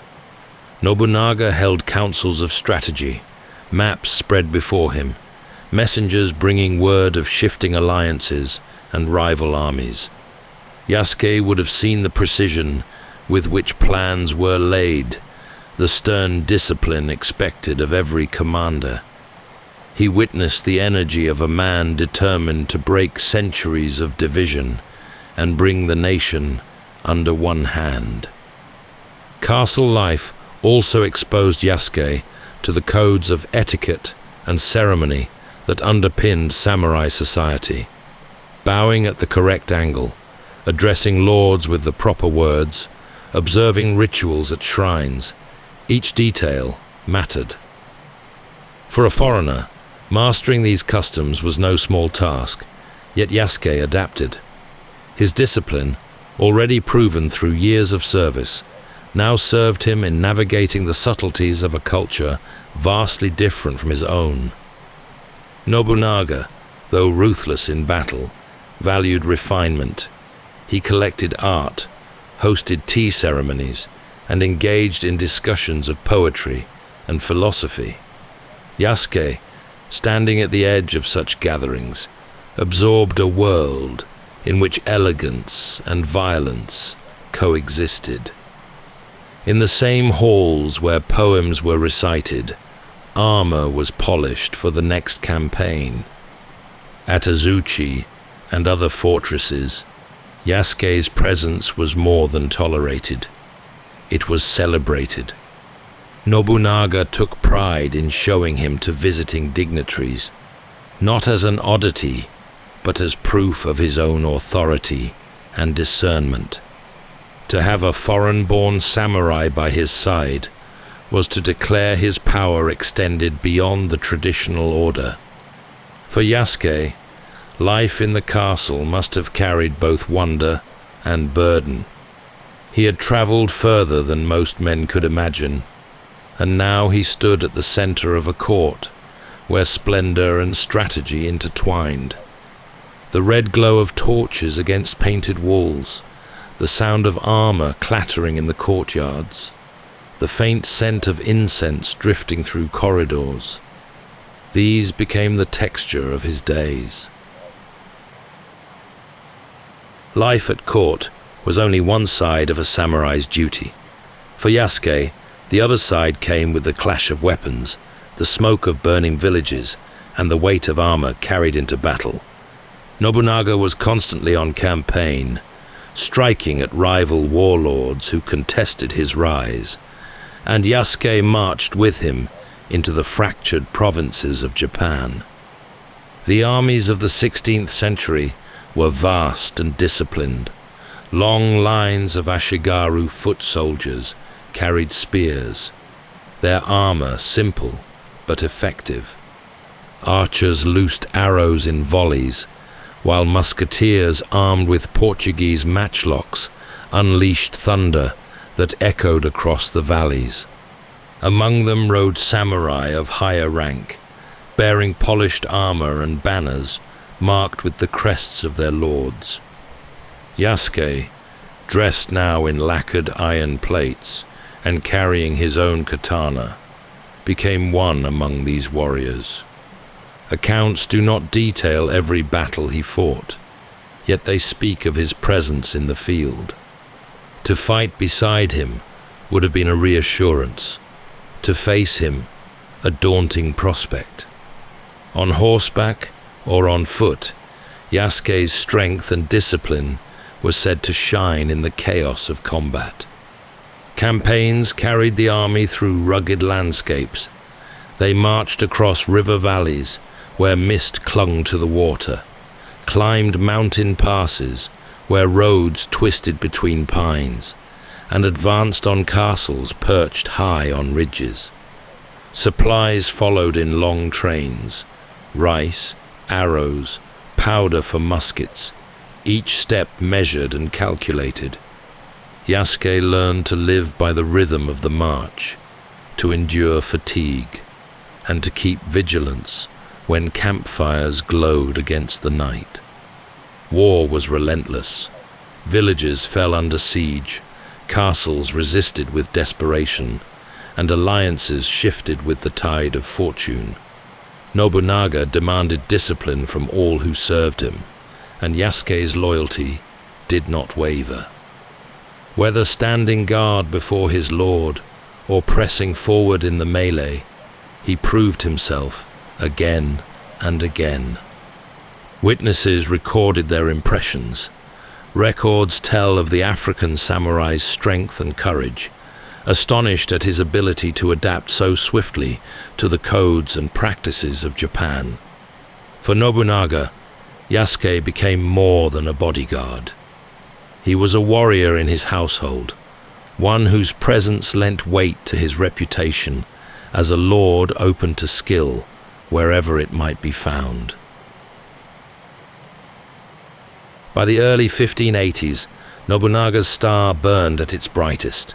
He had crushed rivals, expanded his dominion, and filled his castles with treasures that spoke of ambition beyond any daimyo before him. Yet power bred resentment. Beneath the order of his household, beneath the splendor of Azuchi and the triumphs of his campaigns, discontent stirred. Among Nobunaga's generals, one in particular nursed grievances. Akechi Mitsuhide had long served with loyalty, commanding armies and administering provinces. Yet Nobunaga's sharp tongue and harsh manner cut him deeply. Tales spread of insults delivered in public, humiliations inflicted even after victories. As the years passed, Mitsuhide felt his resentment grow as a quiet ember fanned into flame. Yasuke would have seen the tensions from within the household. He stood close as councils were held, as Nobunaga berated his commanders, as alliances were forged and broken. Perhaps he noticed the hardening of Mitsuhide's expression, the restrained silence that masked a deepening bitterness. The Jesuits, too, sensed unrest, though even they could not have foreseen what was to come. The summer of 1582 brought signs of change. Nobunaga prepared to march west against the powerful Mori clan. His armies stretched across the provinces. Mitsuhide was given command of forces to support the campaign. Outwardly, it was another demonstration of trust. Inwardly, it was the final spark for rebellion. The betrayal was swift. Instead of leading his troops to join the larger campaign, Mitsuhide turned them back toward Kyoto. His banners unfurled not in support of Nobunaga, but in defiance. "The enemy is at Honnoji," his soldiers cried, naming the temple where their lord rested. With that declaration, Japan's most feared warlord found himself suddenly encircled. Yasuke, stationed near his master, would have felt the shift like a blade drawn in the dark. The loyalty of years was about to be tested in a single night. Nobunaga, who had trusted his general, now faced betrayal, from within his own household. The seeds of resentment had flowered into treachery, and the fate of an empire hung in the balance. On a humid June night in 1582, Nobunaga lodged at the temple of Honnoji in Kyoto. It was a rare moment of calm in his relentless campaigns, the warlord resting with only a small retinue. Yasuke was there, standing among the guards who kept watch over the wooden halls and lantern-lit courtyards. The city outside lay unaware that history was about to shift. At dawn, the first signs of danger appeared. Shouts rose in the streets, the distant thud of marching feet grew louder, and soon the banners of Akechi Mitsuhide's troops came into view. Thousands advanced on the temple, their spears and matchlocks bristling. Inside, confusion turned quickly to grim resolve. Nobunaga realized at once the depth of the betrayal. The temple was lightly fortified, his household caught unprepared. Yasuke and the guards scrambled to meet the assault, but the sheer scale of Mitsuhide's force left little hope. Arrows rained down, muskets cracked, and the temple walls shuddered as flames took hold. The wooden beams of Honnoji groaned as fire spread. Smoke filled the corridors, choking the air. Yasuke fought fiercely in the chaos, his armor glinting in the firelight as he tried to hold back the attackers. Yet even his strength could not stem the tide. Nobunaga, refusing the dishonor of capture, chose the path of seppuku, the ritual death of a samurai. Within those burning halls, one of Japan's greatest figures ended his life by his own hand. For Yasuke, the moment must have been shattering. The Lord who had lifted him from obscurity, who had granted him the honor of samurai, was gone in an instant. Around him the household fell, retainers cut down, the temple consumed. Still he fought, not for victory, but for loyalty, until the last hope of defense was gone. Mitsuhide's men pressed into the smoldering ruins, seizing those who survived. Yasuke was among them, captured but not killed. Perhaps they hesitated at his stature, or perhaps they saw little point in executing a foreigner. Unlike many of Nobunaga's household, he was spared, though stripped of his place and his arms. The fall of Honnoji marked the end of Nobunaga's meteoric rise and the beginning of chaos that would sweep Japan. For Yasuke, it was the breaking of the world he had known. The man who had trusted him, who had crossed the boundaries of tradition to welcome him as a samurai, lay dead amid the ashes. The household that had given him belonging was scattered.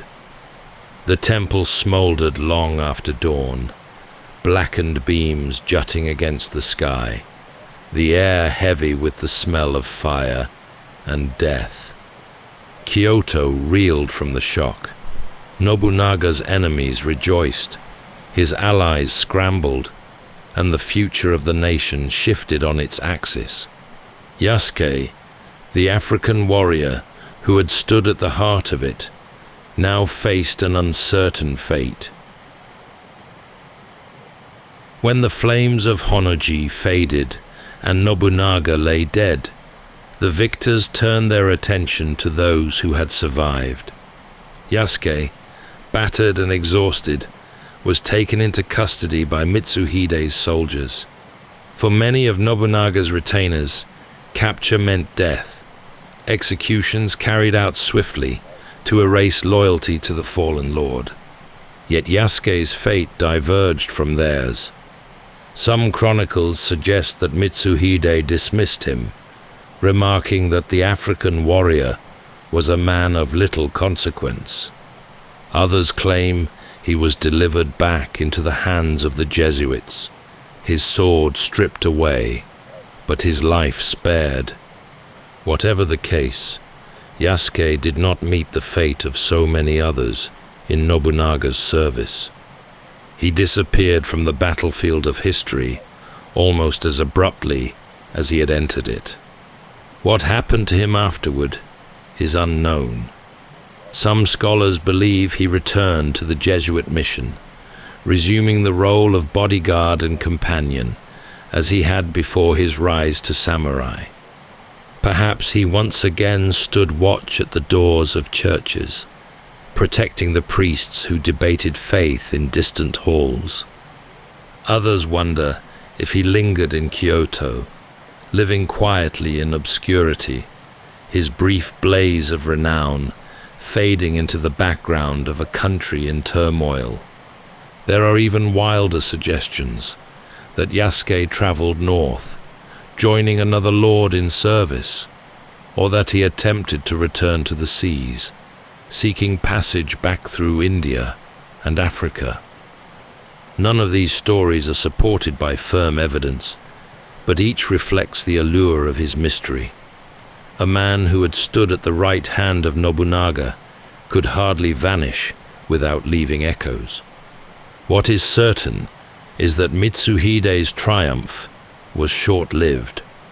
Within weeks, he was defeated by Toyotomi Hideyoshi, another of Nobunaga's brilliant generals.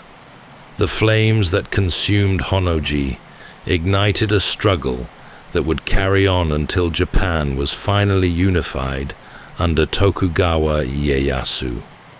Yasuke, however, left no trace in this new order.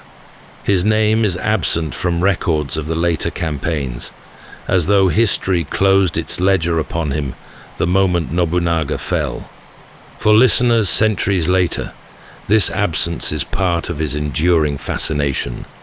A boy taken from Africa, carried across seas, elevated to the highest rank available to a foreigner in Japan, and then suddenly gone. Did he die in obscurity, remembered only by a handful of missionaries? Did he live long years unknown, perhaps still carrying the katana once entrusted to him, though never again wielded in battle? We cannot know. The threads of his life dissolve into speculation, leaving us only the fragments of Jesuit writings and Japanese chronicles. Yet sometimes the power of a story lies not in its certainty, but in its mystery. Yasuke's disappearance reminds us how easily a life can be lost to history, even those that once burned brightly in the courts of kings and warlords. From the ashes of Honnoji, Japan's destiny marched onward. For Yasuke, the path faded into silence. The African samurai, who had risen from bondage to stand beside one of history's most formidable warlords, left behind questions that still stir the imagination today. Beyond the written record, Yasuke endures as a symbol. For some, he represents the global exchanges of the 16th century, when oceans connected continents in ways both violent and transformative. For others, he is a figure of resilience, a man who endured loss and dislocation, yet carved a place for himself in one of the most closed and hierarchical societies in the world. His story whispers of possibility, that even in the harshest of circumstances, dignity and courage can find recognition. Legends have grown around him.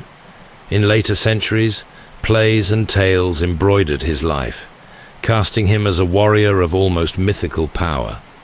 Modern retellings have made him a hero in novels, films, and art. Each reinvention speaks less to what can be proven, and more to the enduring allure of a man whose life seems too improbable to be forgotten. The truth, stripped of embellishment, is enough. Yasuke was real. He stood at Nobunaga's side, was granted the weapons and rank of a samurai, and fought in the defining conflicts of his time. His disappearance from record does not erase the fact that for a brief, brilliant span, he lived a life that crossed the boundaries of continents and cultures, leaving a story still told centuries later. That's all for tonight's journey through history. Whether you're fast asleep or still drifting there, thank you for listening. And until next time, rest well.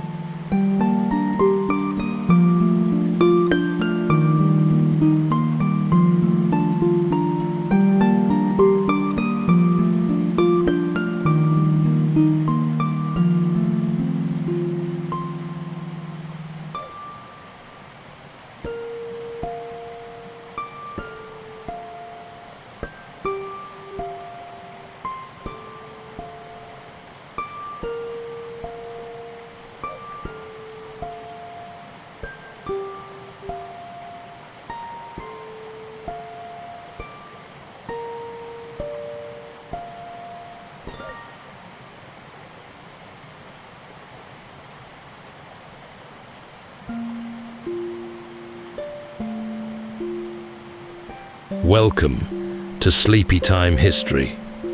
True stories from the pages of history for a full night's rest. If this is your first time listening, let us know where you're tuning in from. And if you like what you hear, please consider subscribing or rating us on your preferred podcast app. You can also help us choose an upcoming feature by voting in our Spotify poll. Thank you for your support. It helps us immensely. All right, it's time to settle in, relax, and take a wander through the pages of history and storytelling. Tonight, we're going to be exploring the remarkable true story of Boudica, the Celtic warrior queen who openly defied a once invincible empire that dominated the length and breadth of the known world. Picture the misty hills of ancient Britannia. The air is alive with the scent of damp earth and wood smoke.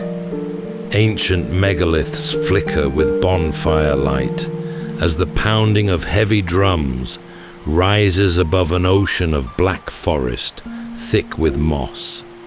Strange coins bearing the profile of a distant emperor begin to pass from hand to hand, and with them come taxes, penalties, and a faint shadow of unease that creeps from beyond the horizon.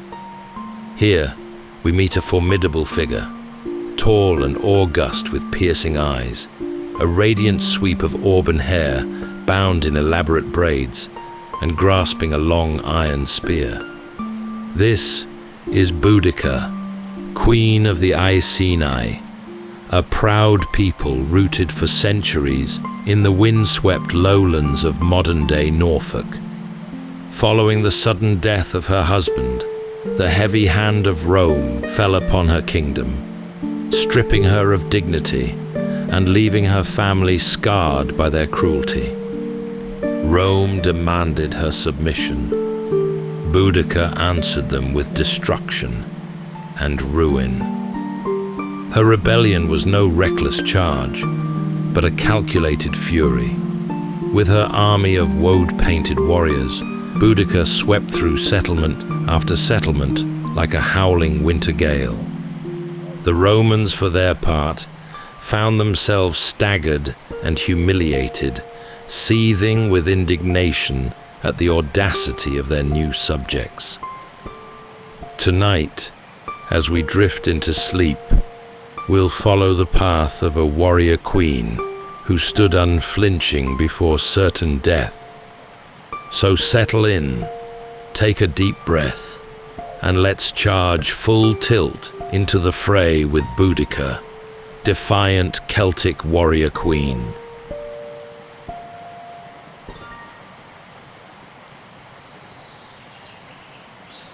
The Britain of the 1st century was a land of mist, marsh, and deep green forests, where rivers cut through the earth like silver ribbons, and the sky seemed always in motion. Among its tribes, life carried on in ways older than memory. Round houses of timber and thatch clustered on low hills, smoke rising from hearth fires, while herds grazed in meadows fenced with woven branches. These were people bound to the land. They worshipped in groves of oak and yew, believing the spirits of gods and ancestors lingered in the roots and stones. Druids kept knowledge alive in song and memory, for no sacred law was written. The tribes were proud and varied, each with their own customs, sometimes allies, sometimes enemies. They raided one another as they had for centuries, but nothing in their past rivaled the power that had begun to press from the south. Rome's legions had first landed decades earlier under Julius Caesar, though that invasion had faltered. Later emperors returned with greater determination, until Britain, or most of it, was drawn into their vast dominion. Across the island, the marks of empire spread. Straight roads cut through woodland, coins stamped with imperial faces clinked in trade, and new towns rose with stone walls and tiled roofs. Roman order seemed unshakable, yet beneath it, resentment simmered. Among the tribes, some tolerated Rome for trade and protection. Others bristled at tribute, taxes, and the swagger of foreign officials. On the broad flatlands of what is now Norfolk, the Iceni stood on that fault line. Their chariots rattled over open fields, horses bright with bronze fittings, and warriors stepped out with skin stained with blue swirls of woad. It was into this world that a tall, striking woman came to prominence. She carried herself with dignity, her presence commanding, her gaze direct, and her bearing regal. She was queen beside her husband, Praesatagus, who ruled the Iceni through an arrangement with Rome. For a time, this arrangement seemed to work. Praesatagus retained his lands and was allowed to govern his people so long as he acknowledged Rome's supremacy and paid the expected tribute. The Iceni prospered in relative peace. Trade goods flowed from the continent in abundance. Yet even in those years, mistrust lingered. The tribes understood that Rome gave only with one hand while taking far more with the other. Life in these years was filled with both beauty and tension. Children chased each other through reed beds, while elders told stories around fires. Markets bustled with the sounds of barter, yet in the distance, marching feet on Roman roads echoed like a warning. Soldiers in segmented armor passed through, their eagle standards gleaming, their discipline unbending. They were a reminder that sovereignty was tolerated, not guaranteed. As the seasons turned, the people of Britain could not have known that their land would soon tremble. Their hills and fields, their rivers and towns, all would be swept into a storm, born not in Rome, but among themselves. At the heart of it would stand the woman whose defiance would make her name endure for nearly 2,000 years. In the flat, windswept lowlands of eastern Britain lay the lands of the Iceni. Their fields stretched wide beneath a restless sky. Their rivers wound slowly to the sea. It was here that a queen came to stand tall, both in stature and in spirit, alongside her husband the king. Together, they shaped the destiny of their tribe in an age when foreign power pressed harder each year. Those who looked upon her spoke of her presence before her words. She was strikingly tall, her frame commanding, her auburn hair flowing down in heavy waves and bound in intricate plaits. She was not a figure hidden in the background, but one who walked at the front of processions, her spear a symbol of authority as much as of war. The people saw in her both the dignity of lineage and the fierce pride of a leader unwilling to shrink beneath the gaze of Rome. Prasutagus himself was no fool. He recognized the strength of the empire to the south and understood that open defiance too early would spell destruction. Mindful of Rome's habits, he set his affairs to protect his line, naming the emperor alongside his daughters in his will. It was a careful hedge that would soon be swept aside. This peace, uneasy though it was, brought some prosperity. The Iceni shaped fine talks of gold and bronze. Trade flowed through markets where local produce mixed with Roman imports. Chariots rattled across the countryside, carrying warriors whose horses were adorned with shining harness. Yet behind these scenes of daily life lay a deeper tension. Rome was patient, but its patience was rarely endless. The empire did not tolerate independence for long, and its governors carried instructions to tighten control where opportunity arose.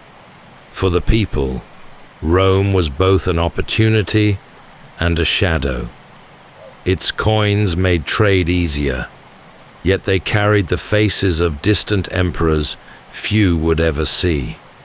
Its soldiers were formidable, their armor glinting in sun or rain, but their presence reminded every tribe that true power lay elsewhere. Even within Iceni lands, there was a sense that the treaty was only a pause in a longer game. The queen bore this tension with unyielding dignity. She was both wife and mother, matriarch and warrior. Her daughters played within the roundhouse compounds, their laughter mingling with the sounds of livestock, smithing hammers, and the steady rhythm of village life. Around them, elders tended fields, druids observed the cycles of the moon, and warriors prepared spears and shields. It was a world that felt enduring, but its foundations were less secure than many realized. Rome allowed some local kings and queens rule, so long as they obeyed, paid, and provided troops. Useful for a while, never permanent.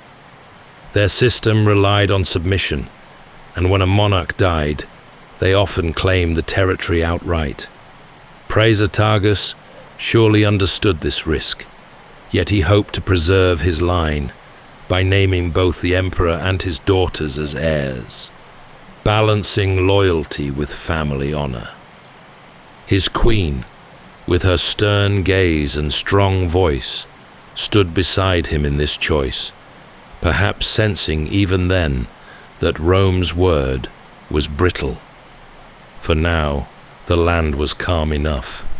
The fires burned in roundhouses. The harvest was gathered.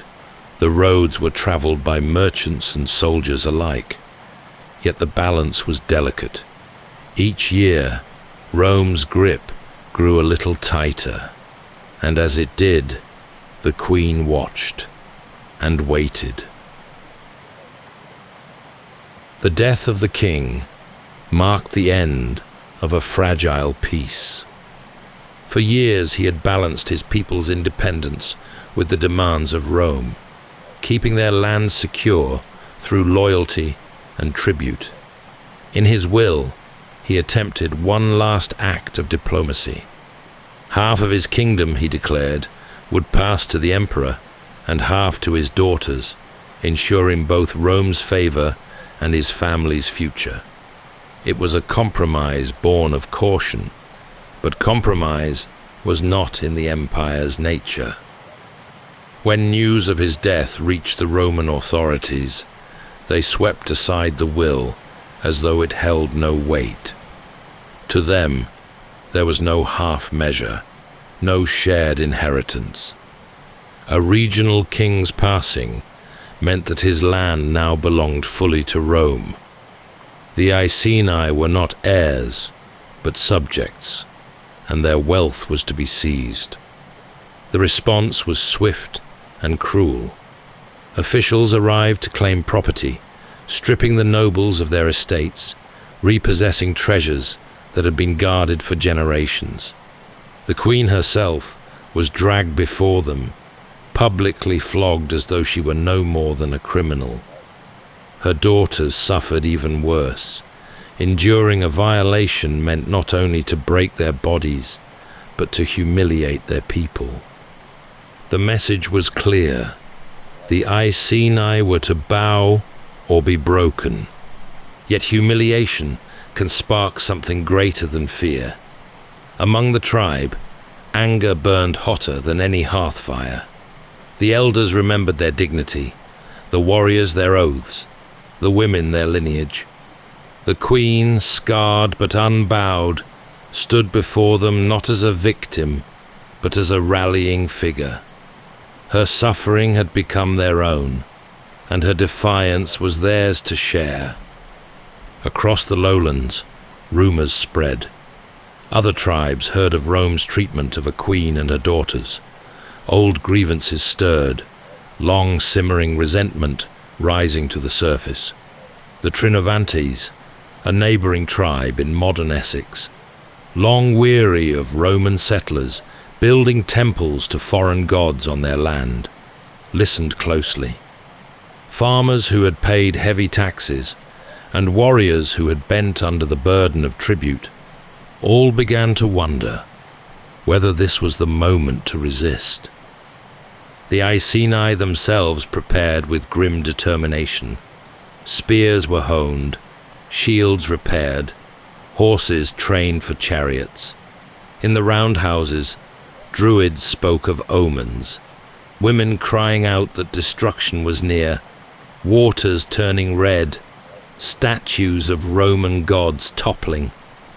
These signs were read as the will of the divine, proof that rebellion was not only justified, but sanctified. For the Romans, it was business as usual. Governors and financiers counted their profits. Veterans settled on seized land. Merchants carried on trade. Few suspected the storm gathering beyond the forests and marshes. They underestimated the strength of memory, the depth of pride, and the fury of a people whose honor had been so callously trampled. The queen, once forced to endure the lash, now stood taller than ever in the eyes of her people. She had become more than a monarch. She was the living embodiment of their defiance. Where Rome had sought to humiliate, they had instead forged a symbol too powerful to ignore. The death of the king opened to them a new path, It was not the one he had envisioned, nor the peace he had tried to preserve. It was harsher, darker, but also inevitable. The Empire had broken its promise, and in doing so had awoken a rebellion that would shake Britain to its core. In the wake of Rome's cruelty, the Iceni did not stand alone. Across the fields and forests, word travelled swiftly, carried on the lips of traders, travellers, and discontented farmers. Stories of the Queen's flogging and her daughter's humiliation struck chords of outrage in neighbouring lands. The Trinovantes, already resentful of Roman settlers who had taken their fertile ground and raised a grand temple to the emperor at Camulodunum, were the first to respond. Their hatred had been simmering, and now it found its spark. Around the campfires, leaders spoke of old grievances, taxes that drained harvests, land confiscations that pushed families from their homes, and the endless arrogance of Roman officials who dismissed Celtic laws as if they were nothing. The Queen's defiance became a rallying cry, her suffering proof of Rome's contempt. In villages from the eastern coast to the wooded valleys, chiefs listened to envoys from the Iceni and weighed their choices. Some feared Rome's retribution, yet others saw a chance to reclaim freedom.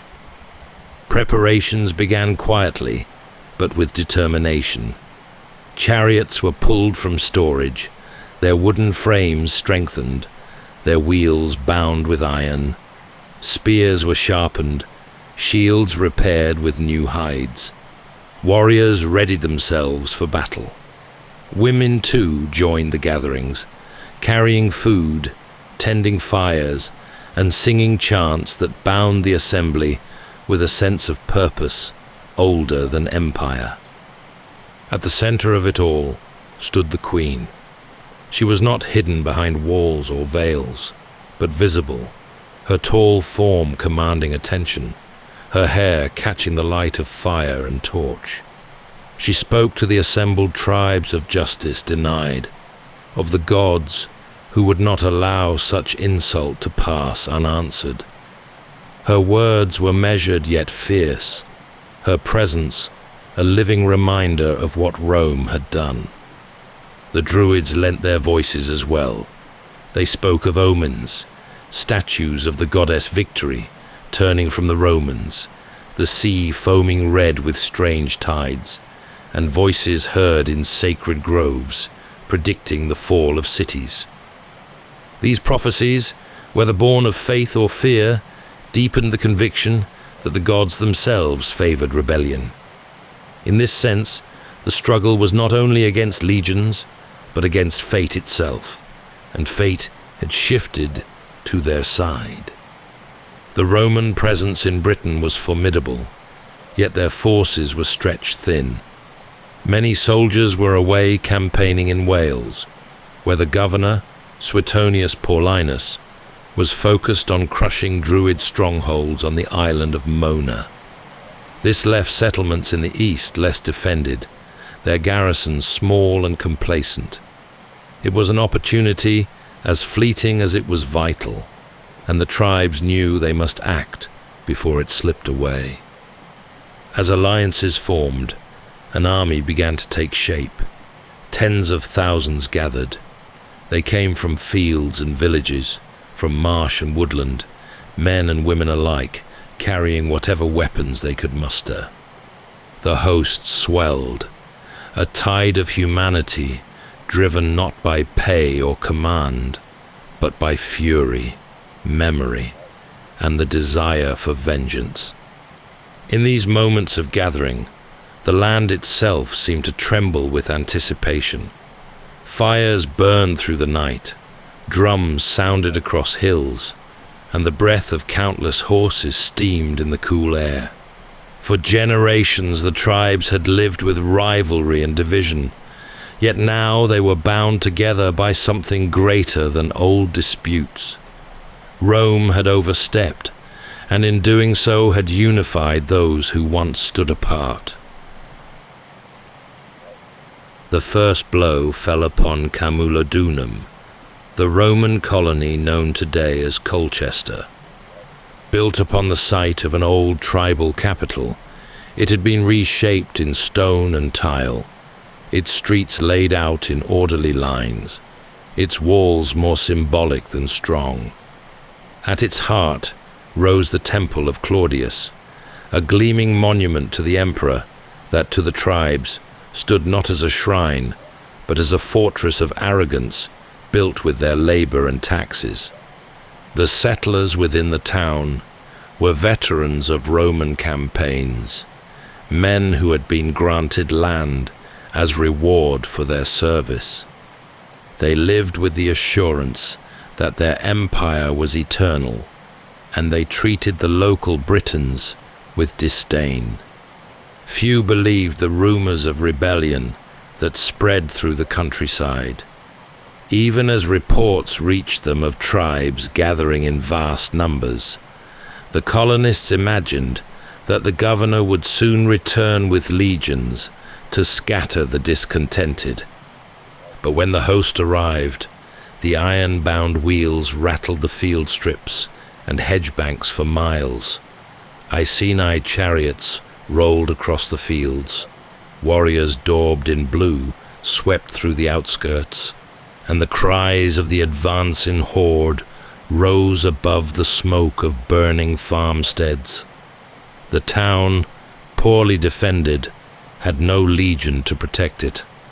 Only a small garrison and the temple stood as resistance.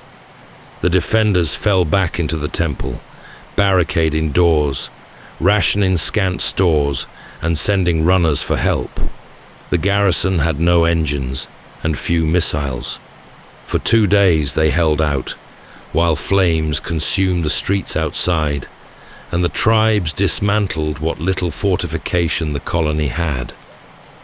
On the 3rd day, the doors gave under fire-hardened rams. Ladders went up, the inner court was taken room by room, and the last defenders were cut down among toppled columns. The destruction of Camulodunum was complete. Houses and villas crumbled into ash, fields were stripped bare, and the colony that had been Rome's proud foothold in the east was swept from the map. Ancient accounts speak of the rage of the tribes, sparing little in their fury. For the Britons, this was justice, the punishment of oppressors who had mocked their ways, seized their land, and dishonored their queen. From the countryside, more tribes now joined the swelling rebellion. The victory at Camulodunum proved that Rome was not invincible, that the legions could be humbled, their towns burned. The news traveled fast, carried by survivors and witnesses, reaching London and beyond. Panic spread among settlers and officials, many of whom began to flee south in hopes of finding protection. For the Queen, this first triumph was both vengeance and beginning. She had shown her people that Rome could be defied, that humiliation could be answered with fire. Yet she knew too that Rome's response would come. Suetonius Paulinus still commanded legions in Britain, and when he returned from Wales, he would bring the discipline and cruelty for which Rome was feared. For now, though, the tide was with the tribes. Fires smouldered across Camulodunum's ruins, smoke drifting into the sky as a signal to all Britain. The temple was gone, the colony erased, and the uprising had taken its first city. As the warriors rested, sharpening their spears and tending to their wounded, their eyes turned southwards. There, along the Thames, lay Londinium, young, prosperous, and utterly unprepared. South along the Thames lay Londinium, a settlement still young, but thriving. Traders from across the empire filled its markets with goods from Gaul, Spain, and the Mediterranean. Its streets hummed with the movement of merchants, soldiers, and families who had come to build new lives under Roman protection. Unlike Camulodunum, it had no grand temple to an emperor, but it was the beating heart of commerce in Roman Britain. Its timber bridges spanned the river, and its warehouses overflowed with grain, hides, and imported luxuries. Yet behind this prosperity lay fragility. Londinium had no strong walls, no legion posted for its defense. When word arrived of the destruction at Colchester, fear spread quickly through its streets. Rumors of slaughter, temples torn down, and colonies erased unsettled even the most confident settlers. Some gathered possessions, preparing to flee. Others begged for protection from the governor.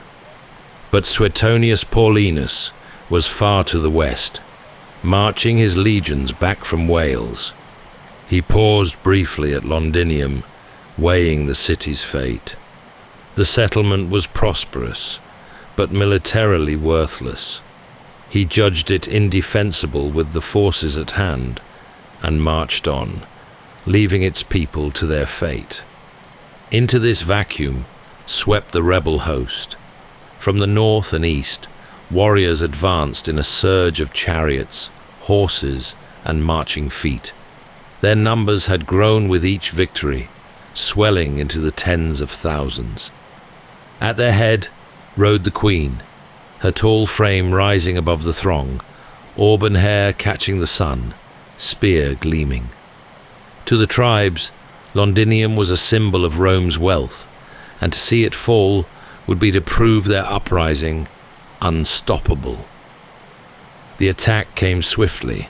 Fires were set to the thatched roofs, flames leaping from one timber building to the next. Markets and storehouses collapsed in roaring heat, their contents lost to the blaze. Smoke poured into the sky, darkening the horizon, as the city's people tried in vain to flee. For many, escape was impossible. The bridges clogged with desperate crowds, boats overturned in the river, and the streets became choking channels of fire and panic. Ancient writers described the devastation with awe and horror. To them, Londinium's destruction was a catastrophe, a wound to the empire itself. Yet to the tribes, it was justice, swift and cleansing. The warehouses that had stored their tribute were reduced to ash, the houses of Roman merchants leveled, their wealth scattered. For the first time, Rome's proud claim to permanence in Britain seemed fragile. When the flames at last subsided, Londinium was no more than smouldering timbers and blackened earth. Survivors crept southward, carrying tales of fire and ruin. To the Britons who had taken part, it was a triumph, proof that the gods favored their cause. But in the back of every mind lay the question of how long such fortune could last. For now, however, the Queen's revolt seemed unstoppable. Colchester lay in ruins, London burned, and the road ahead was open. Another Roman settlement, Verulamium, lay just beyond, and the tribes moved towards it with the same fire in their hearts. Each step forward carried them deeper into defiance, their victories mounting, their resolve hardening. The land of Britain shook with their passage, and the empire itself, far away across the sea, began to feel the tremors. Northwest of London lay Verulamium, the Roman town we now know as St. Albans. It was smaller than Londinium, but still prosperous, its streets lined with workshops, villas, and market stalls. For Rome, it was a place of order and profit, an outpost of civilization among what they considered wild tribes. For the rebels, it was the next mark on their path, another settlement raised upon land that had once been free. By the time the host approached, the smoke of London still lingered on the wind. Survivors who had fled spread word of fire and destruction, their stories thick with fear. Some at Verulamium tried to flee, while others stayed, trusting that Rome would not abandon them as it had London. Yet the legions were still far off, and the town lay exposed. The rebels advanced with the confidence of triumph. Their chariots thundered over fields, horses snorting in the cold morning air, wheels flashing with bronze. Warriors marched in swelling ranks, their voices raised in chants that echoed across the hills. At their center rode their queen, fearless and unflinching. To the Britons, she was no longer only a monarch, but the living emblem of their struggle. Verulamium's defenses could not withstand such numbers. Fires were set swiftly, flames leaping from roof to roof, turning the timber town into a furnace. Workshops collapsed, markets vanished in smoke, and the cries of the desperate rose with the roar of fire. Ancient writers tell us that tens of thousands perished, their accounts heavy with the horror of what unfolded. To the Romans, it was massacre. To the tribes, it was vengeance long denied. For the Britons, this third victory carried enormous weight. In less than a season, 3 major Roman centers had been destroyed. Camulodunum had fallen, Londinium burned, and now Verulamium lay in ashes. The uprising had grown beyond anything the empire expected. Britain's tribes, once divided by rivalries, were united by triumph. The land rang with the sound of drums, and the smoke of conquest carried far into the distance. Yet in the embers of victory, a shadow loomed. Each settlement destroyed brought the Romans closer to a reckoning. Suetonius Paulinus, governor of Britain, was no ordinary commander. Hardened by campaigns in Africa and Gaul, he was ruthless, patient, and disciplined. Even as the towns burned, he was gathering what remained of the legions, drawing soldiers back from scattered posts, concentrating his force for one decisive clash. Among the rebels, there was both exultation and uncertainty. Some believed Rome could never recover from such blows, that Britain might finally be free of the invader. Others sensed the danger ahead.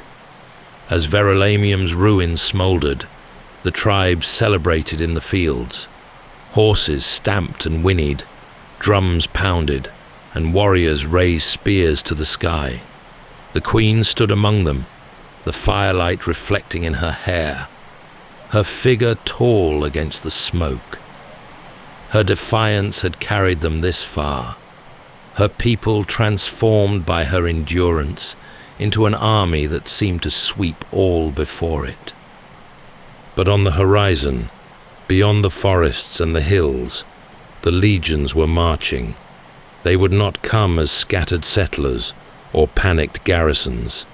They would come as Rome itself, determined to restore their dominion. The great clash was drawing near. While smoke still rose from the ruins of Verulamium, the governor of Britain was preparing his answer. Suetonius Paulinus had been far away when the revolt began, driving his legions through the mountains of Wales to destroy the Druids on the island of Mona. It was a brutal campaign, meant to break the spiritual heart of the tribes, but the rebellion forced his hand. He marched back east with grim purpose, gathering every soldier he could along the way. The rebellion had burned with terrifying speed, but Rome was patient. Suetonius understood that one defeat could mean the loss of the whole province, and so he refused to waste men in reckless defense. He had abandoned Londinium because it could not be held. He had allowed Verulamium to fall because he needed time. While the tribes exhausted themselves in fire and fury, he drew his legions together, forging them into a single, unbreakable spear. His forces were still small compared to the mass of rebels. Ancient accounts say perhaps 10,000 soldiers, hardened legionaries, auxiliaries, and cavalry, against a host that may have numbered in the hundreds of thousands. Yet Suetonius knew that numbers alone did not win battles. Rome's discipline was its strength. Each soldier had drilled until the shield was an extension of the arm, the short sword as natural as breath. In open ground, properly positioned, a Roman legion was more than an army. It was a machine. The countryside between the Midlands and the coast filled with fear. Refugees stumbled south, carrying stories of slaughter. Farms were abandoned, markets left empty. Those loyal to Rome prayed for the legions to return, while others weighed whether to join the rebellion or wait for its outcome. The land seemed to hold its breath, poised between liberation and devastation. Meanwhile, the rebels exulted in their triumphs. They believed the empire broken, the governor powerless, the soldiers too few to resist them. Confidence swelled like a rising tide. The queen urged her warriors onward, her tall figure a beacon of defiance.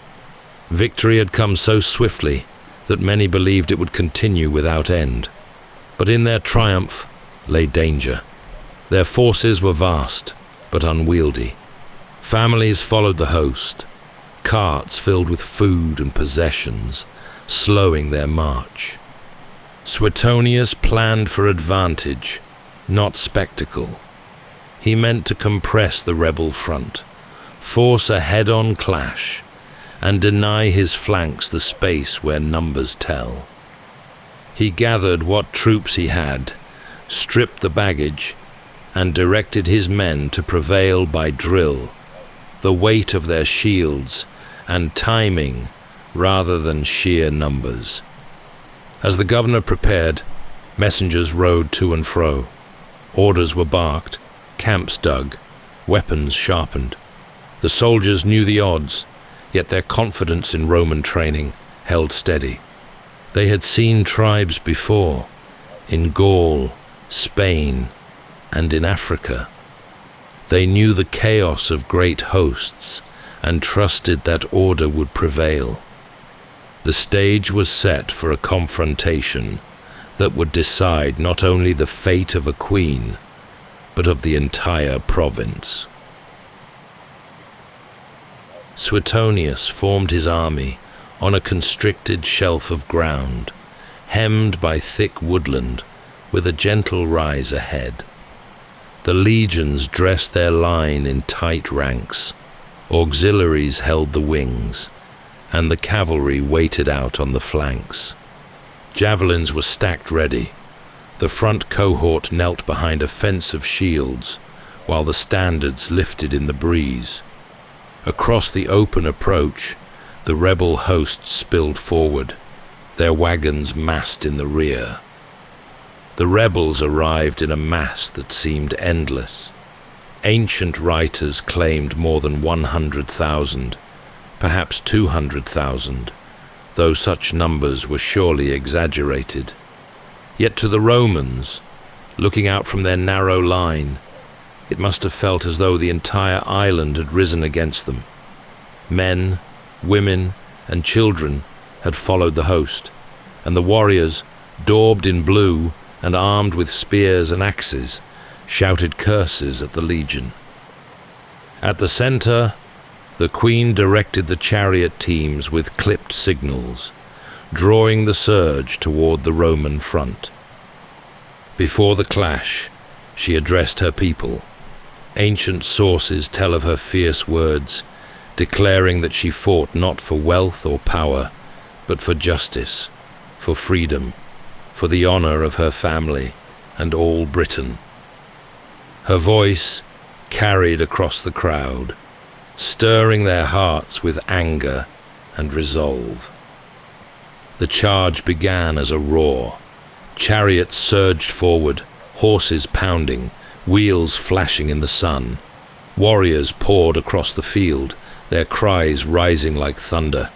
But as they neared, the Roman heavy javelins flew. Heavy javelins pierced shields and bodies, bringing down the first wave in a stumble of blood and dust. The legions advanced in step, shields locked, swords thrusting with measured force. The rebels pressed hard, but the narrow ground worked against them. Their vast numbers became a hindrance. Those at the rear could not reach the fight, while those at the front were crushed against Roman shields. The discipline of the legions did not falter. Each movement was drilled, each advance controlled. Slowly, inexorably, the rebels were driven back. Then the Roman cavalry swept out from the flanks, cutting into the mass of warriors. The carts and families in the rear became a deadly trap. Pressed from behind, the tribes had nowhere to retreat. Chaos turned to rout. The battlefield, a crush of bodies. The cries of the desperate swallowed by the sound of iron and hooves. By the day's end, the rebellion lay broken. Ancient sources speak of dreadful losses among the Britons. What is clear is that the uprising, so fierce and so close to success, had been shattered in a single encounter. The legions stood bloodied, but intact. Suetonius had gambled everything on this ground, and his decision had saved the province. For the Queen, it was the end of her defiance in the field. Defeated, but not forgotten, she vanished from the records soon after, her fate wrapped in mystery. When the battle was lost, the great tide of rebellion ebbed as swiftly as it had risen. Survivors scattered into forests and marshes, carrying with them the memory of fire and fury. The Queen herself slipped from the pages of certainty into the realm of legend. Some said she took poison, unwilling to be paraded in chains through the streets of Rome. Others believed illness claimed her after the strain of war. A few whispered that she escaped, vanishing into the wilds to live out her days unseen.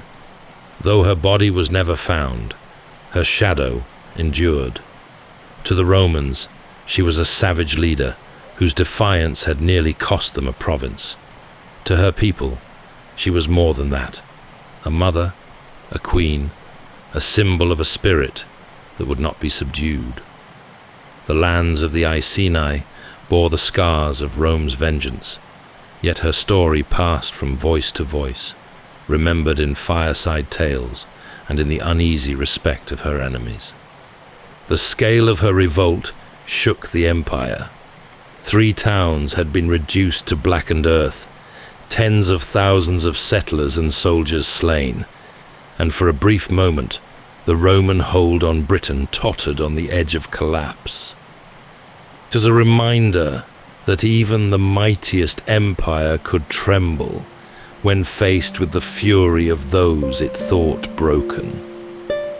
Centuries later, when Rome itself fell, her name still lingered.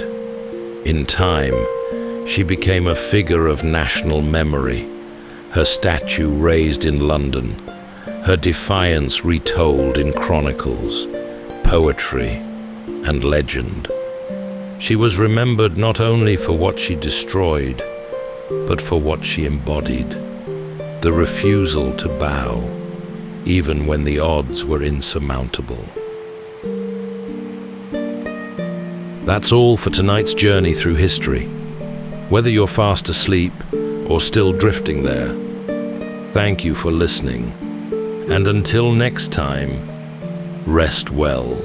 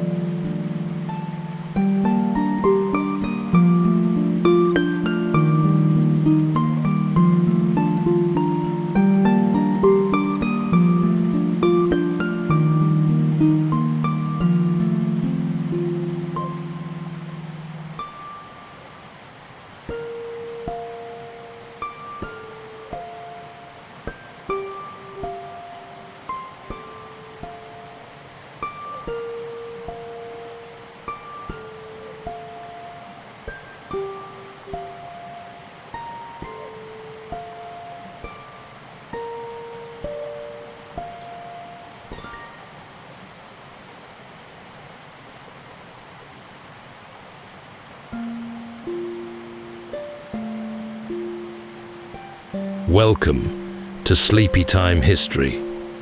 True stories from the pages of history for a full night's rest. If this is your first time listening, let us know where you're tuning in from. And if you like what you hear, please consider subscribing or rating us on your preferred podcast app. You can also help us choose an upcoming feature by voting in our Spotify poll. Thank you for your support. It helps us immensely. All right, it's time to settle in, relax, and take a wander through the pages of history and storytelling. Tonight, we're going to be exploring the remarkable true story of D.B. Cooper, the infamous and elusive skyjacker who vanished into the clouds from a jetliner over the Pacific Northwest with over $200,000 in cash. The story begins with a nondescript figure standing in a queue on the tarmac, waiting to board a flight to Seattle. His description is largely unremarkable. A man of average height, with a dark suit and carrying a briefcase, blending seamlessly with the other passengers. He ordered a drink and watched the rain slide across the window as the aircraft taxied toward takeoff. It had all the makings of an ordinary flight, or so it seemed, until Cooper calmly handed a note to a flight attendant detailing his demands. What soon followed was a carefully executed plan, unmatched in forethought or precision. Cooper demanded parachutes and a ransom.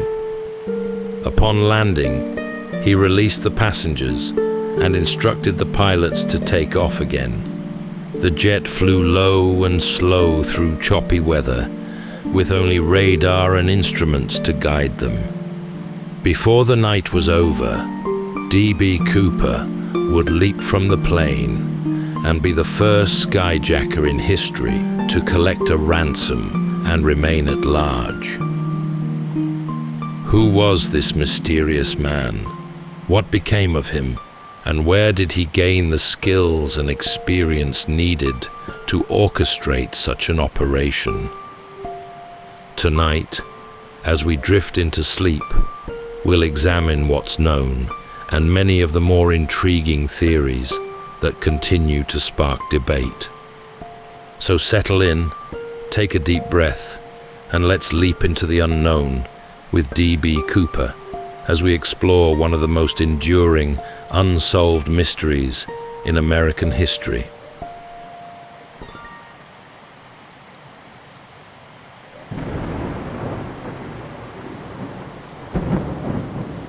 It was the afternoon of the 24th of November, 1971, the day before Thanksgiving, when a man joined the queue to board Northwest Orient Flight 305 in Portland.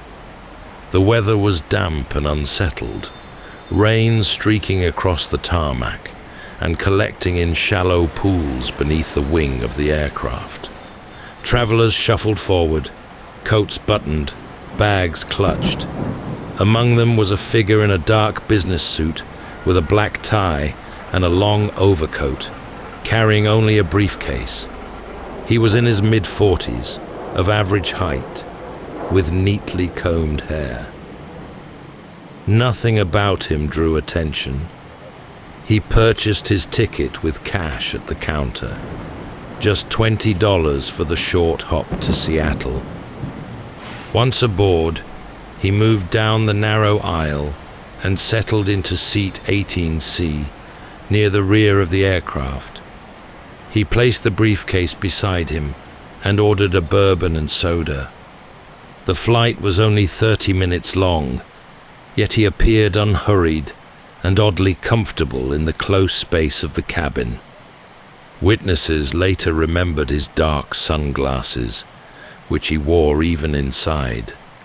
To those nearby, he seemed like a businessman heading home for the holiday, passing unnoticed among the other travelers. The crew prepared for takeoff. The engines roared, and the plane began its roll down the wet runway. As the wheels lifted from the ground and Portland fell away beneath them, the man reclined slightly and sipped his drink. For the flight attendants, it was another routine leg, a short shuttle that carried commuters and holiday travelers alike. Nothing about this passenger hinted at what was to come. Florence Schaffner, one of the flight attendants, passed through the aisle as she had done countless times before. The man in 18C handed her a folded note. She tucked it unopened into her pocket, assuming it was a telephone number, as many flight attendants received from traveling men. But a moment later, he leaned towards her and said in a calm voice that she should read it. She unfolded the paper and read the following: "Miss, I have a bomb in my briefcase and want you to sit by me." When asked discreetly what he meant, he opened his briefcase just enough for her to glimpse a bundle of red cylinders connected by wires. He then gave instructions. She was to deliver his demands to the cockpit. He wanted $200,000 in $20 bills, 4 parachutes, and a fuel truck waiting in Seattle. He spoke without panic or aggression, more like a man negotiating terms than making threats. In the cockpit, the captain and his crew received the message with a mix of disbelief and urgency. Protocol was clear. They informed air traffic control, which in turn contacted the FBI. For the passengers seated toward the front, nothing seemed unusual. The flight continued smoothly through the gray skies of the Pacific Northwest. Drinks were served, magazines opened, briefcases set on knees. Only the crew knew that the course of events had shifted. Behind the calm exterior of the cabin, a hijacking was underway. The man remained composed, watching the attendants with a steady gaze. He adjusted his tie and waited as if he had all the time in the world. For those who observed him closely, it was this calmness that stood out most. He was not frantic, not boastful, and not cruel.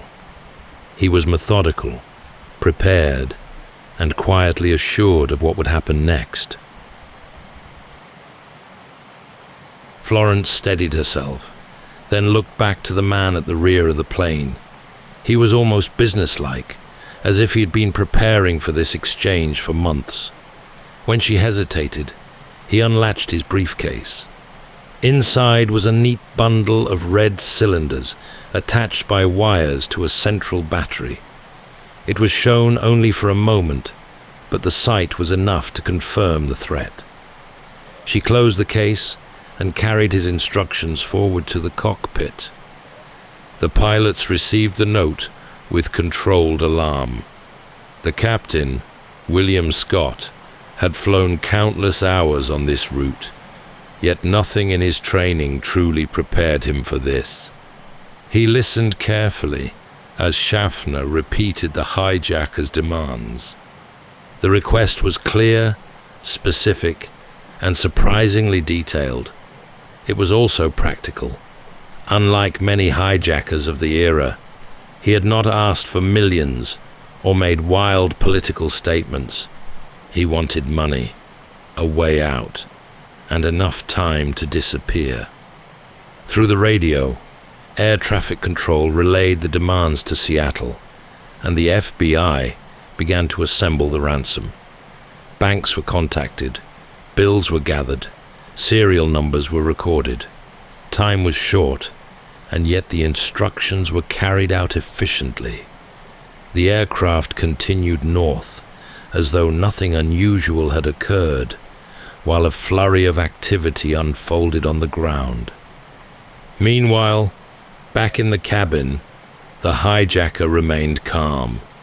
He ordered another drink, smoked a Raleigh cigarette, and gave little away. The attendants described him as polite, even courteous, though firm in his instructions.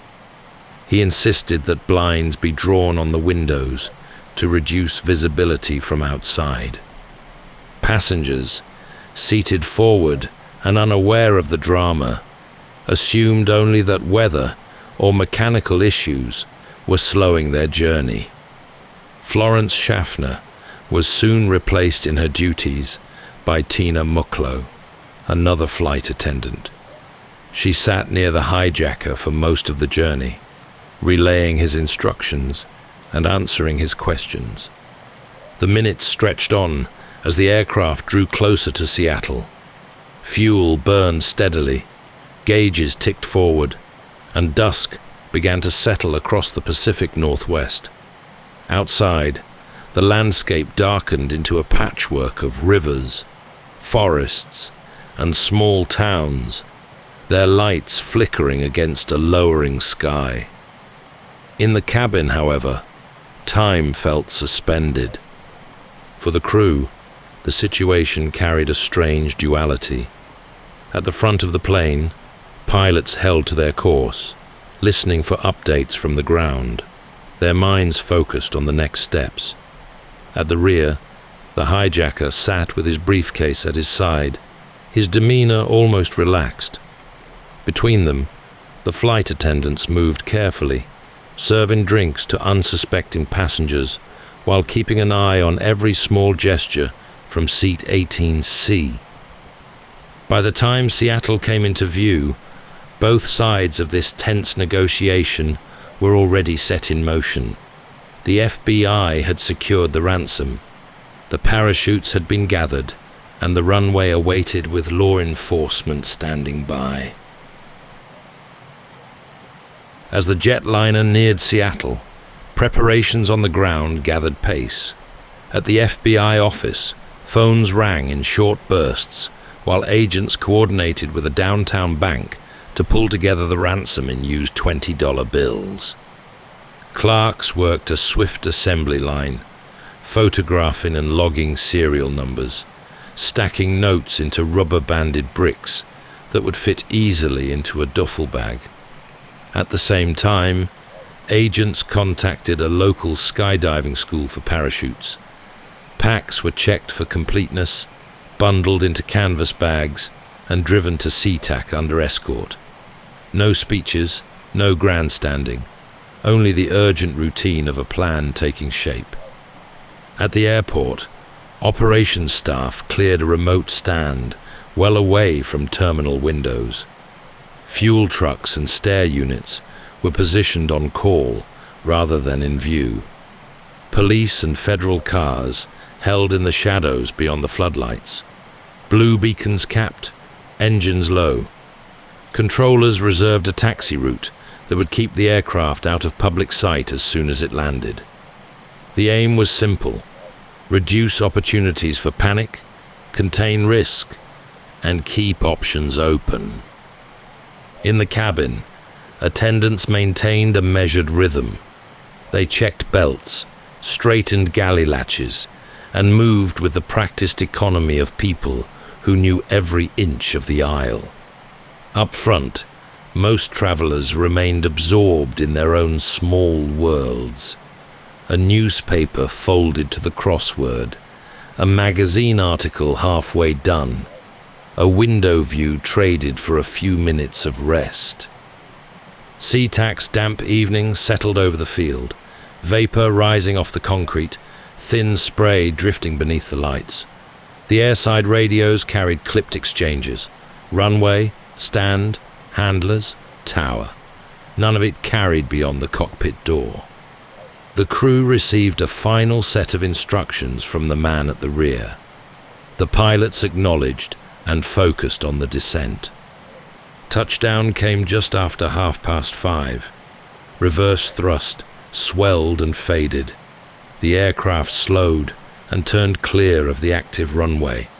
Following tower guidance, it taxied away from the terminal, threading past hangars and service roads toward the chosen stand. From outside, it looked like any other evening arrival diverted for a technical check. From inside, it was a narrow corridor of decisions, each one feeding into the next. The money convoy rolled through a secure gate, while the parachutes arrived by a separate route. Airfield staff kept their distance, deferring to the agents now clustered at a control point near the perimeter road. The orders were to move deliberately, minimize contact, and keep everything off the main apron. No rush, no crowding at the stairs. Engines stayed running as the cabin pressure remained steady. The smell of warm fuel drifted faintly through the air ducts. The jet came to a final stop at the remote position. The captain and first officer ran their checklists, eyes flicking across instruments, each line a small reassurance in an evening that offered few. Beyond the windows, shapes moved at the edge of the floodlit circle, unresolved and patient. The next phase would take place out of public view. No announcements over the loudspeaker, no scenes on the main concourse. The aeroplane had been positioned, the lists completed, the deliveries timed. What happened next would be between the people on the steps and the people on board. The steps rose to the forward door and held there, the handrails gleaming under the floodlights. A ground handler climbed just high enough to pass over the canvas sack, then retreated. Agents, keeping their distance, watched for a signal from the cabin. Inside, the atmosphere tightened, but held. The bag came aboard. The door closed again. Passengers began to disembark in small groups. Attendants guided them down the stairs with practiced care. A hand at the elbow here, a word of reassurance there, and handed them over to waiting staff, who shepherded them to a bus. 36 in all, moving steadily from warm cabin air to the damp evening, most convinced this was a delay best forgotten. Their part in the story ended at the bottom step. With the seats now empty, attention narrowed to essentials. The sack was opened on a rear galley counter, the bricks of cash checked for number and condition, then transferred into a duffel. The parachute packs were set out and inspected. Harnesses, risers, pins. He kept one reserve by his side and cut neat strips from another to lash the money more securely. When preparations were complete, he set out the plan for departure. The aircraft would head south, refueling in Reno before continuing toward Mexico City. The flight would depart under reduced altitude and speed, with the rear air stairs available for use after takeoff. Lighting would be kept low, and the cabin managed to avoid drawing attention to the back of the aeroplane. The instructions were crisp and left little room for debate. The captain relayed the plan to Tower and Operations, who relayed it in turn to the agents at the perimeter. There were discussions nobody on board would hear, options weighed, contingencies drafted, but the choice was already made. With passengers off and tempers cool, a controlled departure was safer than a forced endgame on the stand. Fuel flowed, figures were signed off, a last check of doors and latches. The staircase was withdrawn and the forward door secured. The crew took their places. The cabin, now pared down to essentials, felt strangely spacious, as though the aeroplane had shed its daytime role and become something leaner, more purposeful. From the rear, he gave a small nod that meant only proceed. The engines wound to a steady hum. The aircraft eased off the blocks and began its slow turn back toward the taxiway. Through the flight deck windows, the runway lights drew a white path across the darkness. On the apron behind, the cluster of vehicles remained still. Their presence felt more than seen. There was no announcement for the non-existent cabin, no wave from the door, only the practical rhythm of a departure at the edge of the field. The plane paused at the hold, received its clearance, and rolled forward, gathering speed. Within moments, it lifted back into the Pacific Northwest night, leaving behind a stand washed in yellow light and a handful of people who had just watched the most unusual exchange of their careers. What happened next would be decided above the clouds, beyond the reach of floodlights and fences, where instruments and intention would carry the story on. From the cockpit, Captain William Scott could feel the unusual drag of the aircraft as it flew under the strict conditions Cooper had imposed.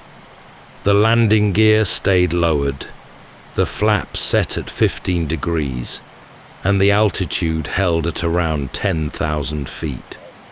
The airspeed was kept just above stall level, far slower than usual for a passenger jet. The cabin itself remained depressurized, making the atmosphere inside feel heavier, as though the flight was already brushing against the edge of the wilderness below. In the cabin, the hijacker kept to himself. He ordered the flight attendant, Tina Mucklow, to sit away from him and draw the curtain. From then on, she would see only glimpses of his movements. He stayed calm, occasionally adjusting the duffel bag or the parachute packs. The flight pushed southward into worsening weather. Winds buffeted the aircraft, rain hammered against the metal skin, and turbulence caused the wings to shudder. To the pilots, conditions were challenging, but manageable.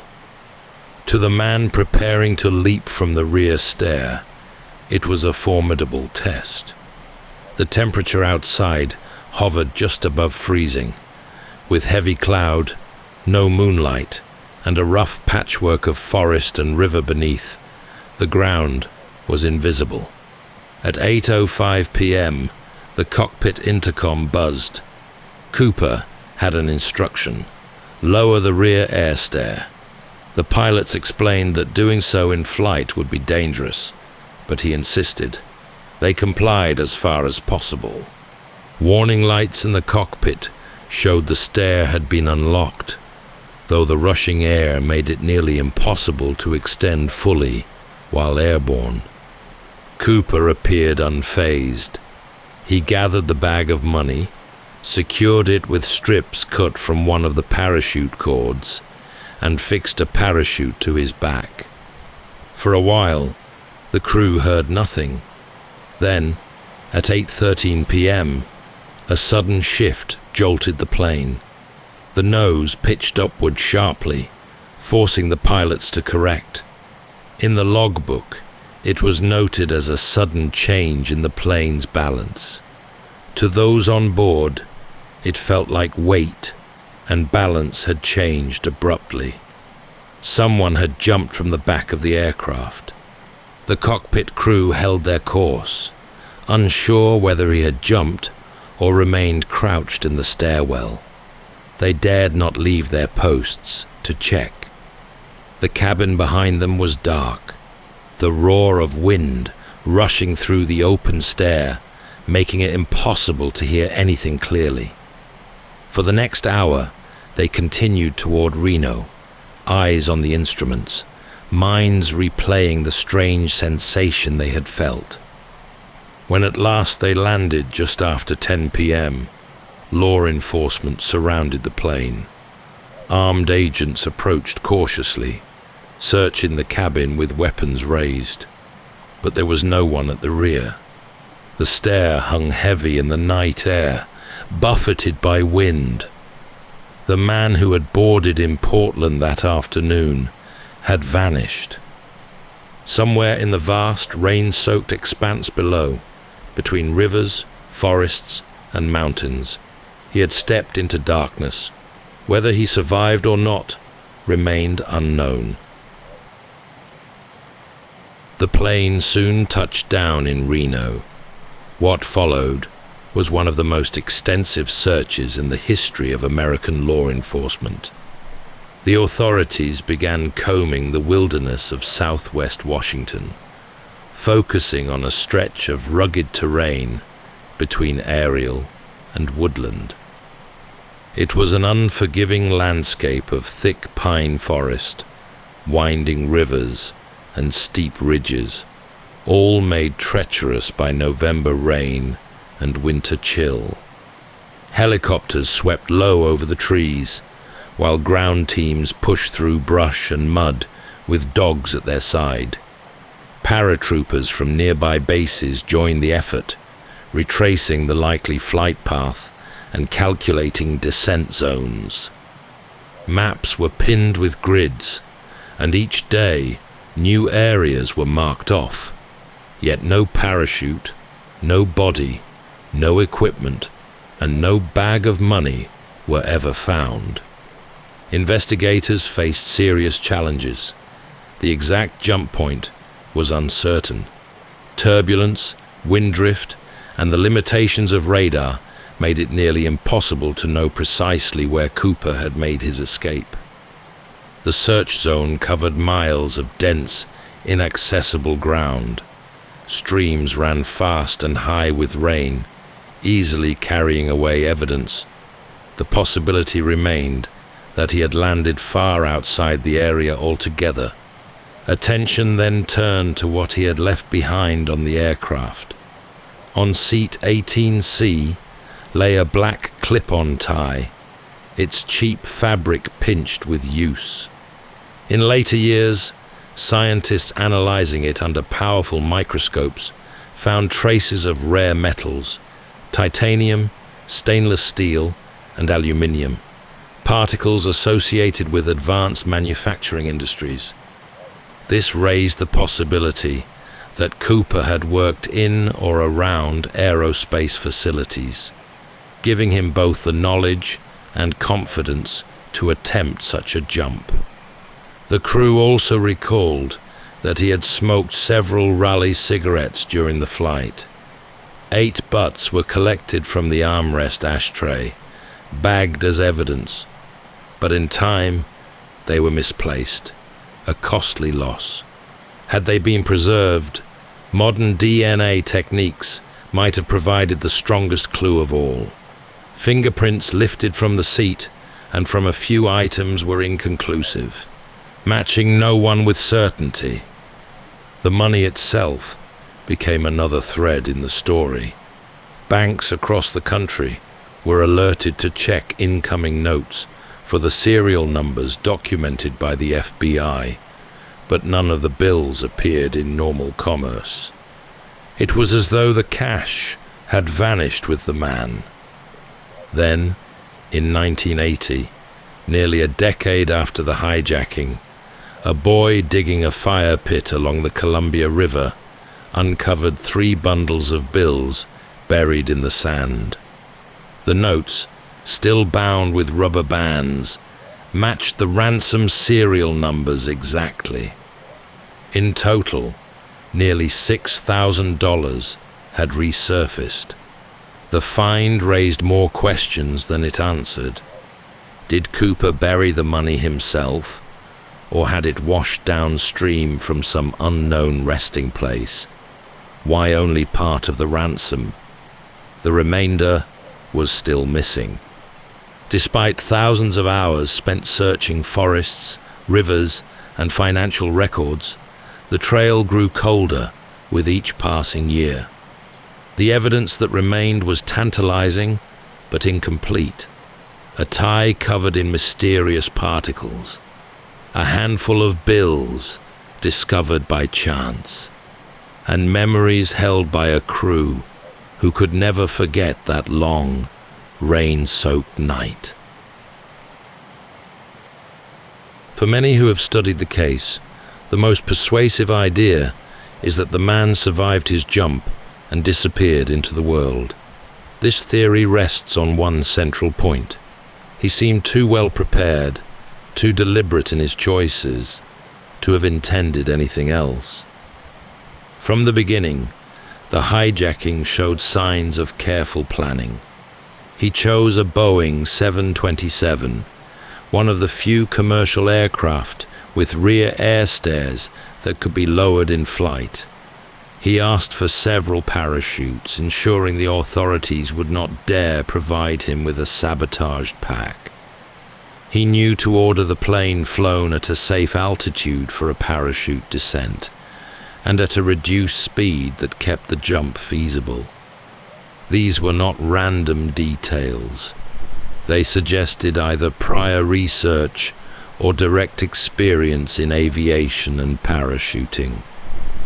Supporters of the survival theory argue that he could have landed near one of the many roads or clearings below, removed his parachute, and simply walked away. The Pacific Northwest was a region he may have known well, and in 1971, its forests offered endless places to hide. If he had transport waiting, he could have vanished within hours. Over the years, several suspects were considered strong candidates under this theory. One was Kenneth Christiansen, a former paratrooper and employee of Northwest Orient. He matched some elements of the composite sketch, lived in the region, and had the skills to manage such a jump. His family later suggested he had once hinted at involvement.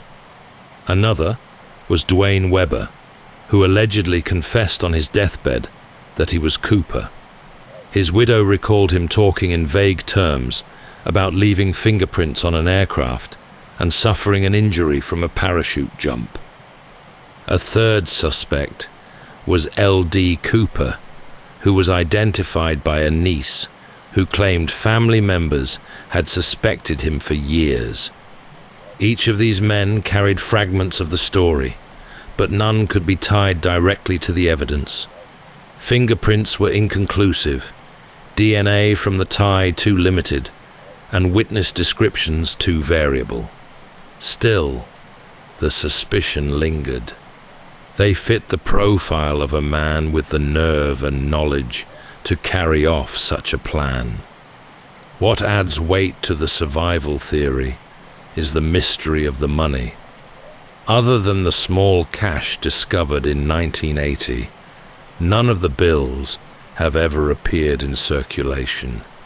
If Cooper had died in the woods with the ransom on him, searchers might have found at least part of the bundle in later years.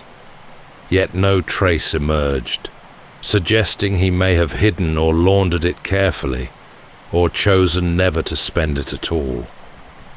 There is also his behavior during the hijacking.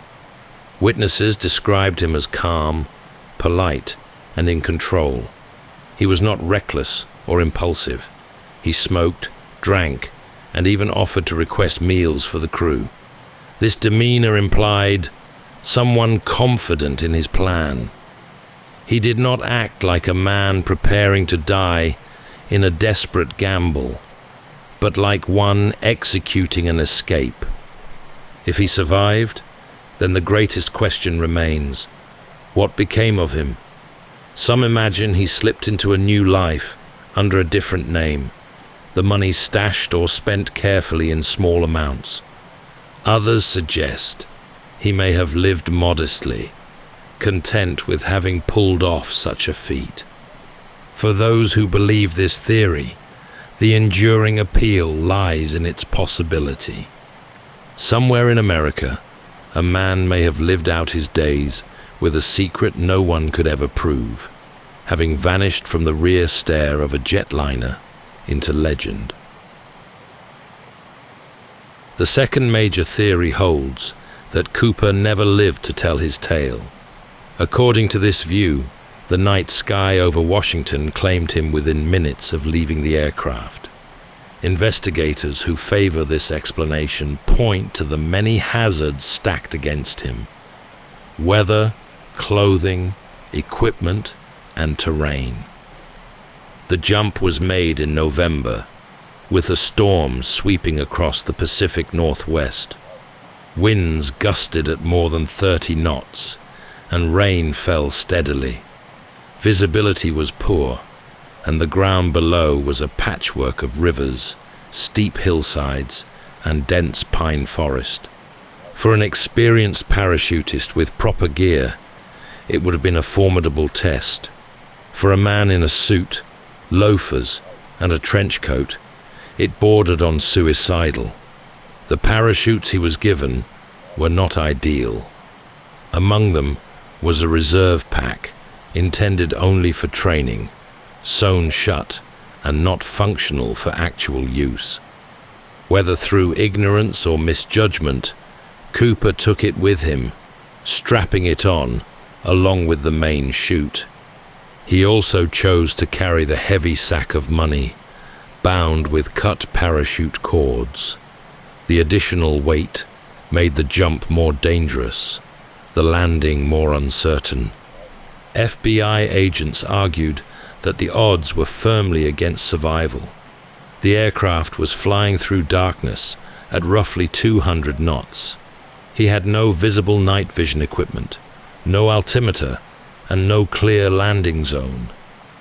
Without light or landmarks, he would have had little control over where he came down. If he landed in a river, the weight of the cash and the cold water could have ended him quickly. If he struck forest or rock at an awkward angle, the parachute might not have saved him. The lack of evidence in this view supports the theory of death. No bills appeared in circulation, no body was ever recovered, and no parachute was found intact. The discovery of $5,800 in decaying bills along the Columbia River in 1980 could fit the idea that the ransom was scattered during a fall, or perhaps it was washed downstream after a fatal landing. That the rest of the money vanished entirely only deepens the mystery, but to many investigators, it suggested that Cooper never lived to spend it. Over the years, this became the official leaning for investigators. They argued that while his plan showed some forethought, he lacked the equipment and conditions needed to succeed. He may have known how to exit a plane, but he had not chosen the night well. The case agent, Ralph Himmelsbach, often remarked that Cooper's survival was highly unlikely, calling the jump foolhardy at best. Yet the problem remains. If he died, why was nothing found? The search zones were combed repeatedly, but no trace of human remains, parachute fabric, or the bulk of the cash ever surfaced. For some, this undercuts the theory entirely. For others, the wilderness is simply too vast and too capable of swallowing evidence without trace. The appeal of this explanation is its simplicity. It requires no elaborate escape plan, no hidden life lived in secrecy. It presents the hijacking as a desperate gamble that ended in failure. The man's body claimed by rivers, mountains, or forest floor. Not long after the hijacking of Flight 305, another case emerged that seemed almost too similar to ignore. In April 1972, just 5 months after the man vanished from the skies over Washington, a Vietnam veteran named Richard Floyd McCoy Jr. commandeered a jetliner on its way to Los Angeles. His method mirrored Cooper's in striking detail. He demanded money, ordered parachutes, and escaped through the aircraft's rear stairway. For many observers, the resemblance raised an immediate question. Had Cooper struck again? McCoy was 30 years old, a decorated helicopter pilot with the Utah National Guard. He had combat experience, knew how to parachute, and was comfortable with aircraft. His crime followed a similar pattern. He secured a ransom of $500,000 in cash, forced the crew to fly at low altitude and speed, and leapt from the plane into the night. But unlike Cooper, McCoy did not vanish. Within 2 days, he was identified and arrested after leaving behind clear evidence, including fingerprints and handwriting that matched a note passed to the crew. Those who believe Cooper and McCoy were the same person point to the uncanny parallels. Both selected the Boeing 727 for its rear stair feature. Both requested parachutes and ransom money in smaller bills. Both instructed pilots to maintain a low, slow flight profile suitable for jumping. To some, McCoy seemed to be refining the method Cooper had pioneered. Even his physical appearance bore similarities to sketches drawn from eyewitnesses in 1971. Yet the FBI ultimately dismissed the idea. The differences between the two men were significant. Cooper was described as being in his mid-40s, calm, polite, and reserved. McCoy was much younger, outspoken, and impulsive. He was also a devout Mormon who neither smoked nor drank, in contrast to Cooper's steady consumption of bourbon and cigarettes. The composure shown on Flight 305 did not align with McCoy's behavior. There were technical distinctions as well. McCoy used a handgun during his hijacking, while Cooper relied on the threat of explosives. McCoy's escape was clumsier, his identity exposed quickly, and his arrest swift. In contrast, Cooper left behind only mysteries and no definitive trace. To FBI investigators, the contrast in style was too great to reconcile. Still, some remain convinced that McCoy could have been the original hijacker. They suggest that Cooper may have been younger than witnesses estimated, disguising himself with dark glasses and a carefully chosen outfit. They note McCoy's military background, his parachuting skills, and his daring nature. For these theorists, the differences in personality might reflect nothing more than two different knights, one successful, the other less so. The story of McCoy ended violently. After being sentenced to 45 years in prison, he escaped with several accomplices in 1974, only to be tracked down 3 months later. During the attempt to capture him, a gunfight broke out, and McCoy was killed. His death ensured that he could never face questions directly about the Cooper case. For some, that left an open door. For others, it closed the matter for good. Whether or not he was Cooper, McCoy proved that such an escape was possible, but the differences in manner, age, and detail remain obstacles too large for most investigators to ignore. The link between the two cases lingers mainly in the imagination. McCoy may have imitated Cooper, or perhaps not. In either case, McCoy's story highlighted how the Cooper hijacking reshaped air travel security and left investigators with questions they could never fully settle. More than half a century has passed since the night a man in a dark suit and sunglasses stepped from a Boeing 727 into storm and darkness. Yet his story endures, woven into American folklore as firmly as any tale of outlaws or explorers. The mystery of who he was and what became of him has resisted every attempt at resolution, leaving behind a legend that feels both improbable and irresistible. The hijacking changed aviation forever. Within months, new measures were introduced to prevent any repeat. Aircraft were fitted with a simple device known as the Cooper vane, a mechanical latch that stopped the rear stairway from being lowered in flight. Security at airports tightened, and the era of easy, low-cost skyjackings came to an abrupt end.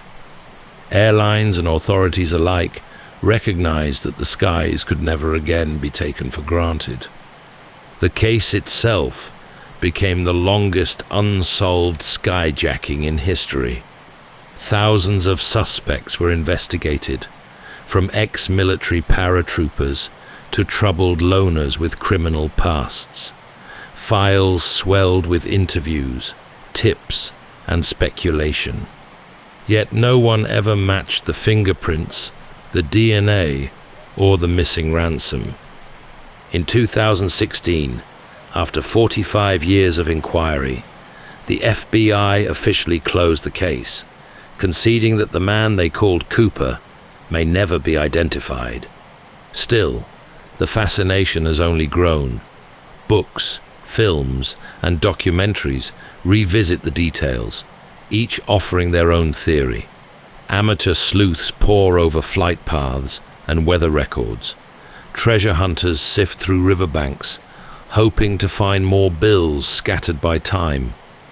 Cooper has become part of popular culture, a symbol of defiance and mystery, his name invoked alongside figures who lived on the edge of the possible. What makes the legend so enduring is not only the daring of the act, but the absence of an ending. Did he die that night, swallowed by the wilderness? Or did he walk away, blending back into ordinary life with the satisfaction of having outwitted the FBI? The lack of closure gives the story its power, a riddle suspended between possibility and impossibility. For those who believe he lived, Cooper stands as a man who achieved the impossible, a clean getaway, vanishing with a small fortune. For those who believe he perished, he remains a reminder of human limits, a gambler undone by the very conditions he sought to exploit. Either way, his place in history is secure. Today, the name D.B. Cooper is known far beyond the aviation world. He represents an unsolved question, a moment when a man vanished between the worlds of the possible and the impossible.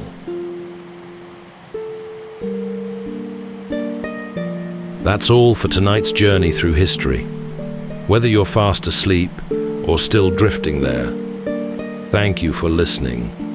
And until next time, rest well.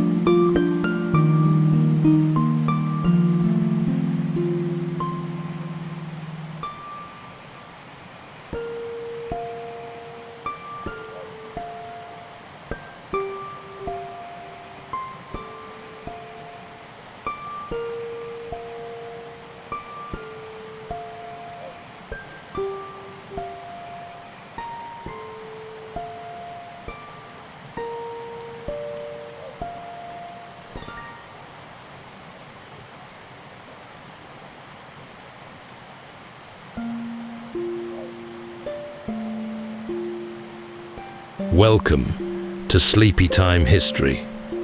True stories from the pages of history for a full night's rest.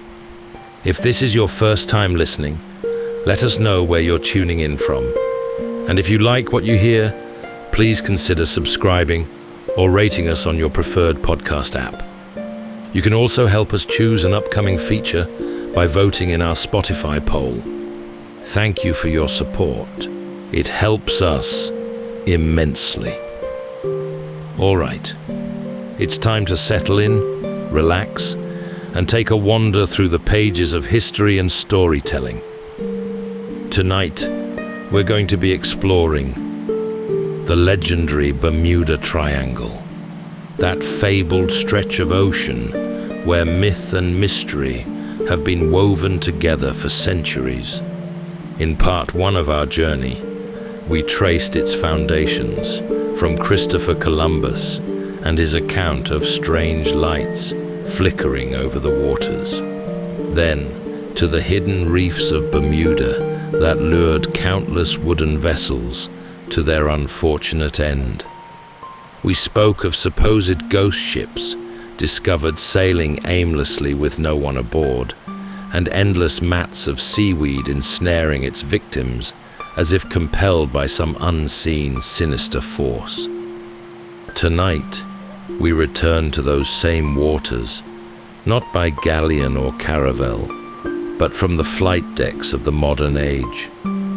We'll step aboard an aircraft carrier to observe a squadron of American bombers vanish from radar in an instant.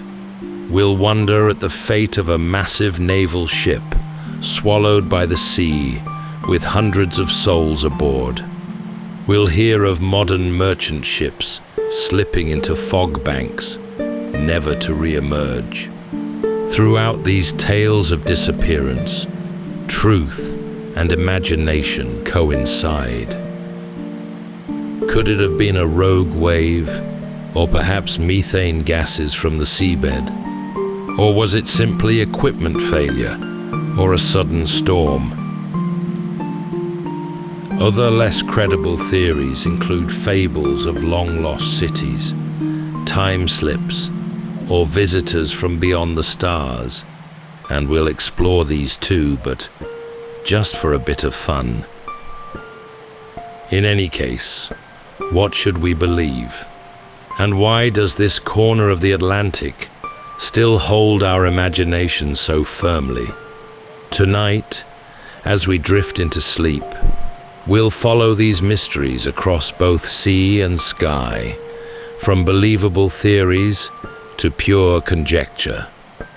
So settle in, take a deep breath, and let's journey again into the enduring legend of the Bermuda Triangle.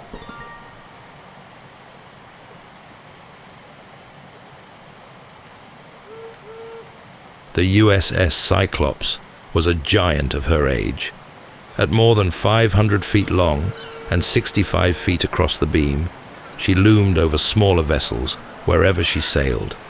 Her twin funnels gave her an unmistakable profile, black smoke curling into the sky as her engines churned. Commissioned in 1910, she had spent years supplying coal to the American fleet, carrying her cargo steadily between bases and across oceans. When the United States entered the First World War, Cyclops became even more vital.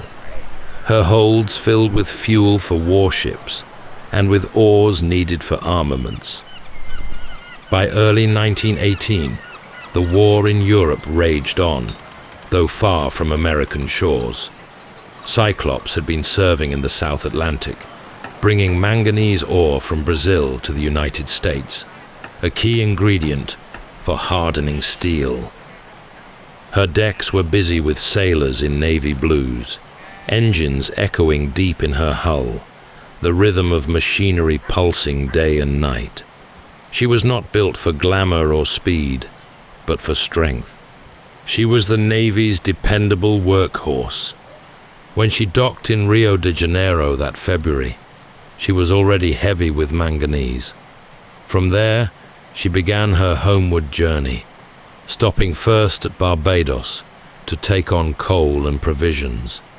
For a brief moment, the ship and her crew were anchored in sunlight, a welcome pause before the long passage north.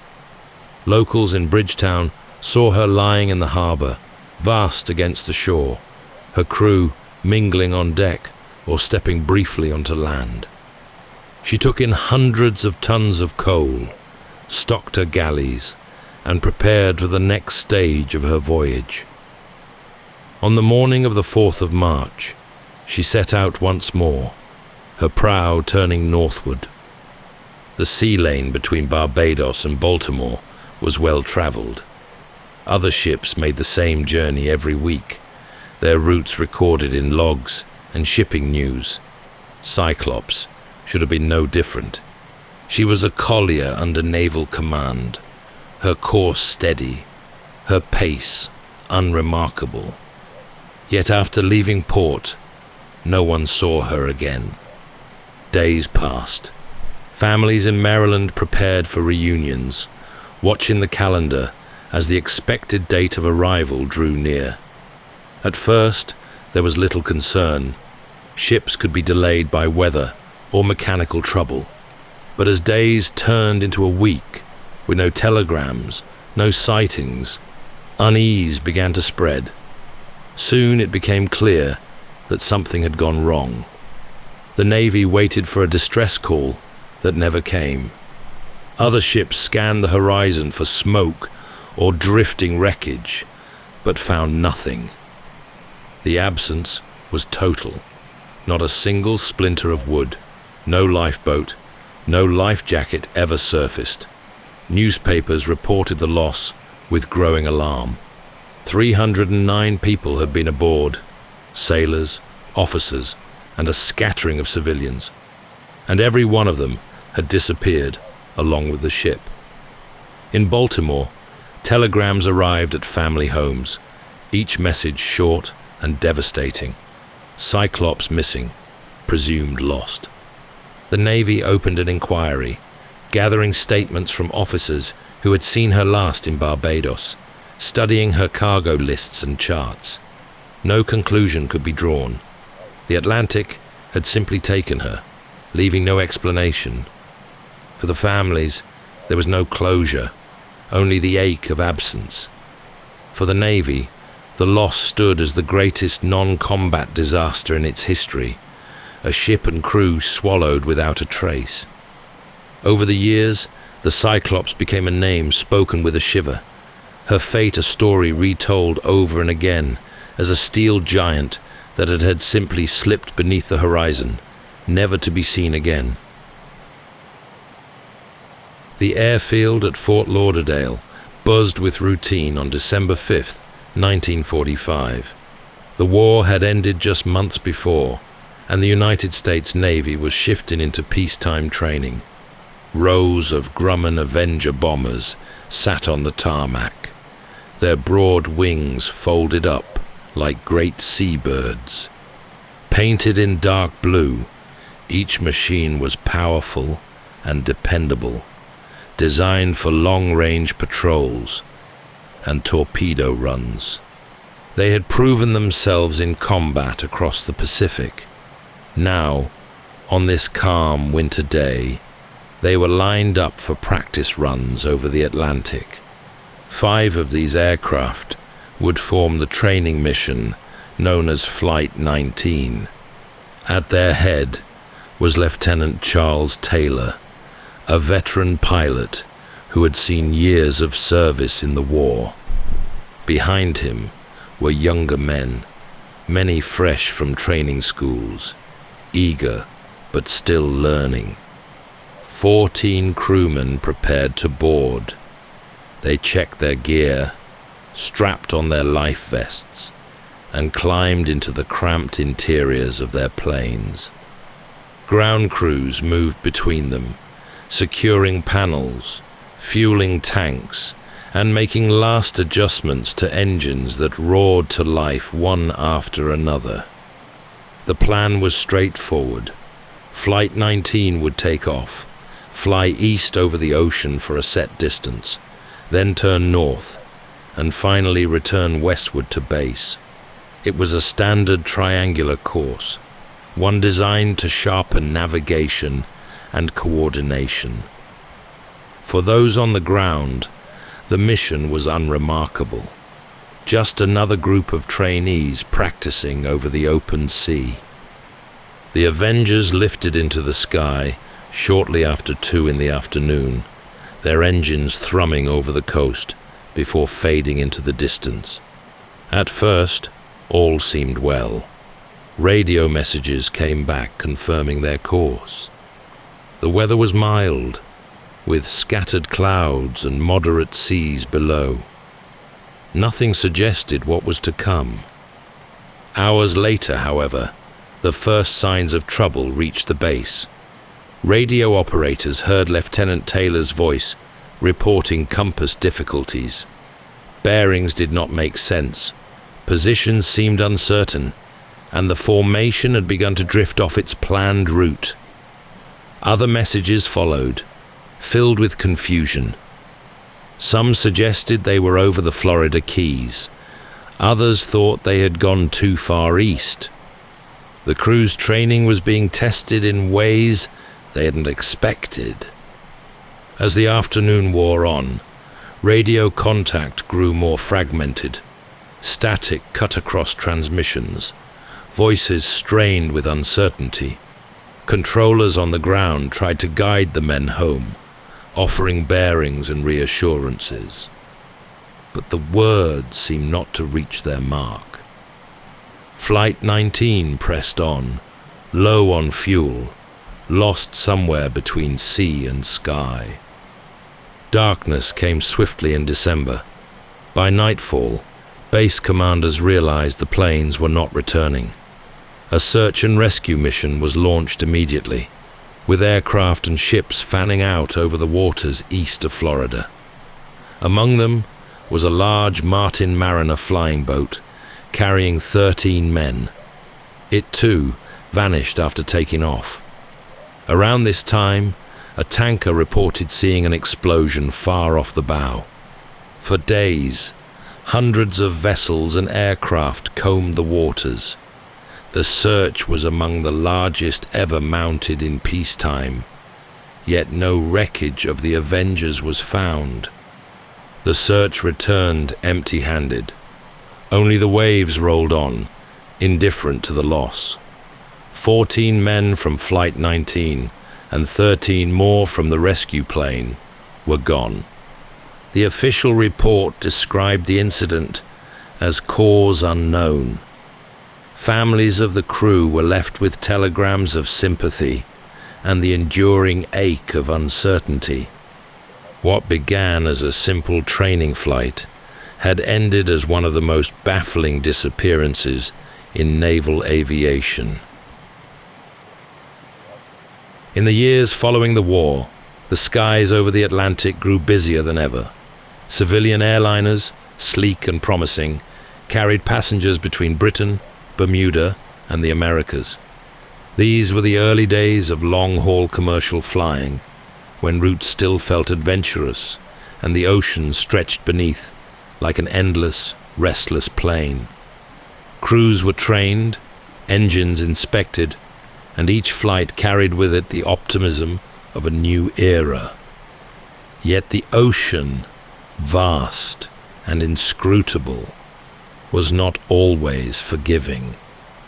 On the 30th of January 1948, a British South American Airways plane known as Star Tiger prepared to leave the Azores for Bermuda. She was an Avro Tudor IV, a long-winged aircraft designed to carry dozens of passengers in relative comfort. That winter had been unusually harsh across the North Atlantic, and delays had disrupted her schedule. When she finally departed Santa Maria, she carried 25, including crew and passengers. The flight plan was direct. Star Tiger would fly low, below 2,000 feet, to avoid fierce headwinds. Her captain, David McMillan, was experienced and confident, supported by a skilled crew. As the hours passed, routine radio messages flowed back to air traffic control, confirming position and fuel. By dawn, the plane was nearing its destination. Then, the reports simply stopped. Radio traffic ceased without warning. Navigation beacons called into the void, and nothing answered. Bermuda prepared to welcome the flight, but watched in disbelief as the expected arrival time came and went without an aircraft in sight.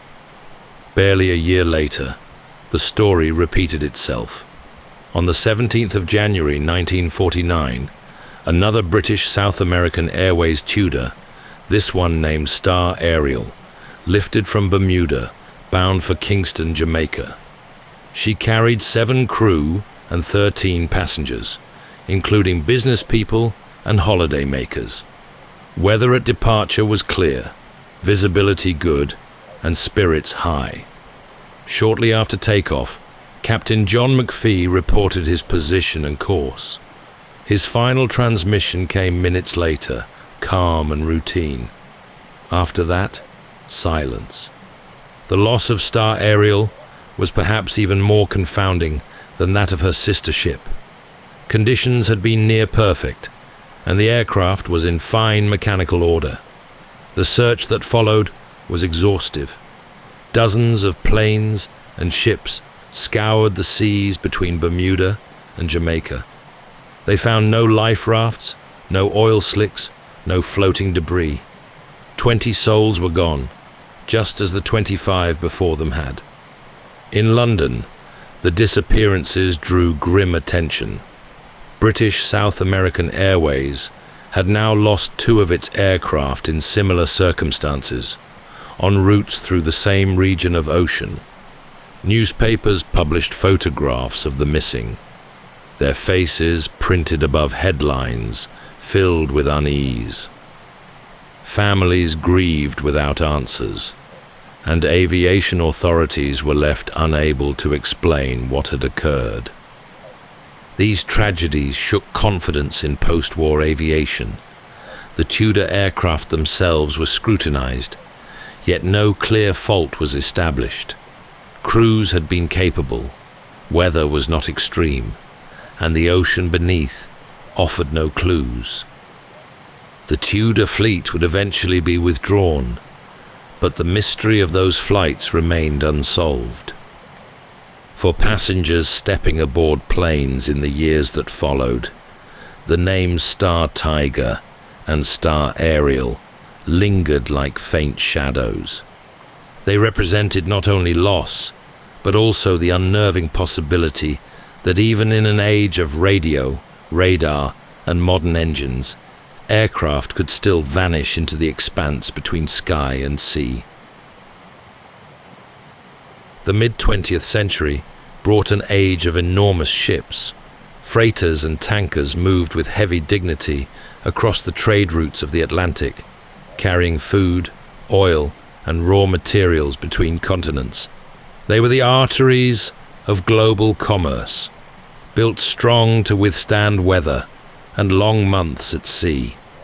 Their decks stretched for hundreds of feet. Their cargo holds vast caverns of steel. From the bridge, captains watched horizons for changes in wind and cloud, while crews tended engines and kept to the rhythm of watches. The Caribbean and Western Atlantic were especially busy. Tankers pushed north toward refineries on the American coast. Grain ships sailed from the Gulf of Mexico. Passenger liners threaded their way through the same waters, their decks crowded with holidaymakers. The routes were well established, mapped and charted since the days of wooden caravels, yet still the ocean remained unpredictable. The Marine Sulphur Queen was a ship fated never to return. She began her life as a T-2 tanker in the Second World War, built to ferry fuel across oceans, before being rebuilt in the 1960s to carry her cargo throughout the Gulf. On the 4th of February, 1963, she departed Beaumont, Texas, with nearly 15,000 tons aboard and a crew of 39. Her course took her through the Florida Straits, bound for Norfolk, Virginia.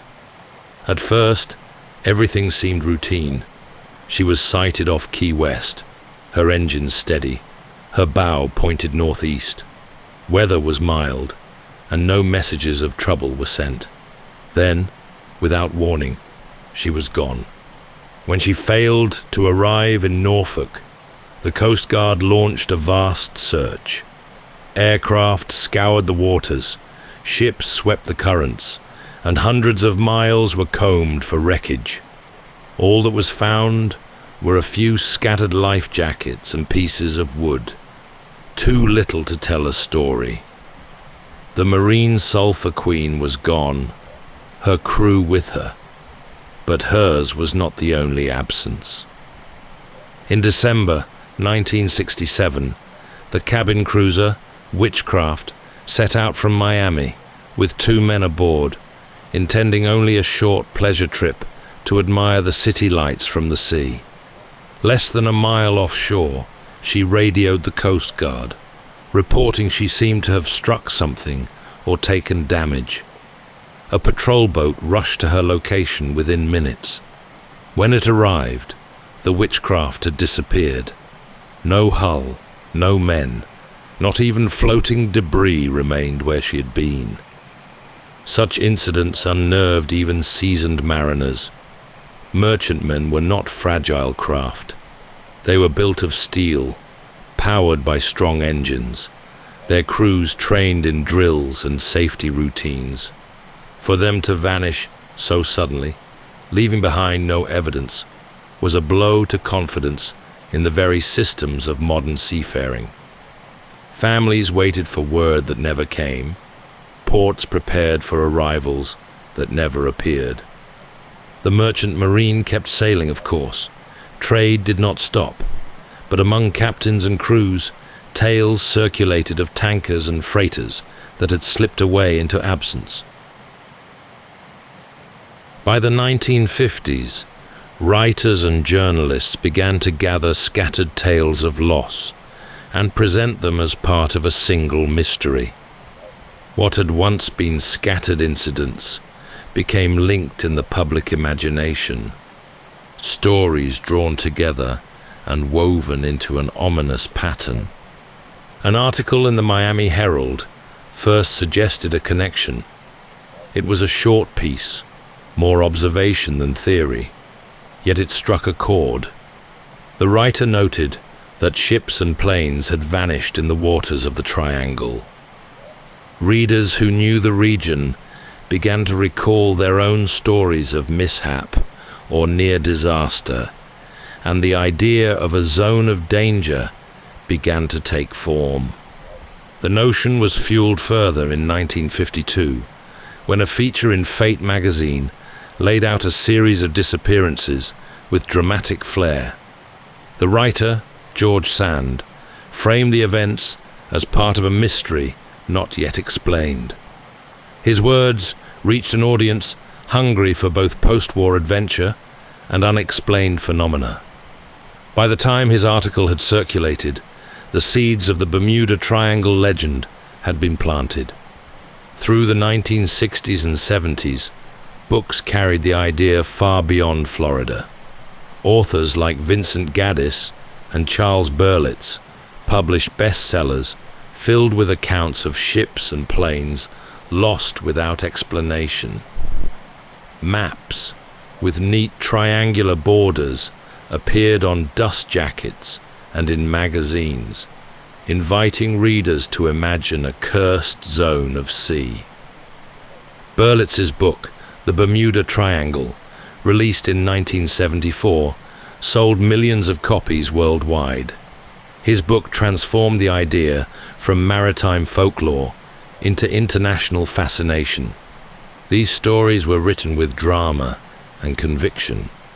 Accounts of Flight 19, the USS Cyclops, the Star Tiger, and many others were retold in ways that heightened their strangeness. Gaps in the record became evidence of mystery. Routine losses that might otherwise have been forgotten were bound together by a single phrase, the Bermuda Triangle. In headlines and paperbacks, a place that had been only ocean became something more, a region with a reputation. The media of the time thrived on such tales. Television documentaries followed, showing maps, animated reconstructions, and actors portraying the final moments aboard doomed vessels. Magazines with lurid covers sold at newsstands, promising new revelations about the Devil's Triangle. The legend became part of popular culture, mentioned in films, novels, and conversations wherever people spoke of the sea's dangers. For sailors and pilots, the name was more complicated. Many dismissed it as exaggeration, the product of writers who had never been to sea. Others admitted that the clustering of disasters was hard to ignore. But by now, the reputation had taken hold. To passengers stepping aboard a plane bound for Bermuda, the words Bermuda Triangle might stir an involuntary shiver. To children leafing through paperbacks, it became a mystery to share in hushed tones. For centuries, the ocean has held power to astonish, but those who lived by it knew that danger often came from natural forces rather than the supernatural. When the Bermuda Triangle became a household phrase, scientists and mariners looked first to the sea itself for explanations. One of the most persuasive ideas lay in the waves. The Atlantic is no tame body of water. Within the triangle, currents twist and clash, storms sweep in without warning, and walls of water can tower over 90 feet.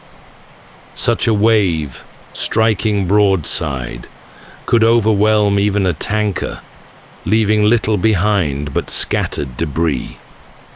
For sailors, the sea has never needed mystery to be deadly. The seabed beneath these waters adds another layer of risk. Along the continental shelf, the floor drops sharply into trenches thousands of feet deep. Wreckage that sinks here may never be found, swallowed in mud and pressure. Some scientists have even suggested that frozen methane hydrates within the seabed might suddenly release, sending up vast bubbles of gas that could reduce the buoyancy of water. A ship caught above might lose stability and founder before its crew could respond. While unproven, the idea reminds us that the seabed itself is restless, shifting, and unstable. Weather is another constant companion in these latitudes. The triangle sits where warm air from the tropics collides with cooler systems drifting down from the north. Thunderstorms can appear in minutes, lashing rain across decks and blinding pilots in cloud. Hurricanes, born in the equatorial Atlantic, often carve their first path through these very waters, tearing apart ships with winds and waves of colossal force. Even without a named storm, sudden squalls could catch a vessel off guard. The sea is treacherous, but the sky above it carries its own hazards. Pilots flying over the triangle knew that compasses could be unreliable here. The region is one of the few places on Earth where true north and magnetic north roughly align, a quirk that can confuse instruments and in earlier decades lead navigators off course. Clouds build quickly, masking the horizon. At night, without clear stars to guide by, disorientation comes easily. During the mid-20th century, when radio systems were less reliable and radar was still developing, such challenges could prove fatal. A pilot distracted by a flickering compass or struggling against unexpected headwinds might drift far from his intended path. Low fuel, poor visibility, and mechanical strain could combine until there was no chance of recovery. For aviators and seafarers, these were not abstract possibilities, but everyday realities.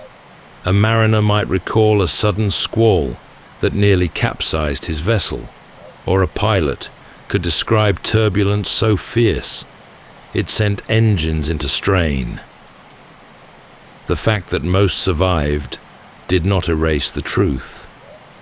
The same conditions that merely tested one crew could overwhelm another. Seen this way, the triangle's reputation could be explained not by hidden forces, but by a concentration of natural perils, strong currents, shifting weather, treacherous skies. Each could tip a routine voyage into disaster. To those who sought reason, the wonder wasn't that ships and planes were lost here, but that so many passed through safely. Even as scientists pointed to storms, waves, and human error, the public imagination reached for explanations far more extraordinary. The Bermuda Triangle had, by the 1960s and 70s, become more than a place on a map.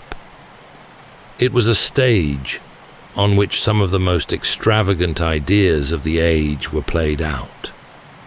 One strand of speculation traced its roots back to Plato. In his dialogues, he described Atlantis, a civilization said to have perished beneath the waves in a single day and night of misfortune. Writers seized on the thought that the triangle might conceal its ruins. Perhaps, they suggested, some remnant of that lost city still pulsed with hidden energy, interfering with compasses and radios, pulling down ships and planes. Illustrations showed gleaming temples lying in the depths, beams of force rising from crystal towers. Readers were left to wonder if an ancient civilization had left behind technology beyond modern understanding. Others looked upward rather than downward.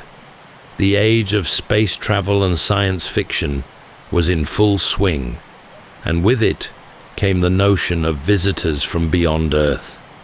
To those who embraced this vision, the missing ships and planes were not accidents at all, but abductions.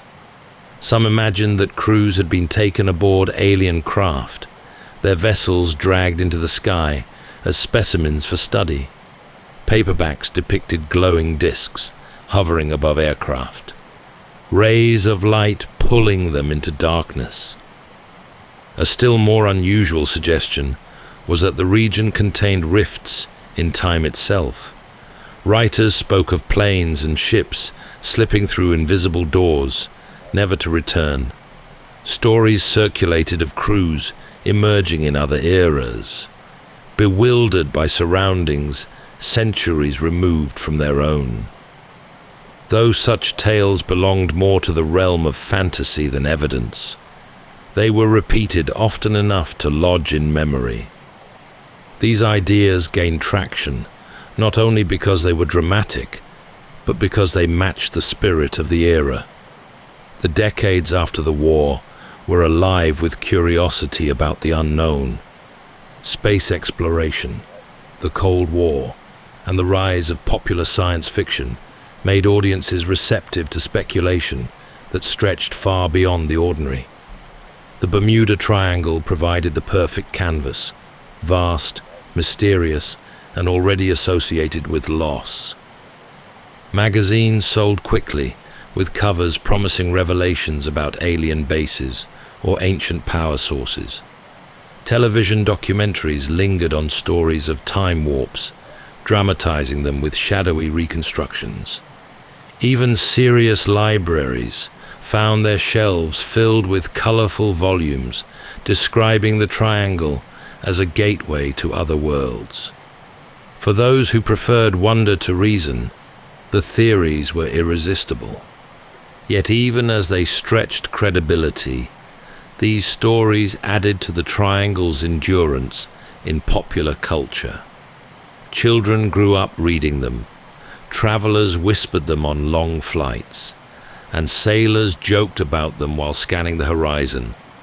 Atlantis, aliens, and time warps might not have persuaded scientists, but they gave the legend of the Bermuda Triangle its most extravagant and enduring color. As the reputation of the Bermuda Triangle spread through paperbacks and television specials, researchers began to take a closer look at the facts behind the stories. They did not set out to dazzle or frighten, but to sift records, examine logs, and ask a simple question: was this region truly more dangerous than any other part of the sea? What they found was less a mystery of the ocean and more a mystery of reporting. Many of the so-called vanishings had been exaggerated. Some vessels reported as lost later turned up damaged, but afloat, or were discovered to have gone down in storms well documented at the time. Flights said to have disappeared in perfect weather were found on closer inspection to have departed in poor conditions. Insurance companies, whose livelihood depended on assessing risk, quietly published statistics.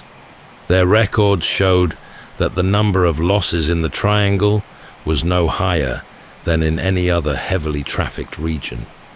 Ships and planes had always been vulnerable to storms, equipment failure, and human error. To the actuaries, the sea between Florida, Bermuda, and Puerto Rico was busy, but not cursed.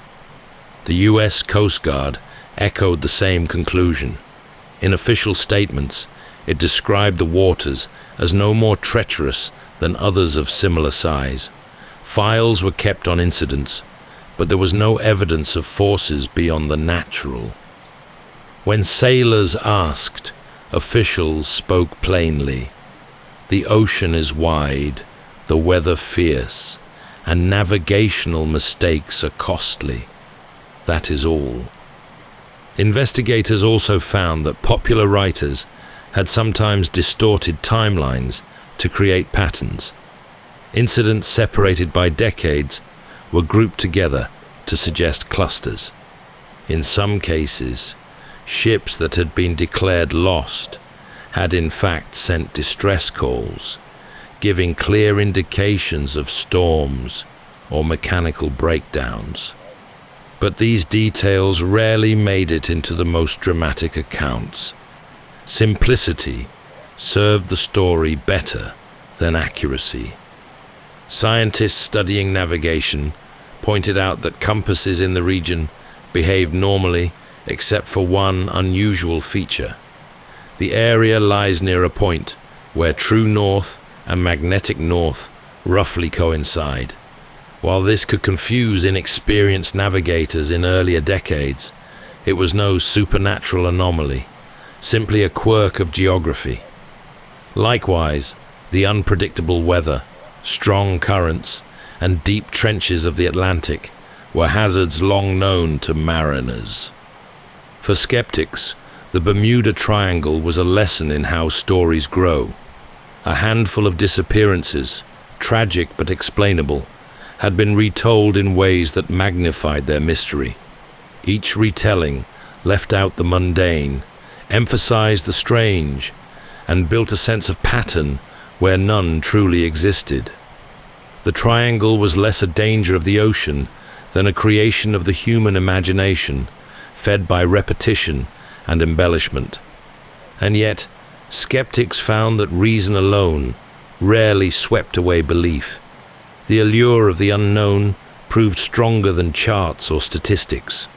Even as reports explained storms, squalls, and human error, readers continued to buy books that spoke of aliens and lost cities.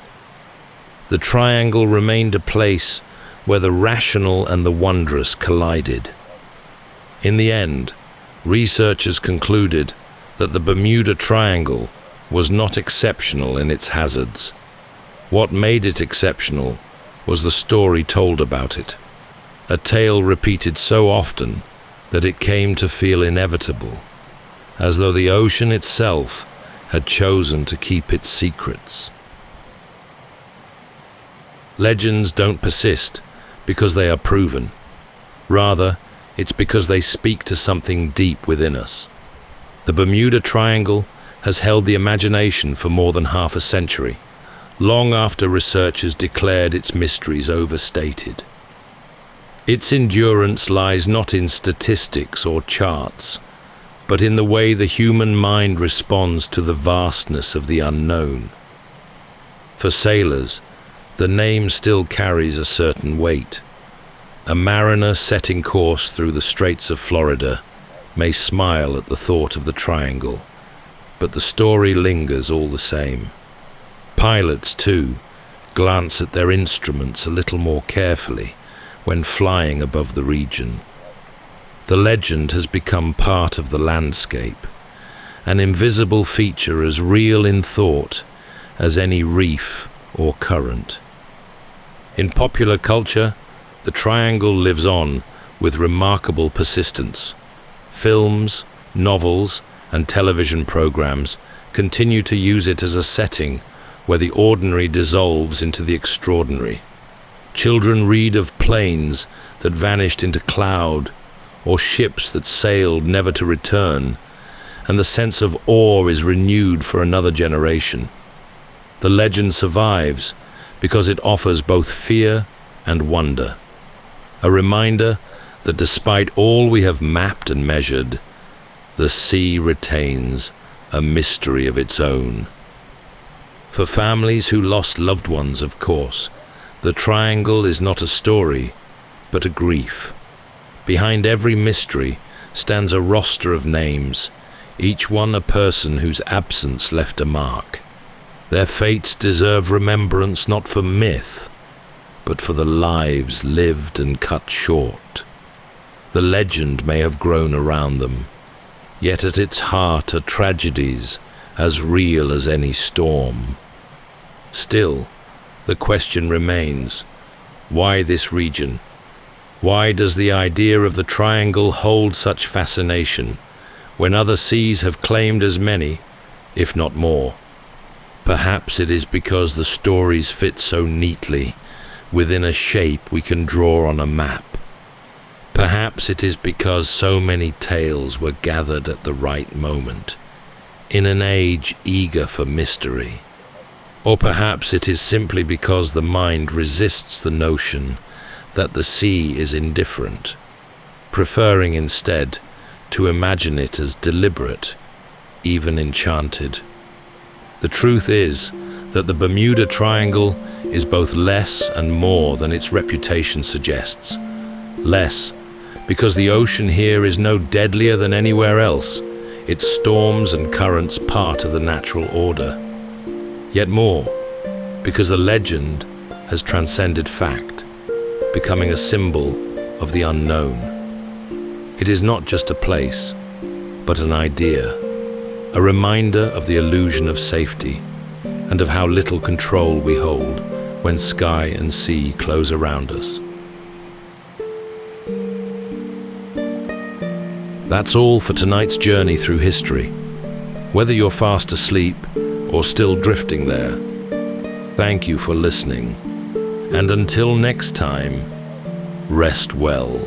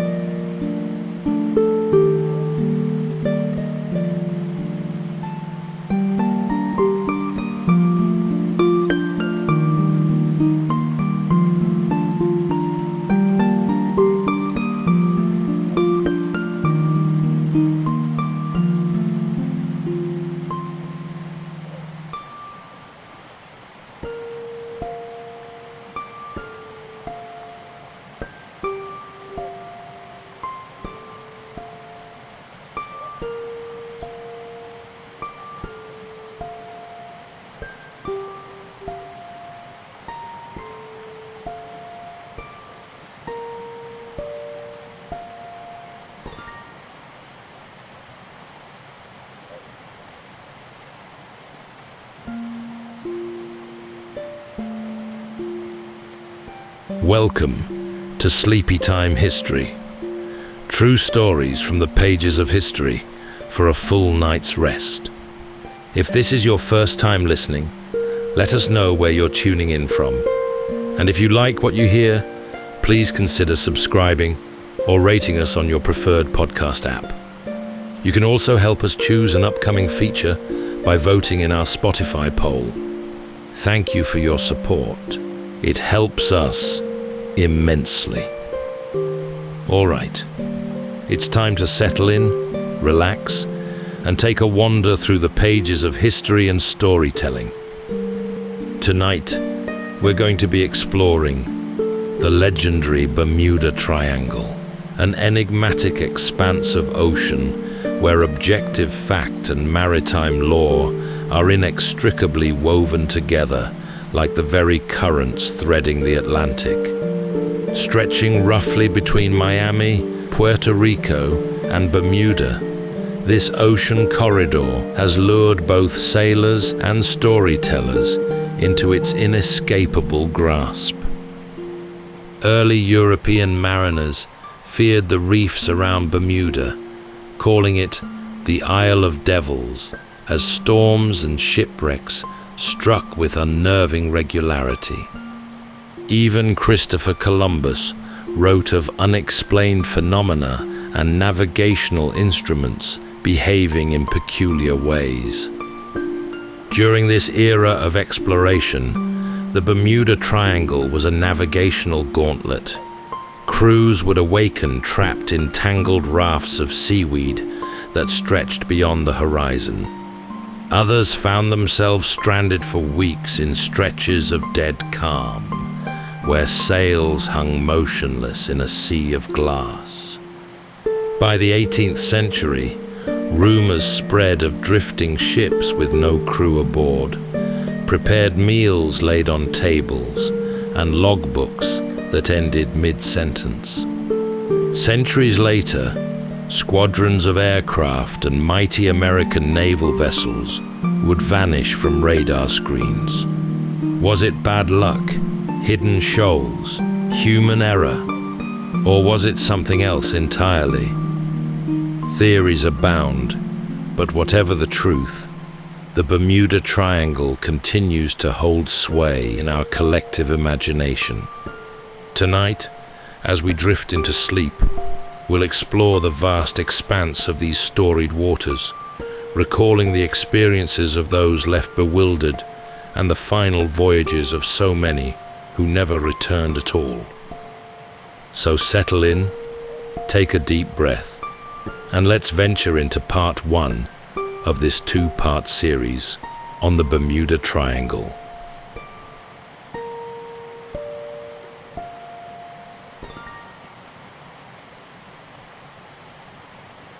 There is a stretch of ocean where the boundaries blur between wind and water, between fact and folklore. A triangle drawn not on official charts, but in the imagination of centuries. Its corners mark out an enormous swath of sea, reaching from the shores of Miami to the peaks of Puerto Rico and onto the reefs of Bermuda. Within it, storms rise with little warning. Currents run fast and strange, and the stories, well, they run deeper still. This part of the Atlantic lies at a crossroads of nature. To the west, the warm waters of the Gulf Stream surge northward like a great hidden river. It moves faster than most expect, sweeping vessels off course and tugging at anything adrift. Beneath the surface lie submerged banks and shoals, some mapped, many not, their sharp ridges waiting just below the waves. The sea here is not empty. It is layered, restless, and endlessly shifting. Weather moves quickly across these latitudes. Trade winds from the east meet tropical warmth rising off the sea, and when they clash, tempests are born. A sky that begins the day clear can end it dark with cloud, lightning flashing in sudden bursts. The hurricanes that form to the south often pass through this corridor, their paths sweeping across the triangle in long, deadly arcs. To those who made their living from the sea, this place soon became known for moods that changed faster than a sail could be hauled in. From the earliest days of exploration, ships passed through these waters by the hundreds. Some returned with spices, lumber, and stories of far-off lands. Others were never seen again. Their names lived on only in ledgers marked "Lost at Sea," or in family memories stretched thin over time. No wreckage, no survivors, just a departure, and then nothing. Over the centuries, mariners began to speak in hushed tones of this corner of the ocean. Tales passed from deck to dock and back again. Some of these stories were likely exaggerations. Others were misreadings of the weather, of the sea's many tricks. But not all could be explained away. The name Bermuda Triangle would not come until much later, but the sense of the place, its strangeness, its reputation, was already taking shape. There is something in the pattern of disappearances that unsettled even the most seasoned sailors. They had all seen storms, all faced hard seas. But here, something felt different. It wasn't just the danger.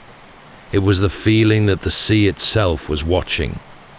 To travel through this triangle meant navigating not only weather and waves, but the accumulated weight of centuries. To those who first charted the North Atlantic, Bermuda was a place to be avoided, not because of enemy forces or wild inhabitants, but because the sea around it was cruel and deceptive. Sailors in the 16th century spoke of howling winds, sudden squalls, and the grinding sound of wood against reef. Even the most hardened crews approached it with caution, their eyes fixed on the horizon and their hands never far from the ropes. The island itself is beautiful, lush, green, and fringed with pink sand beaches. But that beauty conceals danger. Hidden just beneath the surface are vast coral reef systems, intricate and sharp. For ships built of oak and driven by wind, these reefs were often fatal. With few natural harbors to offer protection and no margin for navigational error, Bermuda became a graveyard long before it became a home. Storms seemed drawn to the place. Sailors reported that clouds gathered quickly above the island, even on days when the surrounding sea remained calm. Lightning flashed across the sky with little warning, and thunder rolled across the waves like a drumbeat of the deep. Vessels found themselves battered against rock before they even saw land. Some never saw it at all. In 1505, the Spanish navigator Juan de Bermudez passed by the island, lending it his name, but he made no attempt to land. Portuguese and Spanish sailors alike avoided it. They believed evil spirits lived there, that strange forces caused the wrecks and wild weather. Some even claimed to witness voices in the wind and strange lights that danced above the surf. And still, ships continued to wreck. Their shattered hulls drifted ashore or vanished entirely.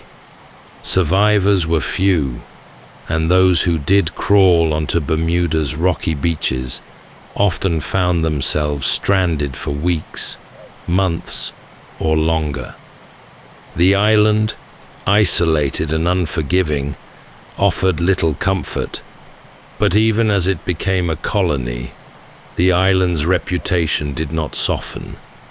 Maps continued to mark its reefs in thick ink, a warning to any captain who thought to sail too close. In time, the name Isle of Devils faded from common use, replaced by its formal name and colonial ties. But the fear remained, tucked into the corners of maritime law. In the final months of 1492, 3 ships edged westward into waters that no European vessel had dared to cross. The Nina, the Pinta, and the Santa Maria pushed deeper into the Atlantic, bound by hope and ambition, and led by a navigator with an unshakable belief in a western passage to Asia.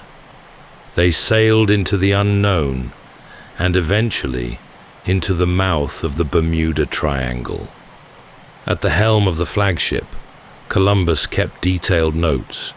His journal, copied and translated many times over the centuries, records the everyday grind of sea life, changes in wind, sightings of birds, and the shifting patterns of ocean currents.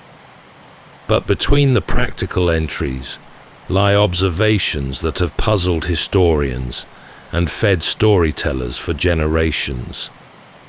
Somewhere near the edge of the Sargasso Sea, the admiral began to notice strange behavior from his navigational instruments. The magnetic compass, the most trusted tool aboard, no longer pointed due north. At first, it was subtle, a few degrees adrift. Then, more pronounced. He did not share this with the crew. Tensions were already running high, and superstition thrived at sea. Instead, he made note of it privately, a quiet record of something he could not explain. The sky brought more unease. On the night of October the 11th, just hours before land was first sighted, Columbus and several of his men saw what he described as a light, small, flickering, hovering above the sea, and moving up and down as if borne by the waves. It vanished and returned again, too distant to be reached, too strange to be dismissed. Some have speculated it was a torch from land, or phosphorescent sea life disturbed by wind. Others believe it was something more, but the journal simply records what was seen and moves on. The voyage was successful in its own terms. Land was found, a return journey was made, but Columbus had entered a place the world had not yet even begun to understand. He would pass through these waters again on later voyages. Each time, the logs noted turbulent seas and erratic weather. Islands would rise from the mist and vanish again.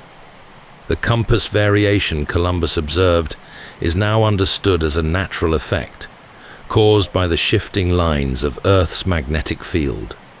Today, it's called magnetic declination, and it changes slightly depending on your location. But to a man with a wooden ship, a creaking mast, and a mutinous crew, it must have felt like the very laws of nature were fraying.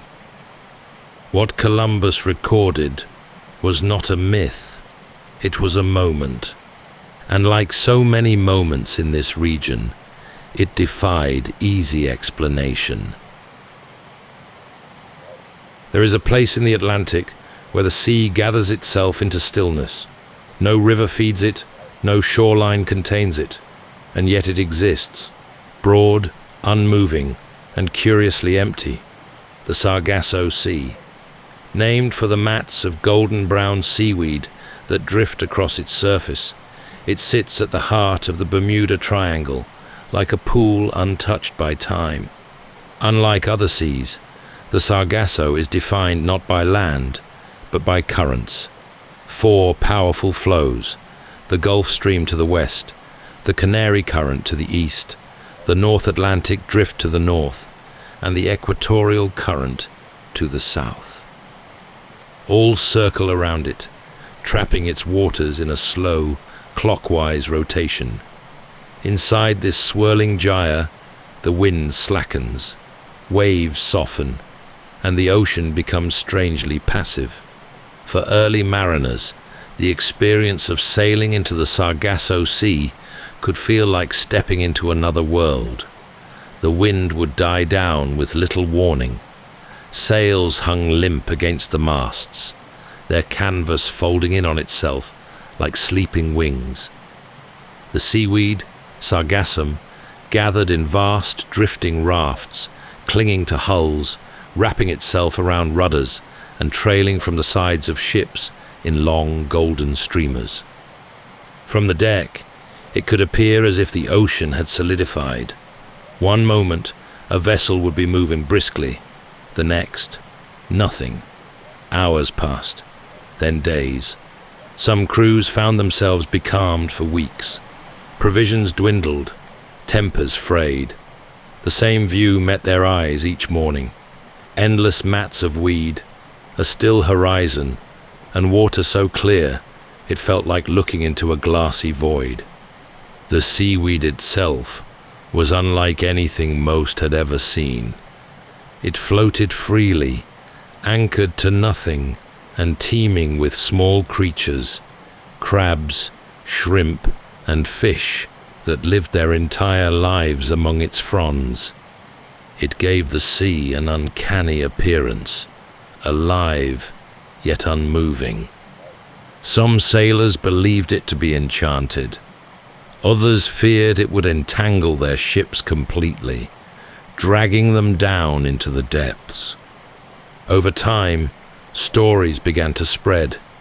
Vessels that entered the calm found themselves unable to leave, their crews slowly driven mad by heat, thirst, and the unchanging view. One sailor wrote of waking to find seaweed wrapped tight around the rudder, as if the ocean had reached up during the night to hold them in place. Another described nights so still that every footstep echoed across the deck. Every groan of the ship's frame felt like it might carry for miles. Of course, many ships passed through the Sargasso Sea without incident.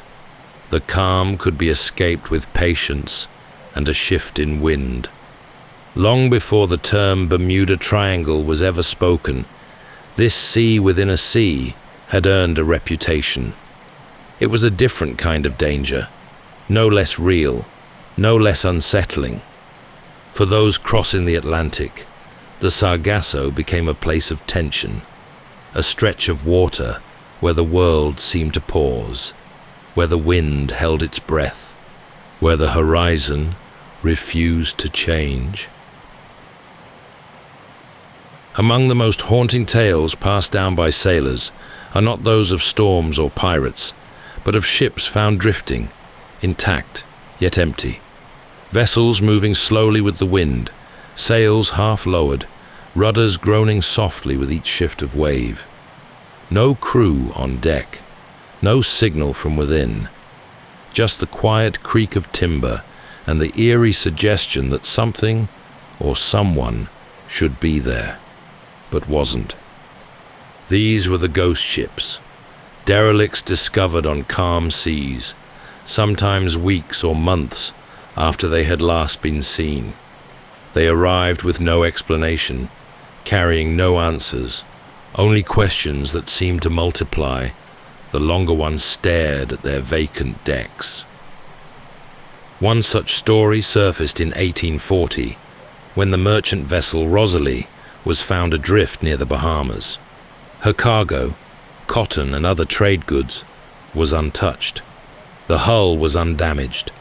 Even the sails were still set. Yet not a soul remained aboard. No signs of struggle, no clues in the logbook. The ship was in perfect order, as if her crew had simply walked away mid-journey. Another vessel, the Carroll A. Deering, ran aground on Diamond Shoals in 1921, her sails still up and the galley freshly prepared for a meal. Her lifeboats were missing, but everything else remained. Charts still lay on the navigation table. Coffee sat cooling on the stove. Yet no trace of the crew was ever found.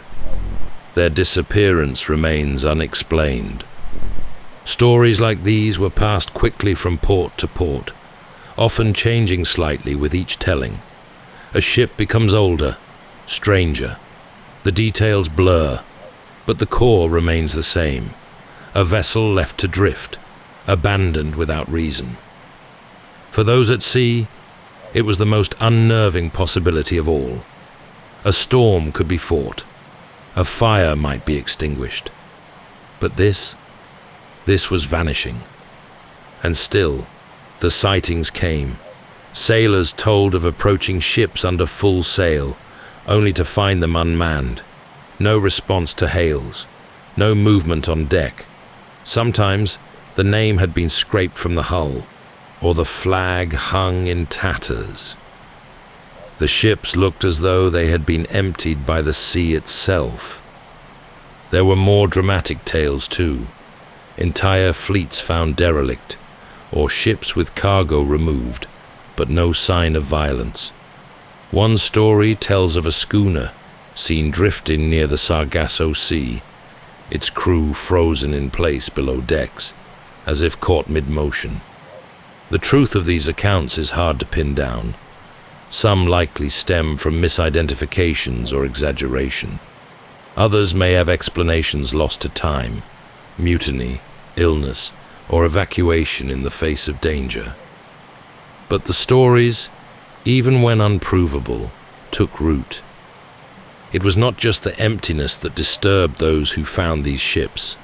It was the orderliness, the rope neatly coiled, the sails properly tied, meals half-eaten, belongings still in place. Whatever had happened, it had come swiftly and without warning, and it had left nothing behind but questions. These derelict ships deepened the lore of the Bermuda Triangle. While not all were found within its bounds, many were discovered in its outer edges, in waters where strange weather, shifting currents, and unpredictable winds made navigation difficult and rescue unlikely. Over time, the term ghost ship became less about the supernatural and more about the unexplained, a category for things that slipped out of reach, evidence of a moment where the chain of events snapped, leaving only an echo drifting on the tide. For those who sailed through the Triangle, these stories became part of the journey. A warning passed down in murmurs and glances. A ship could be lost in a storm, but worse, perhaps, was a ship found again, with no one left aboard to tell the tale. The sea has always made room for superstition. When the sky darkens without warning, or the wind shifts for no reason, a sailor looks first to the clouds, and then to the things beyond understanding.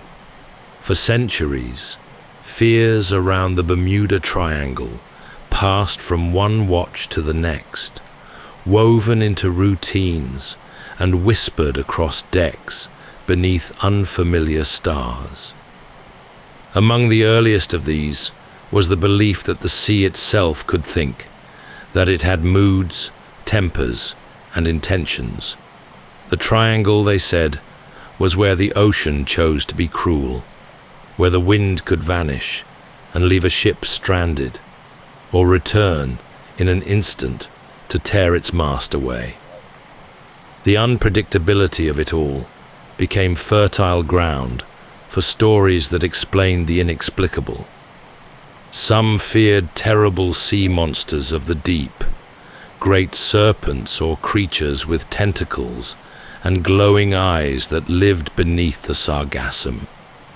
These tales were often born in the flickering edge of sight, in the shadow of something just below the surface, moving too fast to follow.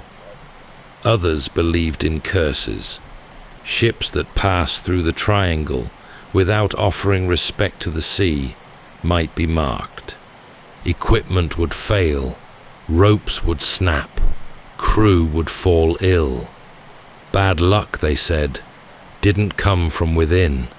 It came from the water. There were omens too. The lights in the sky were described as flickering like fire, sometimes racing from cloud to cloud. St. Elmo's fire, as it was later called, would dance along the tops of masts during electrical storms, a pale blue glow that crackled across the rigging. Sailors once believed it was a sign from the heavens. Some saw it as protection, others as a warning. Either way, it was unforgettable. Mariners began to carry charms, talismans stitched into the lining of their coats, coins nailed to the mast, or carvings tucked beneath the wheel. Certain sailors would refuse to speak aloud of their fears, believing that naming a danger would invite it. Others swore by small rituals, walking the deck sunwise each morning, tossing salt over the rail at dusk, never whistling while underway. The superstitions were more than folklore. They were a kind of logic, born of a need to shape the shapeless. When a man goes to sea and sees his friend vanish overboard without a sound, when a ship disappears after being spotted just days before, he begins to look for meaning. These weren't tales told for fun. They were part of the fabric of life at sea, shared in the way one might share weather advice or warnings of shallow shoals. The belief that something larger and stranger governed these waters helped some sailors stay sane. It gave them a shape to the fear, a reason why. In the summer of 1609, a fleet of English ships set sail for the struggling new colony of Jamestown in Virginia. They carried settlers, supplies, and the heavy weight of hope. Among them was the Sea Venture, the flagship of the expedition, carrying the newly appointed governor and over 150 souls. The voyage was meant to secure the survival of the American colony, but the ocean had other plans. As the fleet crossed into the Atlantic, it was caught in a hurricane. One by one, the vessels scattered, each struggling to survive. The Sea Venture, larger and slower than the rest, took the worst of it. Waves crashed over her deck. The hull began to leak. For 4 days, the crew bailed water, the timbers groaning with each roll. When it became clear the ship would not last, the captain steered her toward the strange island that had just appeared through the rain. He ran the vessel directly onto the reef, close enough that survivors could reach land. Remarkably, all of them did. Wet, battered, and uncertain of where they had arrived, the castaways stumbled ashore onto Bermuda, a place feared for decades by sailors and still uninhabited by any permanent settlement. For months, they lived on the island.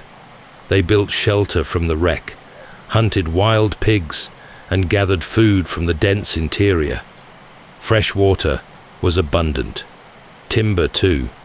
They discovered that Bermuda, though feared as the Isle of Devils by earlier sailors, was not cursed.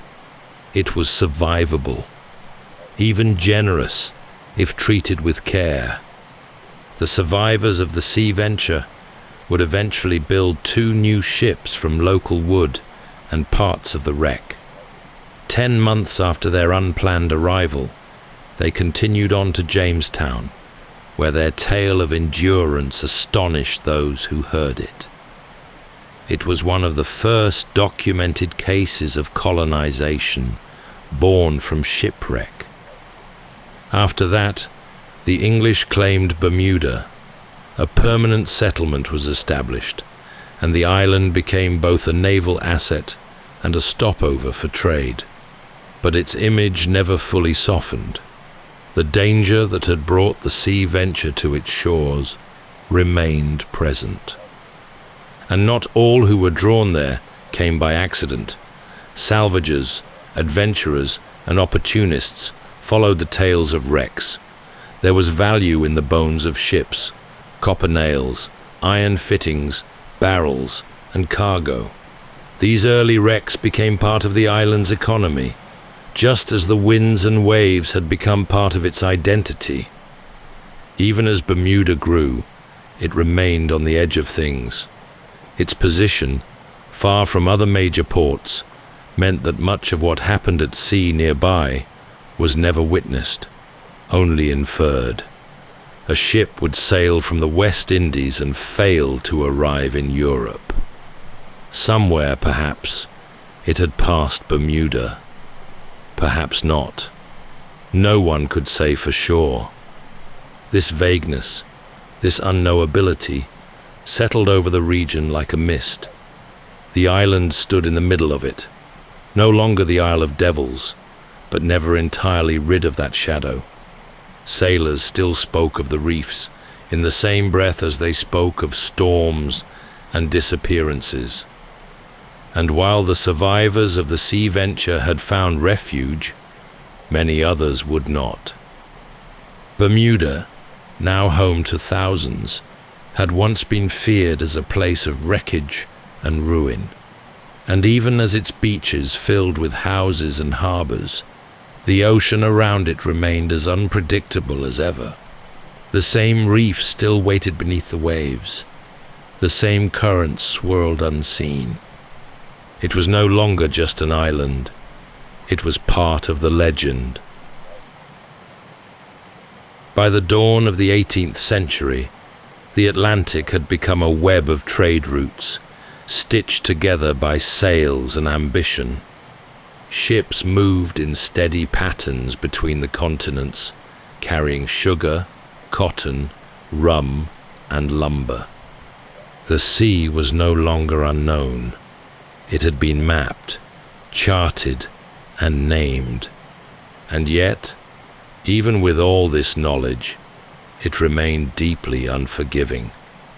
For every ship that arrived safely in London or Lisbon, another would vanish between ports. The crossing from the Caribbean to Europe was especially perilous.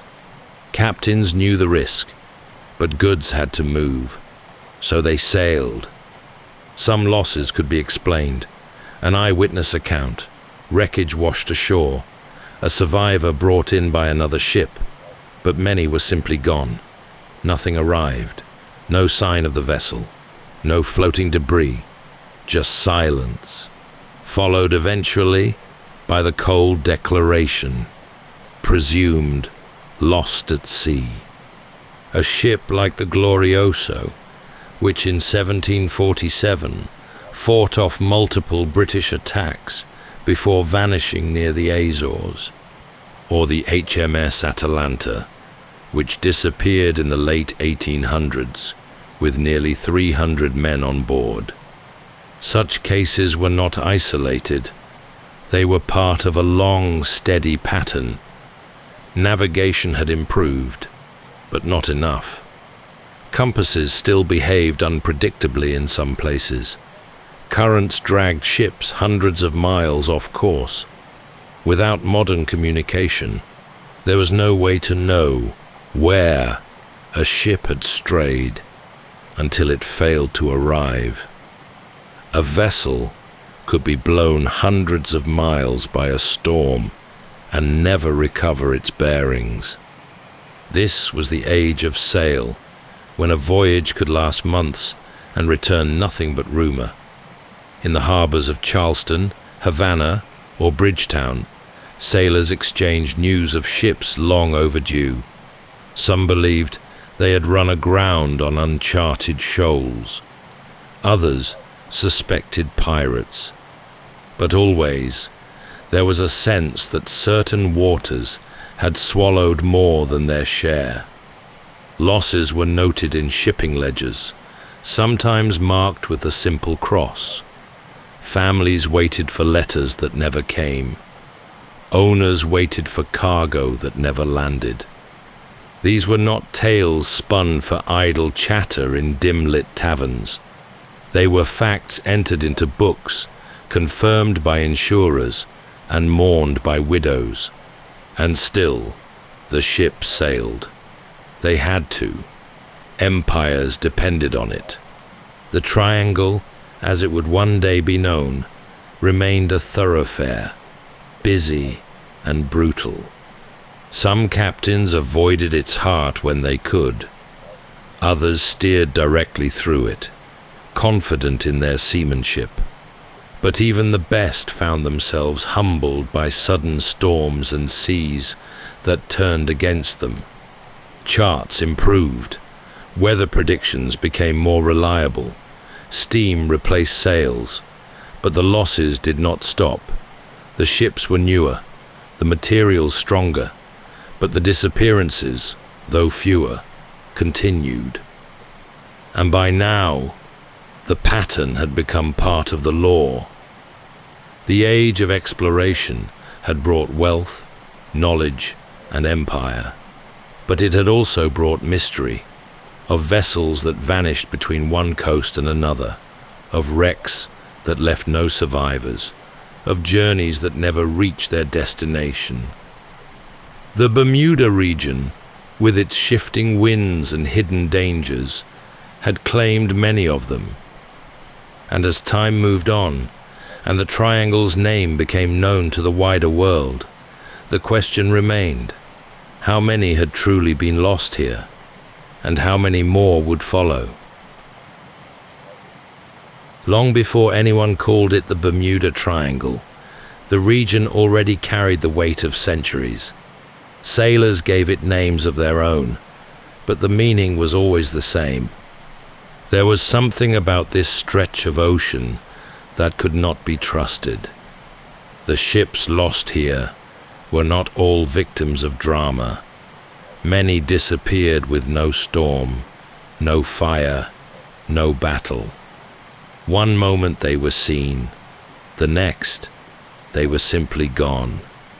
Their fates recorded only as question marks in a logbook, or not at all. Over time, the pattern became harder to ignore. The volume of loss, the repetition of strange details, no wreckage, no distress signals, no good explanation, left a growing sense of unease. Still, no one had yet connected the dots in a formal way. The disappearances were known, but scattered across generations and geographies. By the 20th century, shipping lanes had modernized. Radio brought new ways to call for help. Steam replaced wind, and steel replaced wood. And yet, the disappearances did not stop. In fact, they began to change. Aircraft now vanished as well, faster, more advanced, more connected, and sometimes in groups. Whole squadrons lost without a single transmission. That was when the pieces began to come together. Journalists, researchers, and armchair theorists started collecting the data, drawing lines between events that had once stood alone.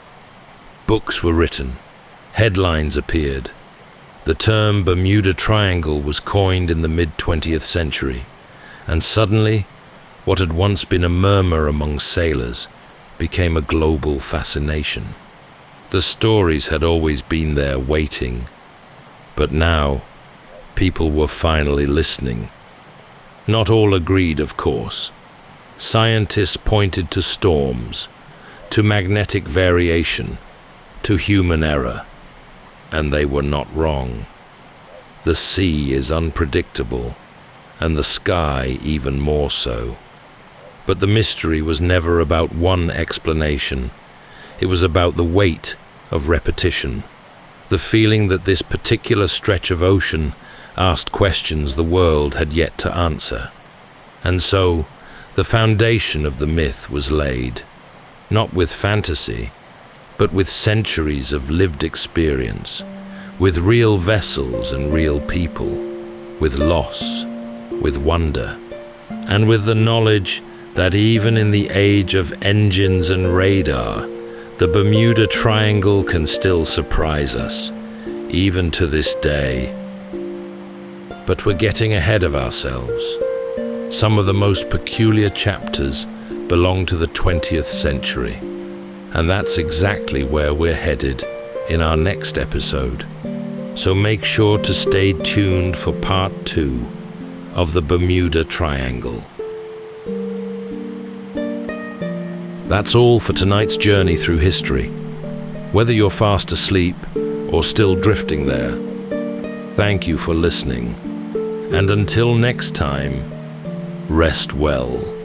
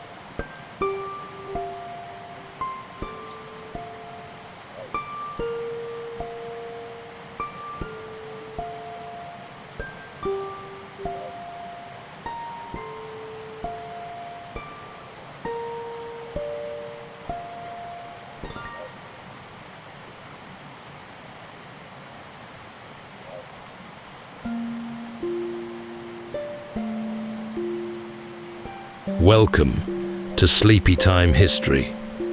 True stories from the pages of history for a full night's rest. If this is your first time listening, let us know where you're tuning in from. And if you like what you hear, please consider subscribing or rating us on your preferred podcast app. You can also help us choose an upcoming feature by voting in our Spotify poll. Thank you for your support. It helps us immensely. All right, it's time to settle in, relax, and take a wander through the pages of history and storytelling. Tonight, we're going to be exploring the remarkable true story of Billy the Kid, a notorious young gunslinger whose short run of jailbreaks, standoffs, and shootouts made him one of the most enduring legends of the Wild West. The year was 1877, and the New Mexico Territory was a land of vast skies and endless horizons. The scent of sagebrush hung thick in the air, and the dust kicked up by cattle drives mingled with the melancholy peal of mission bells. Into this world stepped Henry McCarty, better known as Billy the Kid. He was barely out of boyhood when stories of violence, escape, and revenge began to spread through dusty saloons from the mesas of Lincoln County to the gambling dens of Seven Rivers. With a disarming smile, near impeccable manners, and a boyish charm that belied his deadly reputation, he could just as easily win over a room as he could empty it with the flash of his Colt. Billy had a price on his head and a name that changed with the seasons. He lived fast, moved often, and left nothing but trouble in his wake. His sharp eyes missed little, and his quick wit often kept him one step ahead of the law, even as the weight of his choices pressed heavier with each passing day. Billy more than once slipped the noose, shot his way through ambushes, and outlived many who swore they would see him hang. To lawmen, he was a menace. To others, a folk hero who stood against the greed and oppression of the wealthy and powerful. Tonight, as we drift into sleep, we'll reflect on whether Billy was a killer by choice or merely a victim of circumstance, with no other path left open to him. So settle in, take a deep breath, and let's ride alongside Billy the Kid, through swirling gun smoke and dancing dust devils, into the fading twilight of the Old West.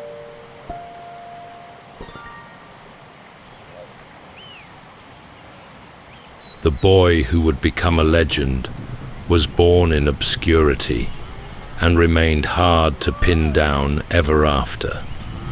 He entered the world as Henry McCarty, though some records suggest his name was William.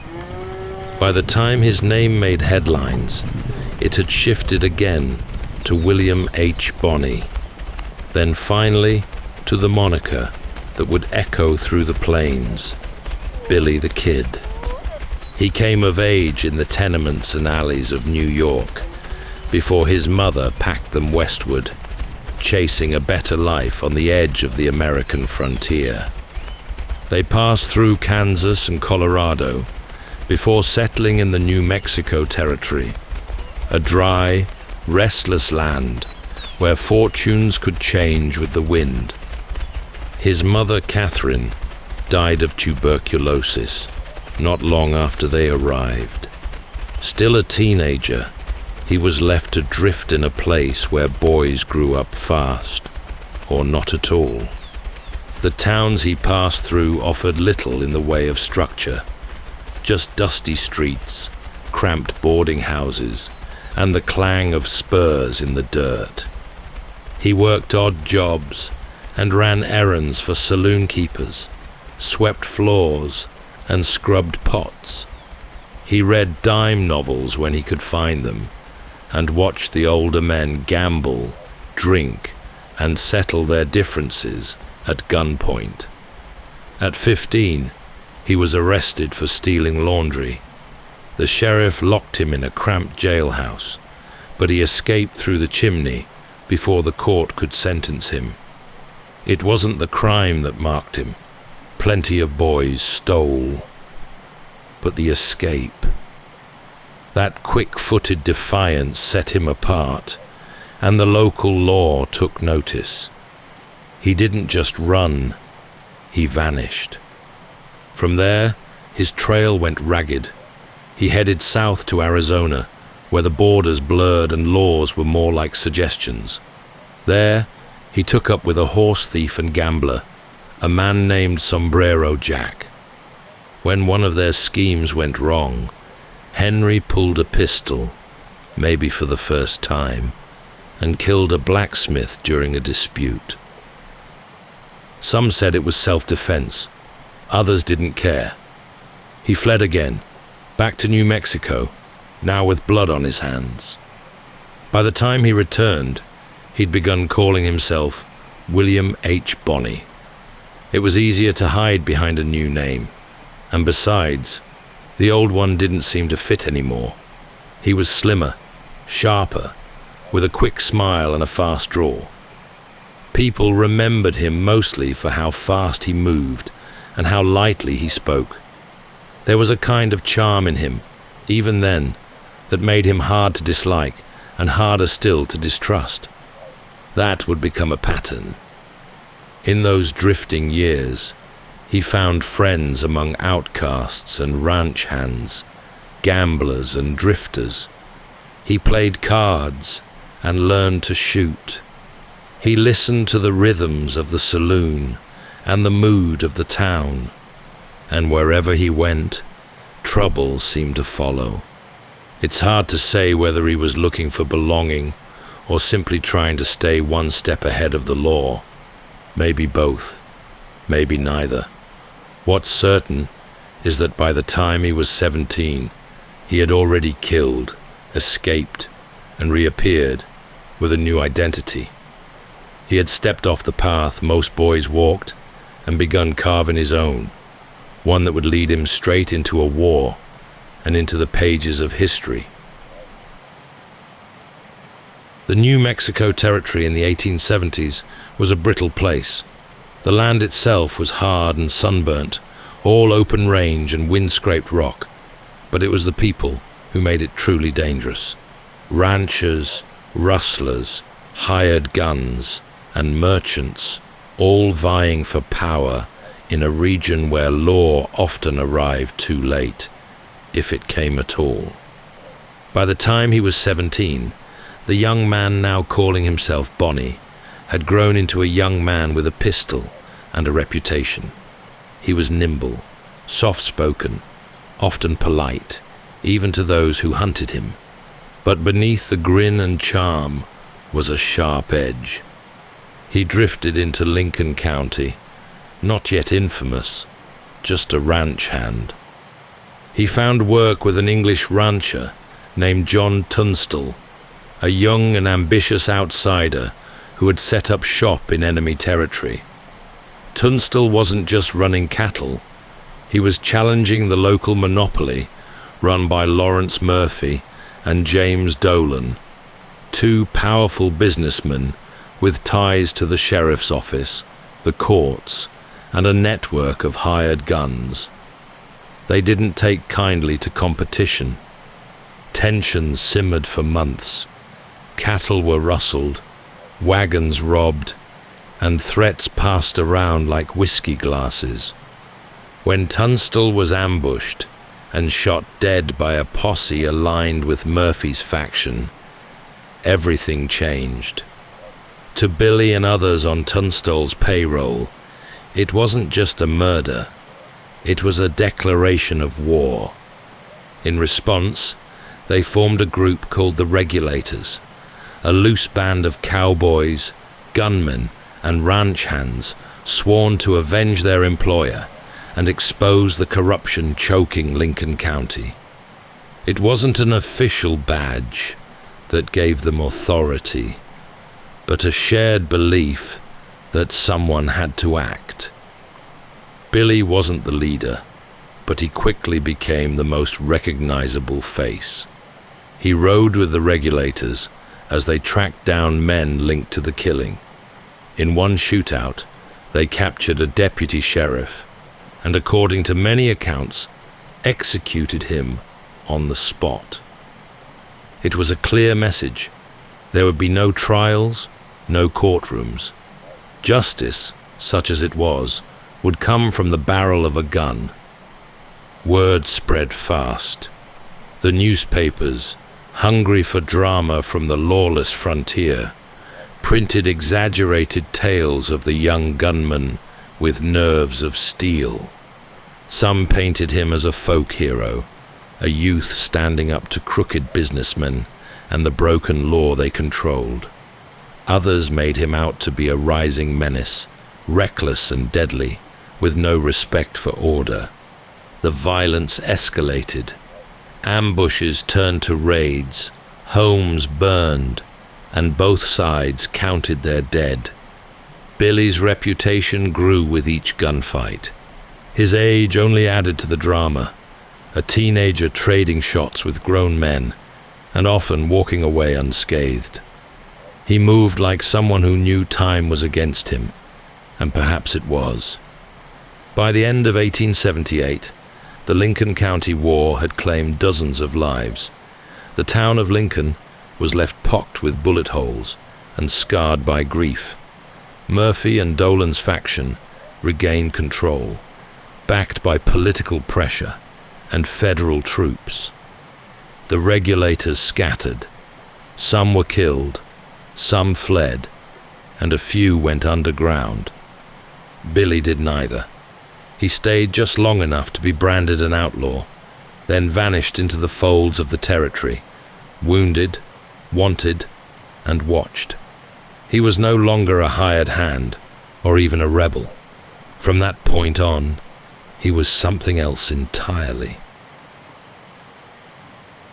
The town of Lincoln sat low against the hills, a cluster of adobe buildings and wooden facades, hemmed in by dry hills and dust-blown trails, and by 1878 it had become the crossroads of power, greed, and blood. After the murder of John Tunstall, the Lincoln County War erupted in earnest. On one side stood the Regulators, formed in retaliation, a patchwork crew of ranch hands, cowboys, and young guns like Billy, who had found both purpose and loyalty in Tunstall's camp. On the other side were the Murphy-Dolan faction, backed by the local sheriff, the courts, and a handful of hired killers. The violence began to unfold like a slow, grinding feud, marked by surprise attacks and revenge killings. Ambushes were laid on the trails, men were shot off their horses, homes were torched. The law, such as it was, did little to stop it, and in many cases took part in the fighting. Billy found himself not just caught in the middle, but quickly rising to the front. He was young, but already trusted with a gun and given the kind of work most men didn't survive. One of the war's most infamous moments came in April of that year, when Billy and the Regulators engaged in a running gunfight through the streets of Lincoln. They'd cornered Sheriff William Brady, a known ally of the Murphy faction.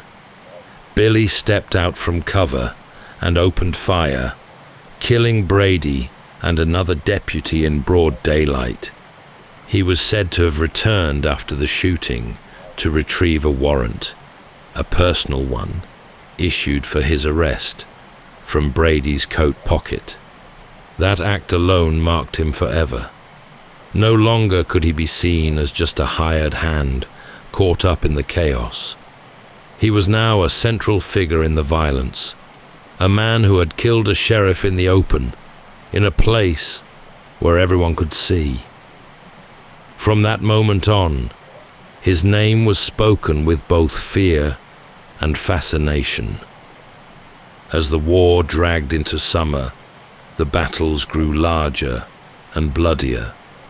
The final clash came in July, when Billy and a group of Regulators holed up in the McSween house, allies of Tunstall and one of the last strongholds against the Murphy faction. What followed was a 5-day standoff in the heart of Lincoln, with gunmen trading fire from rooftops and alleyways. Federal troops eventually arrived, but they didn't come to save McSween. They stood aside as the house was set ablaze and the defenders forced to flee under gunfire. McSween was shot and killed in the confusion. Billy managed to escape. The war was over, but the scars were fresh, and they ran deep. The Murphy-Dolan faction returned to power, bruised but intact.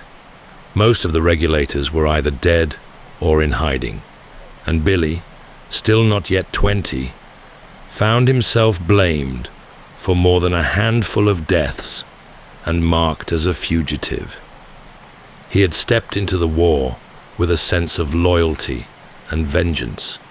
He emerged from it with a bounty on his head, stories in every newspaper, and a reputation that was growing faster than he could run. In the eyes of many, he was no longer just an outlaw. He was the last ember of a cause that had been stamped out by power and politics. And while others tried to forget the war, Billy carried it with him. After the smoke cleared in Lincoln, most men laid down their arms and tried to forget. But not Billy. With the war lost and his allies scattered, he became the most recognizable face of a failed rebellion, and the easiest one to chase. He drifted through the New Mexico territory like a shadow, showing up in one town just as his name reached the next. There were always rumors that he was headed south, that he'd crossed into Mexico, that he'd turned up in a poker game in White Oaks, or danced with a rancher's daughter near Las Vegas, New Mexico. Wherever he went, someone had a story, And with each telling, the story grew. The newspapers had begun to print his name regularly, some using Bonnie, others the name that would stick, Billy the Kid. They exaggerated his crimes, inflated his body count, and painted him as a remorseless killer. Some claimed he'd killed 21 men, one for each year of his life. In truth, the number was lower, closer to 4, maybe 5. Newspapers outran the court records, and few could be bothered to read the small print. He stayed in motion. The land gave him cover. Vast deserts, broken hills, canyons, and ranches tucked away from the eyes of the law. He'd find shelter with friends, or friends of friends, sleeping in barns or bunkhouses, moving on before trouble could catch up. He earned money through card games, odd jobs, and sometimes by helping rustlers move cattle. Nothing steady, nothing safe. Law enforcement in New Mexico was under pressure to bring him in. The newly appointed territorial governor, Lew Wallace, wanted order restored and reputations mended. Wallace extended an offer: surrender, testify against those involved in the Lincoln County War, and a pardon might be arranged. It was a rare opportunity for amnesty. Billy agreed to the meeting. The two men reportedly sat down together, one a politician in a suit, the other a wiry young fugitive with a reputation too large for his boots. Wallace promised fair treatment. Billy agreed to testify. For a moment, it looked like the story might take a turn toward redemption. But the promise fell through. Billy kept his end, testifying in a murder case linked to the war, but the pardon never came. Whether it was political pressure, legal confusion, or a broken word, the result was the same. He was betrayed. He waited weeks in jail, then escaped again. After that, something hardened in him. He was no longer a man seeking a way back. He became a man with fewer illusions, living day to day, trusting almost no one. The kid that people spoke of now was no longer the same. He was a figure of myth and defiance, living by instinct and hunted by the law. He never asked to be famous, but by the early 1880s, Billy had become a name known across the country. What began as a local feud in a dusty stretch of New Mexico had grown into a national fascination. And at the center of it all was a young outlaw, barely into adulthood, who rode fast, escaped often, and killed just enough to be remembered. In these retellings, Billy was rarely alone. He was accompanied by loyal friends, faced off against armies of corrupt deputies, and rode with the kind of poise no real man ever managed. The gunfights were clean, the motives were simple. The real Billy the Kid was lost beneath the stories written in cheap ink and sold for 10 cents apiece. Yet those who had met him often spoke differently. They remembered a slim young man, quick-witted and polite, with a fondness for dancing and a knack for getting along with strangers. He was fluent in Spanish and spent much of his time among Mexican communities, where he was often welcomed as a friend, not a fugitive. He laughed easily, carried himself lightly, and didn't talk about the killings unless he had to. If you didn't know better, you might have mistaken him for any other drifter passing through. And that's what made him unique. Few outlaws had accomplished so much in so little time. His jailbreaks especially stirred the public imagination. That someone so young could repeatedly slip through the fingers of lawmen only added to the mystique. What also set him apart was how many saw him not just as a criminal, but as a kind of symbol. For some, he represented rebellion against injustice. He had fought for a murdered employer, taken up arms against monopoly, and defied a legal system many believed was already broken. Right or wrong, he'd done it on his own terms. That mattered. Children whispered his name in alleys. Old men argued about him over whiskey. Women passed along tales of his charm and quickness. His enemies saw a threat. His supporters saw a spark.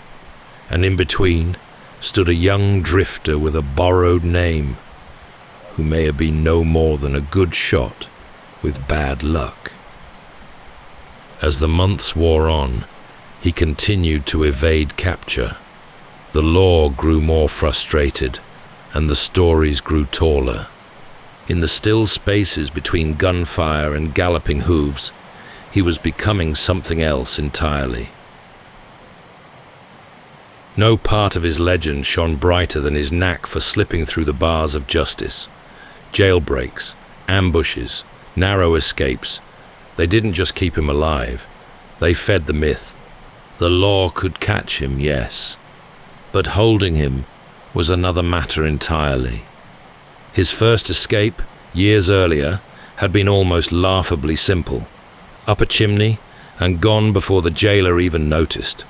But as he grew older and his name more dangerous, the stakes grew with him. And still, he kept vanishing. After the Lincoln County War, he was captured more than once. Deputies would drag him into custody, lock him behind iron bars, and issue fresh warnings to the press. And then, somehow, he'd be gone, vanishing into the hills, the desert, or the maze of backcountry trails only he seemed to know. He had a gift for reading people. He could sense when guards grew careless, or when a door had been left just slightly ajar. In one instance, he charmed his way into the trust of a jailer, then slipped out during a shift change. In another, he bribed someone for a smuggled pistol. He moved quickly, without hesitation, and disappeared before the dust had settled. The most dramatic escape came in April of 1881, after he'd finally been sentenced to hang. He was being held in the Lincoln County Courthouse, the very town where his story had begun. 2 deputies were assigned to guard him. It should have been the end. The noose was ready, the date set. But Billy had no intention of going quietly. On the afternoon of April 28th, he somehow acquired a revolver. Whether it was hidden in the privy, slipped to him by a friend, or taken from a careless guard, remains unclear. What's known is that he acted fast. He shot 1 deputy, then seized a second weapon and killed the other as he attempted to flee. Witnesses later claimed they heard his boots on the stairs, pacing calmly as he gathered ammunition. He walked through the courthouse, reloaded, and stepped out into the dusty street. According to some, he paused to speak with a passerby, even smiled, then mounted a borrowed horse and rode out of town, slowly, deliberately, as if daring anyone to stop him. The news raced ahead of him. The escape was printed in papers as far away as New York and Chicago.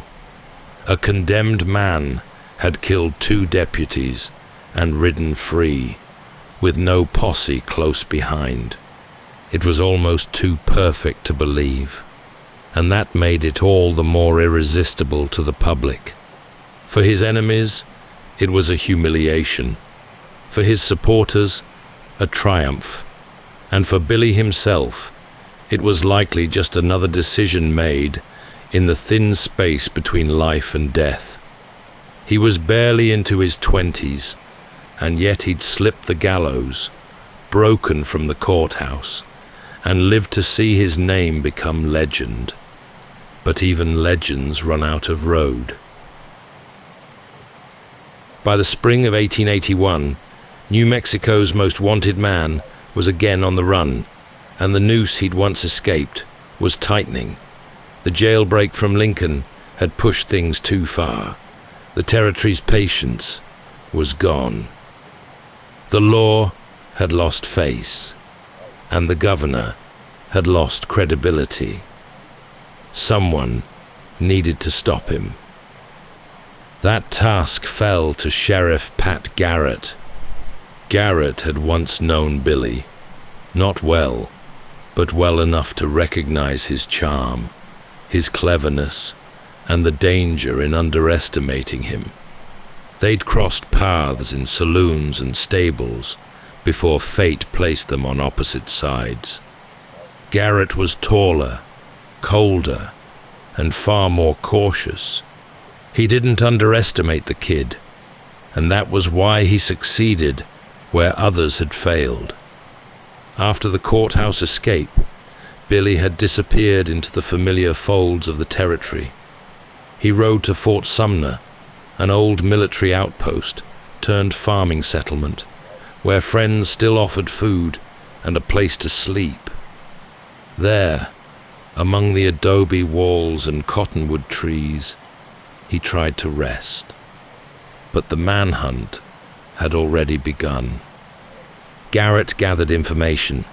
He spoke to locals, tracked movement, and sent men ahead to watch. He didn't race after Billy.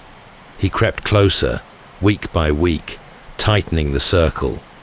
Billy knew the land better, but Garrett had the momentum now, and the political pressure behind him.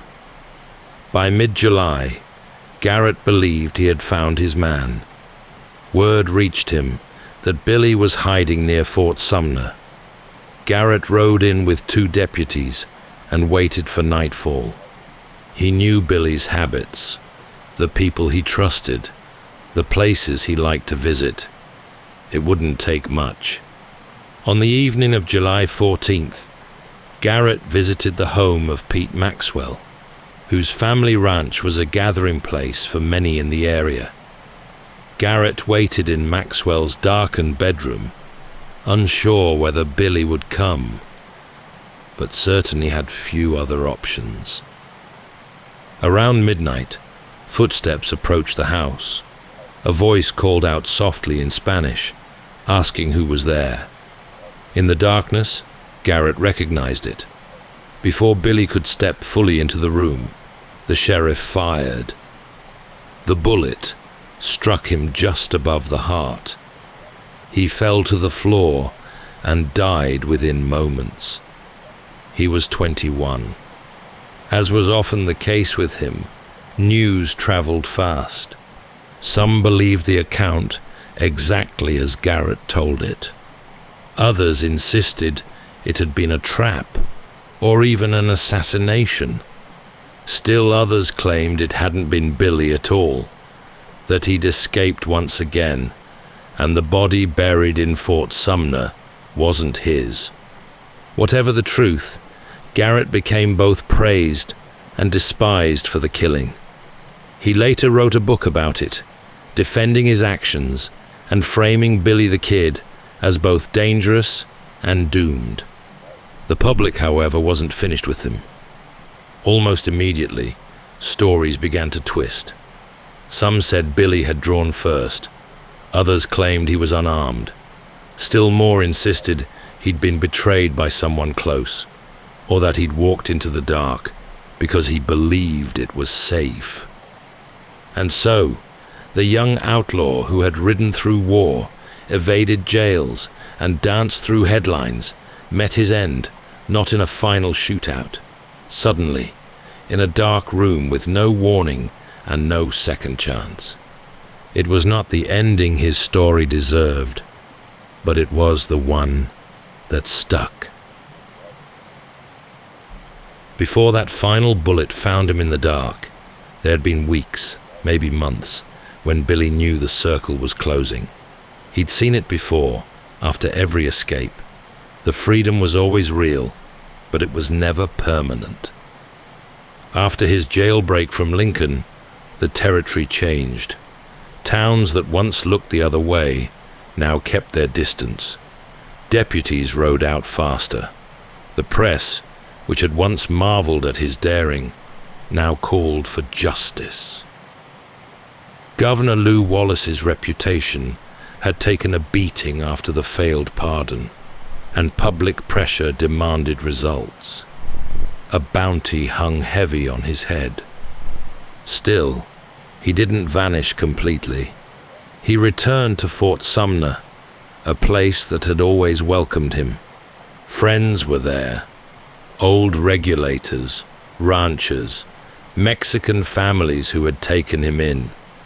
They fed him, sheltered him, and in some cases, warned him when danger approached.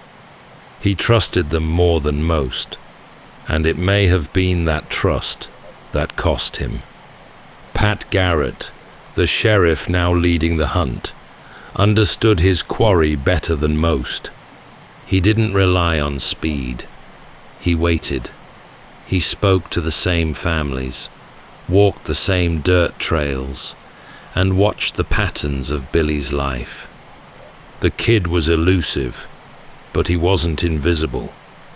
Garrett believed he would return to familiar ground, and he was right. There were near misses. One report placed Billy at a dance, laughing and twirling partners, while a deputy waited outside, unsure if it was really him.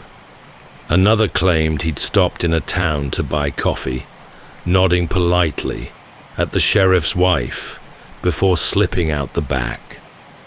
These were not the moves of a reckless killer, but of someone still trying to live, if only just. But the net kept tightening. Garrett posted men at river crossings and trading posts. He followed hoofprints through canyon trails and questioned strangers who came into town too suddenly. And all the while, Billy remained just out of reach, like a story half remembered, always on the verge of vanishing. Some believe Billy knew how it would end. He began moving with more caution, but not with fear, more like someone who had accepted the road ahead and was simply trying to ride it a little longer. He stayed up late with friends, played cards, rode into town only at night. He carried a pistol, but rarely reached for it, as if, perhaps, he was tired of running. When Garrett rode to Fort Sumner that last time, he did it without fanfare. No posse, no gunfire, just patience, and a gentle knock at the door of Pete Maxwell's house. The manhunt, in the end, wasn't a chase. It was a wait. Garrett didn't catch Billy in a canyon or a thicket, and he didn't face him across a street in some final showdown. He waited in the dark, in a room thick with heat and breath, and listened for footsteps. The moment came, and then it was over. The grave at Fort Sumner is plain, a slab of stone behind iron bars, etched with 3 names: Billy the Kid, Tom O'Folliard, and Charlie Boda, friends who died before and beside him. Visitors still come, walking the same parched ground he once crossed, staring down at the marker like it might answer some unspoken question. But there are no answers left there, just wind, dust, and the weight of a story that never settled. Newspapers were the first to pick up the story. In the East, readers imagined a lawless desert full of painted cowboys and boys, quick with pistols. Dime novelists went to work soon after, chiseling away at the truth and shaping Billy into something larger, simpler. A young gunfighter who smiled in the face of danger and outran every lawman on the frontier. They gave him a body count, a code, and a kind of tragic poetry he never asked for. Hollywood followed decades later. Actors took up his name. Some played him as a heartless killer, others as a misunderstood rebel, standing tall against the machine of power. In each retelling, he changed just enough to suit the time. Historians have tried to draw clear lines, to tally the facts and separate myth from record. By most accounts, he killed fewer men than is claimed, perhaps 4 or 5, most during wartime. He was fluent in Spanish, respectful toward women, and deeply loyal to his friends. He stole, yes, and he fought, but many of those who knew him remembered him as generous, charming, and quick with a joke. A boy shaped by loss and conflict, not born into cruelty. Over the years, others tried to claim his name. In 1948, an old man in Texas stepped forward, calling himself Brushy Bill Roberts, and insisted he was Billy the Kid, that he had escaped that night in Fort Sumner and lived in hiding for nearly 70 years. He petitioned for a pardon, stirred the press, and rekindled a fire that had never truly gone out. But the evidence didn't hold, and he died not long after. The state never gave him what he asked for. Yet even now, long after the last witness passed on and the trail grew cold, people still argue over who he really was. An outlaw, a murderer, a symbol, or just a young gun caught in the undertow of a land too rough for innocence. In the end, his story outlived the facts. It drifted into song and story, into paintings and poems, into films and footnotes, and fireside retellings. What remains isn't just the record of a life, it's the echo of something people wanted to believe, that a kid with a fast horse and a quicker smile could fight back against the powerful, even if only for a little while. He didn't win, he didn't escape in the end, but he never faded either.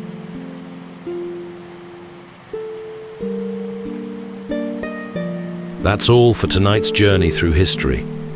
Whether you're fast asleep or still drifting there, thank you for listening. And until next time, rest well.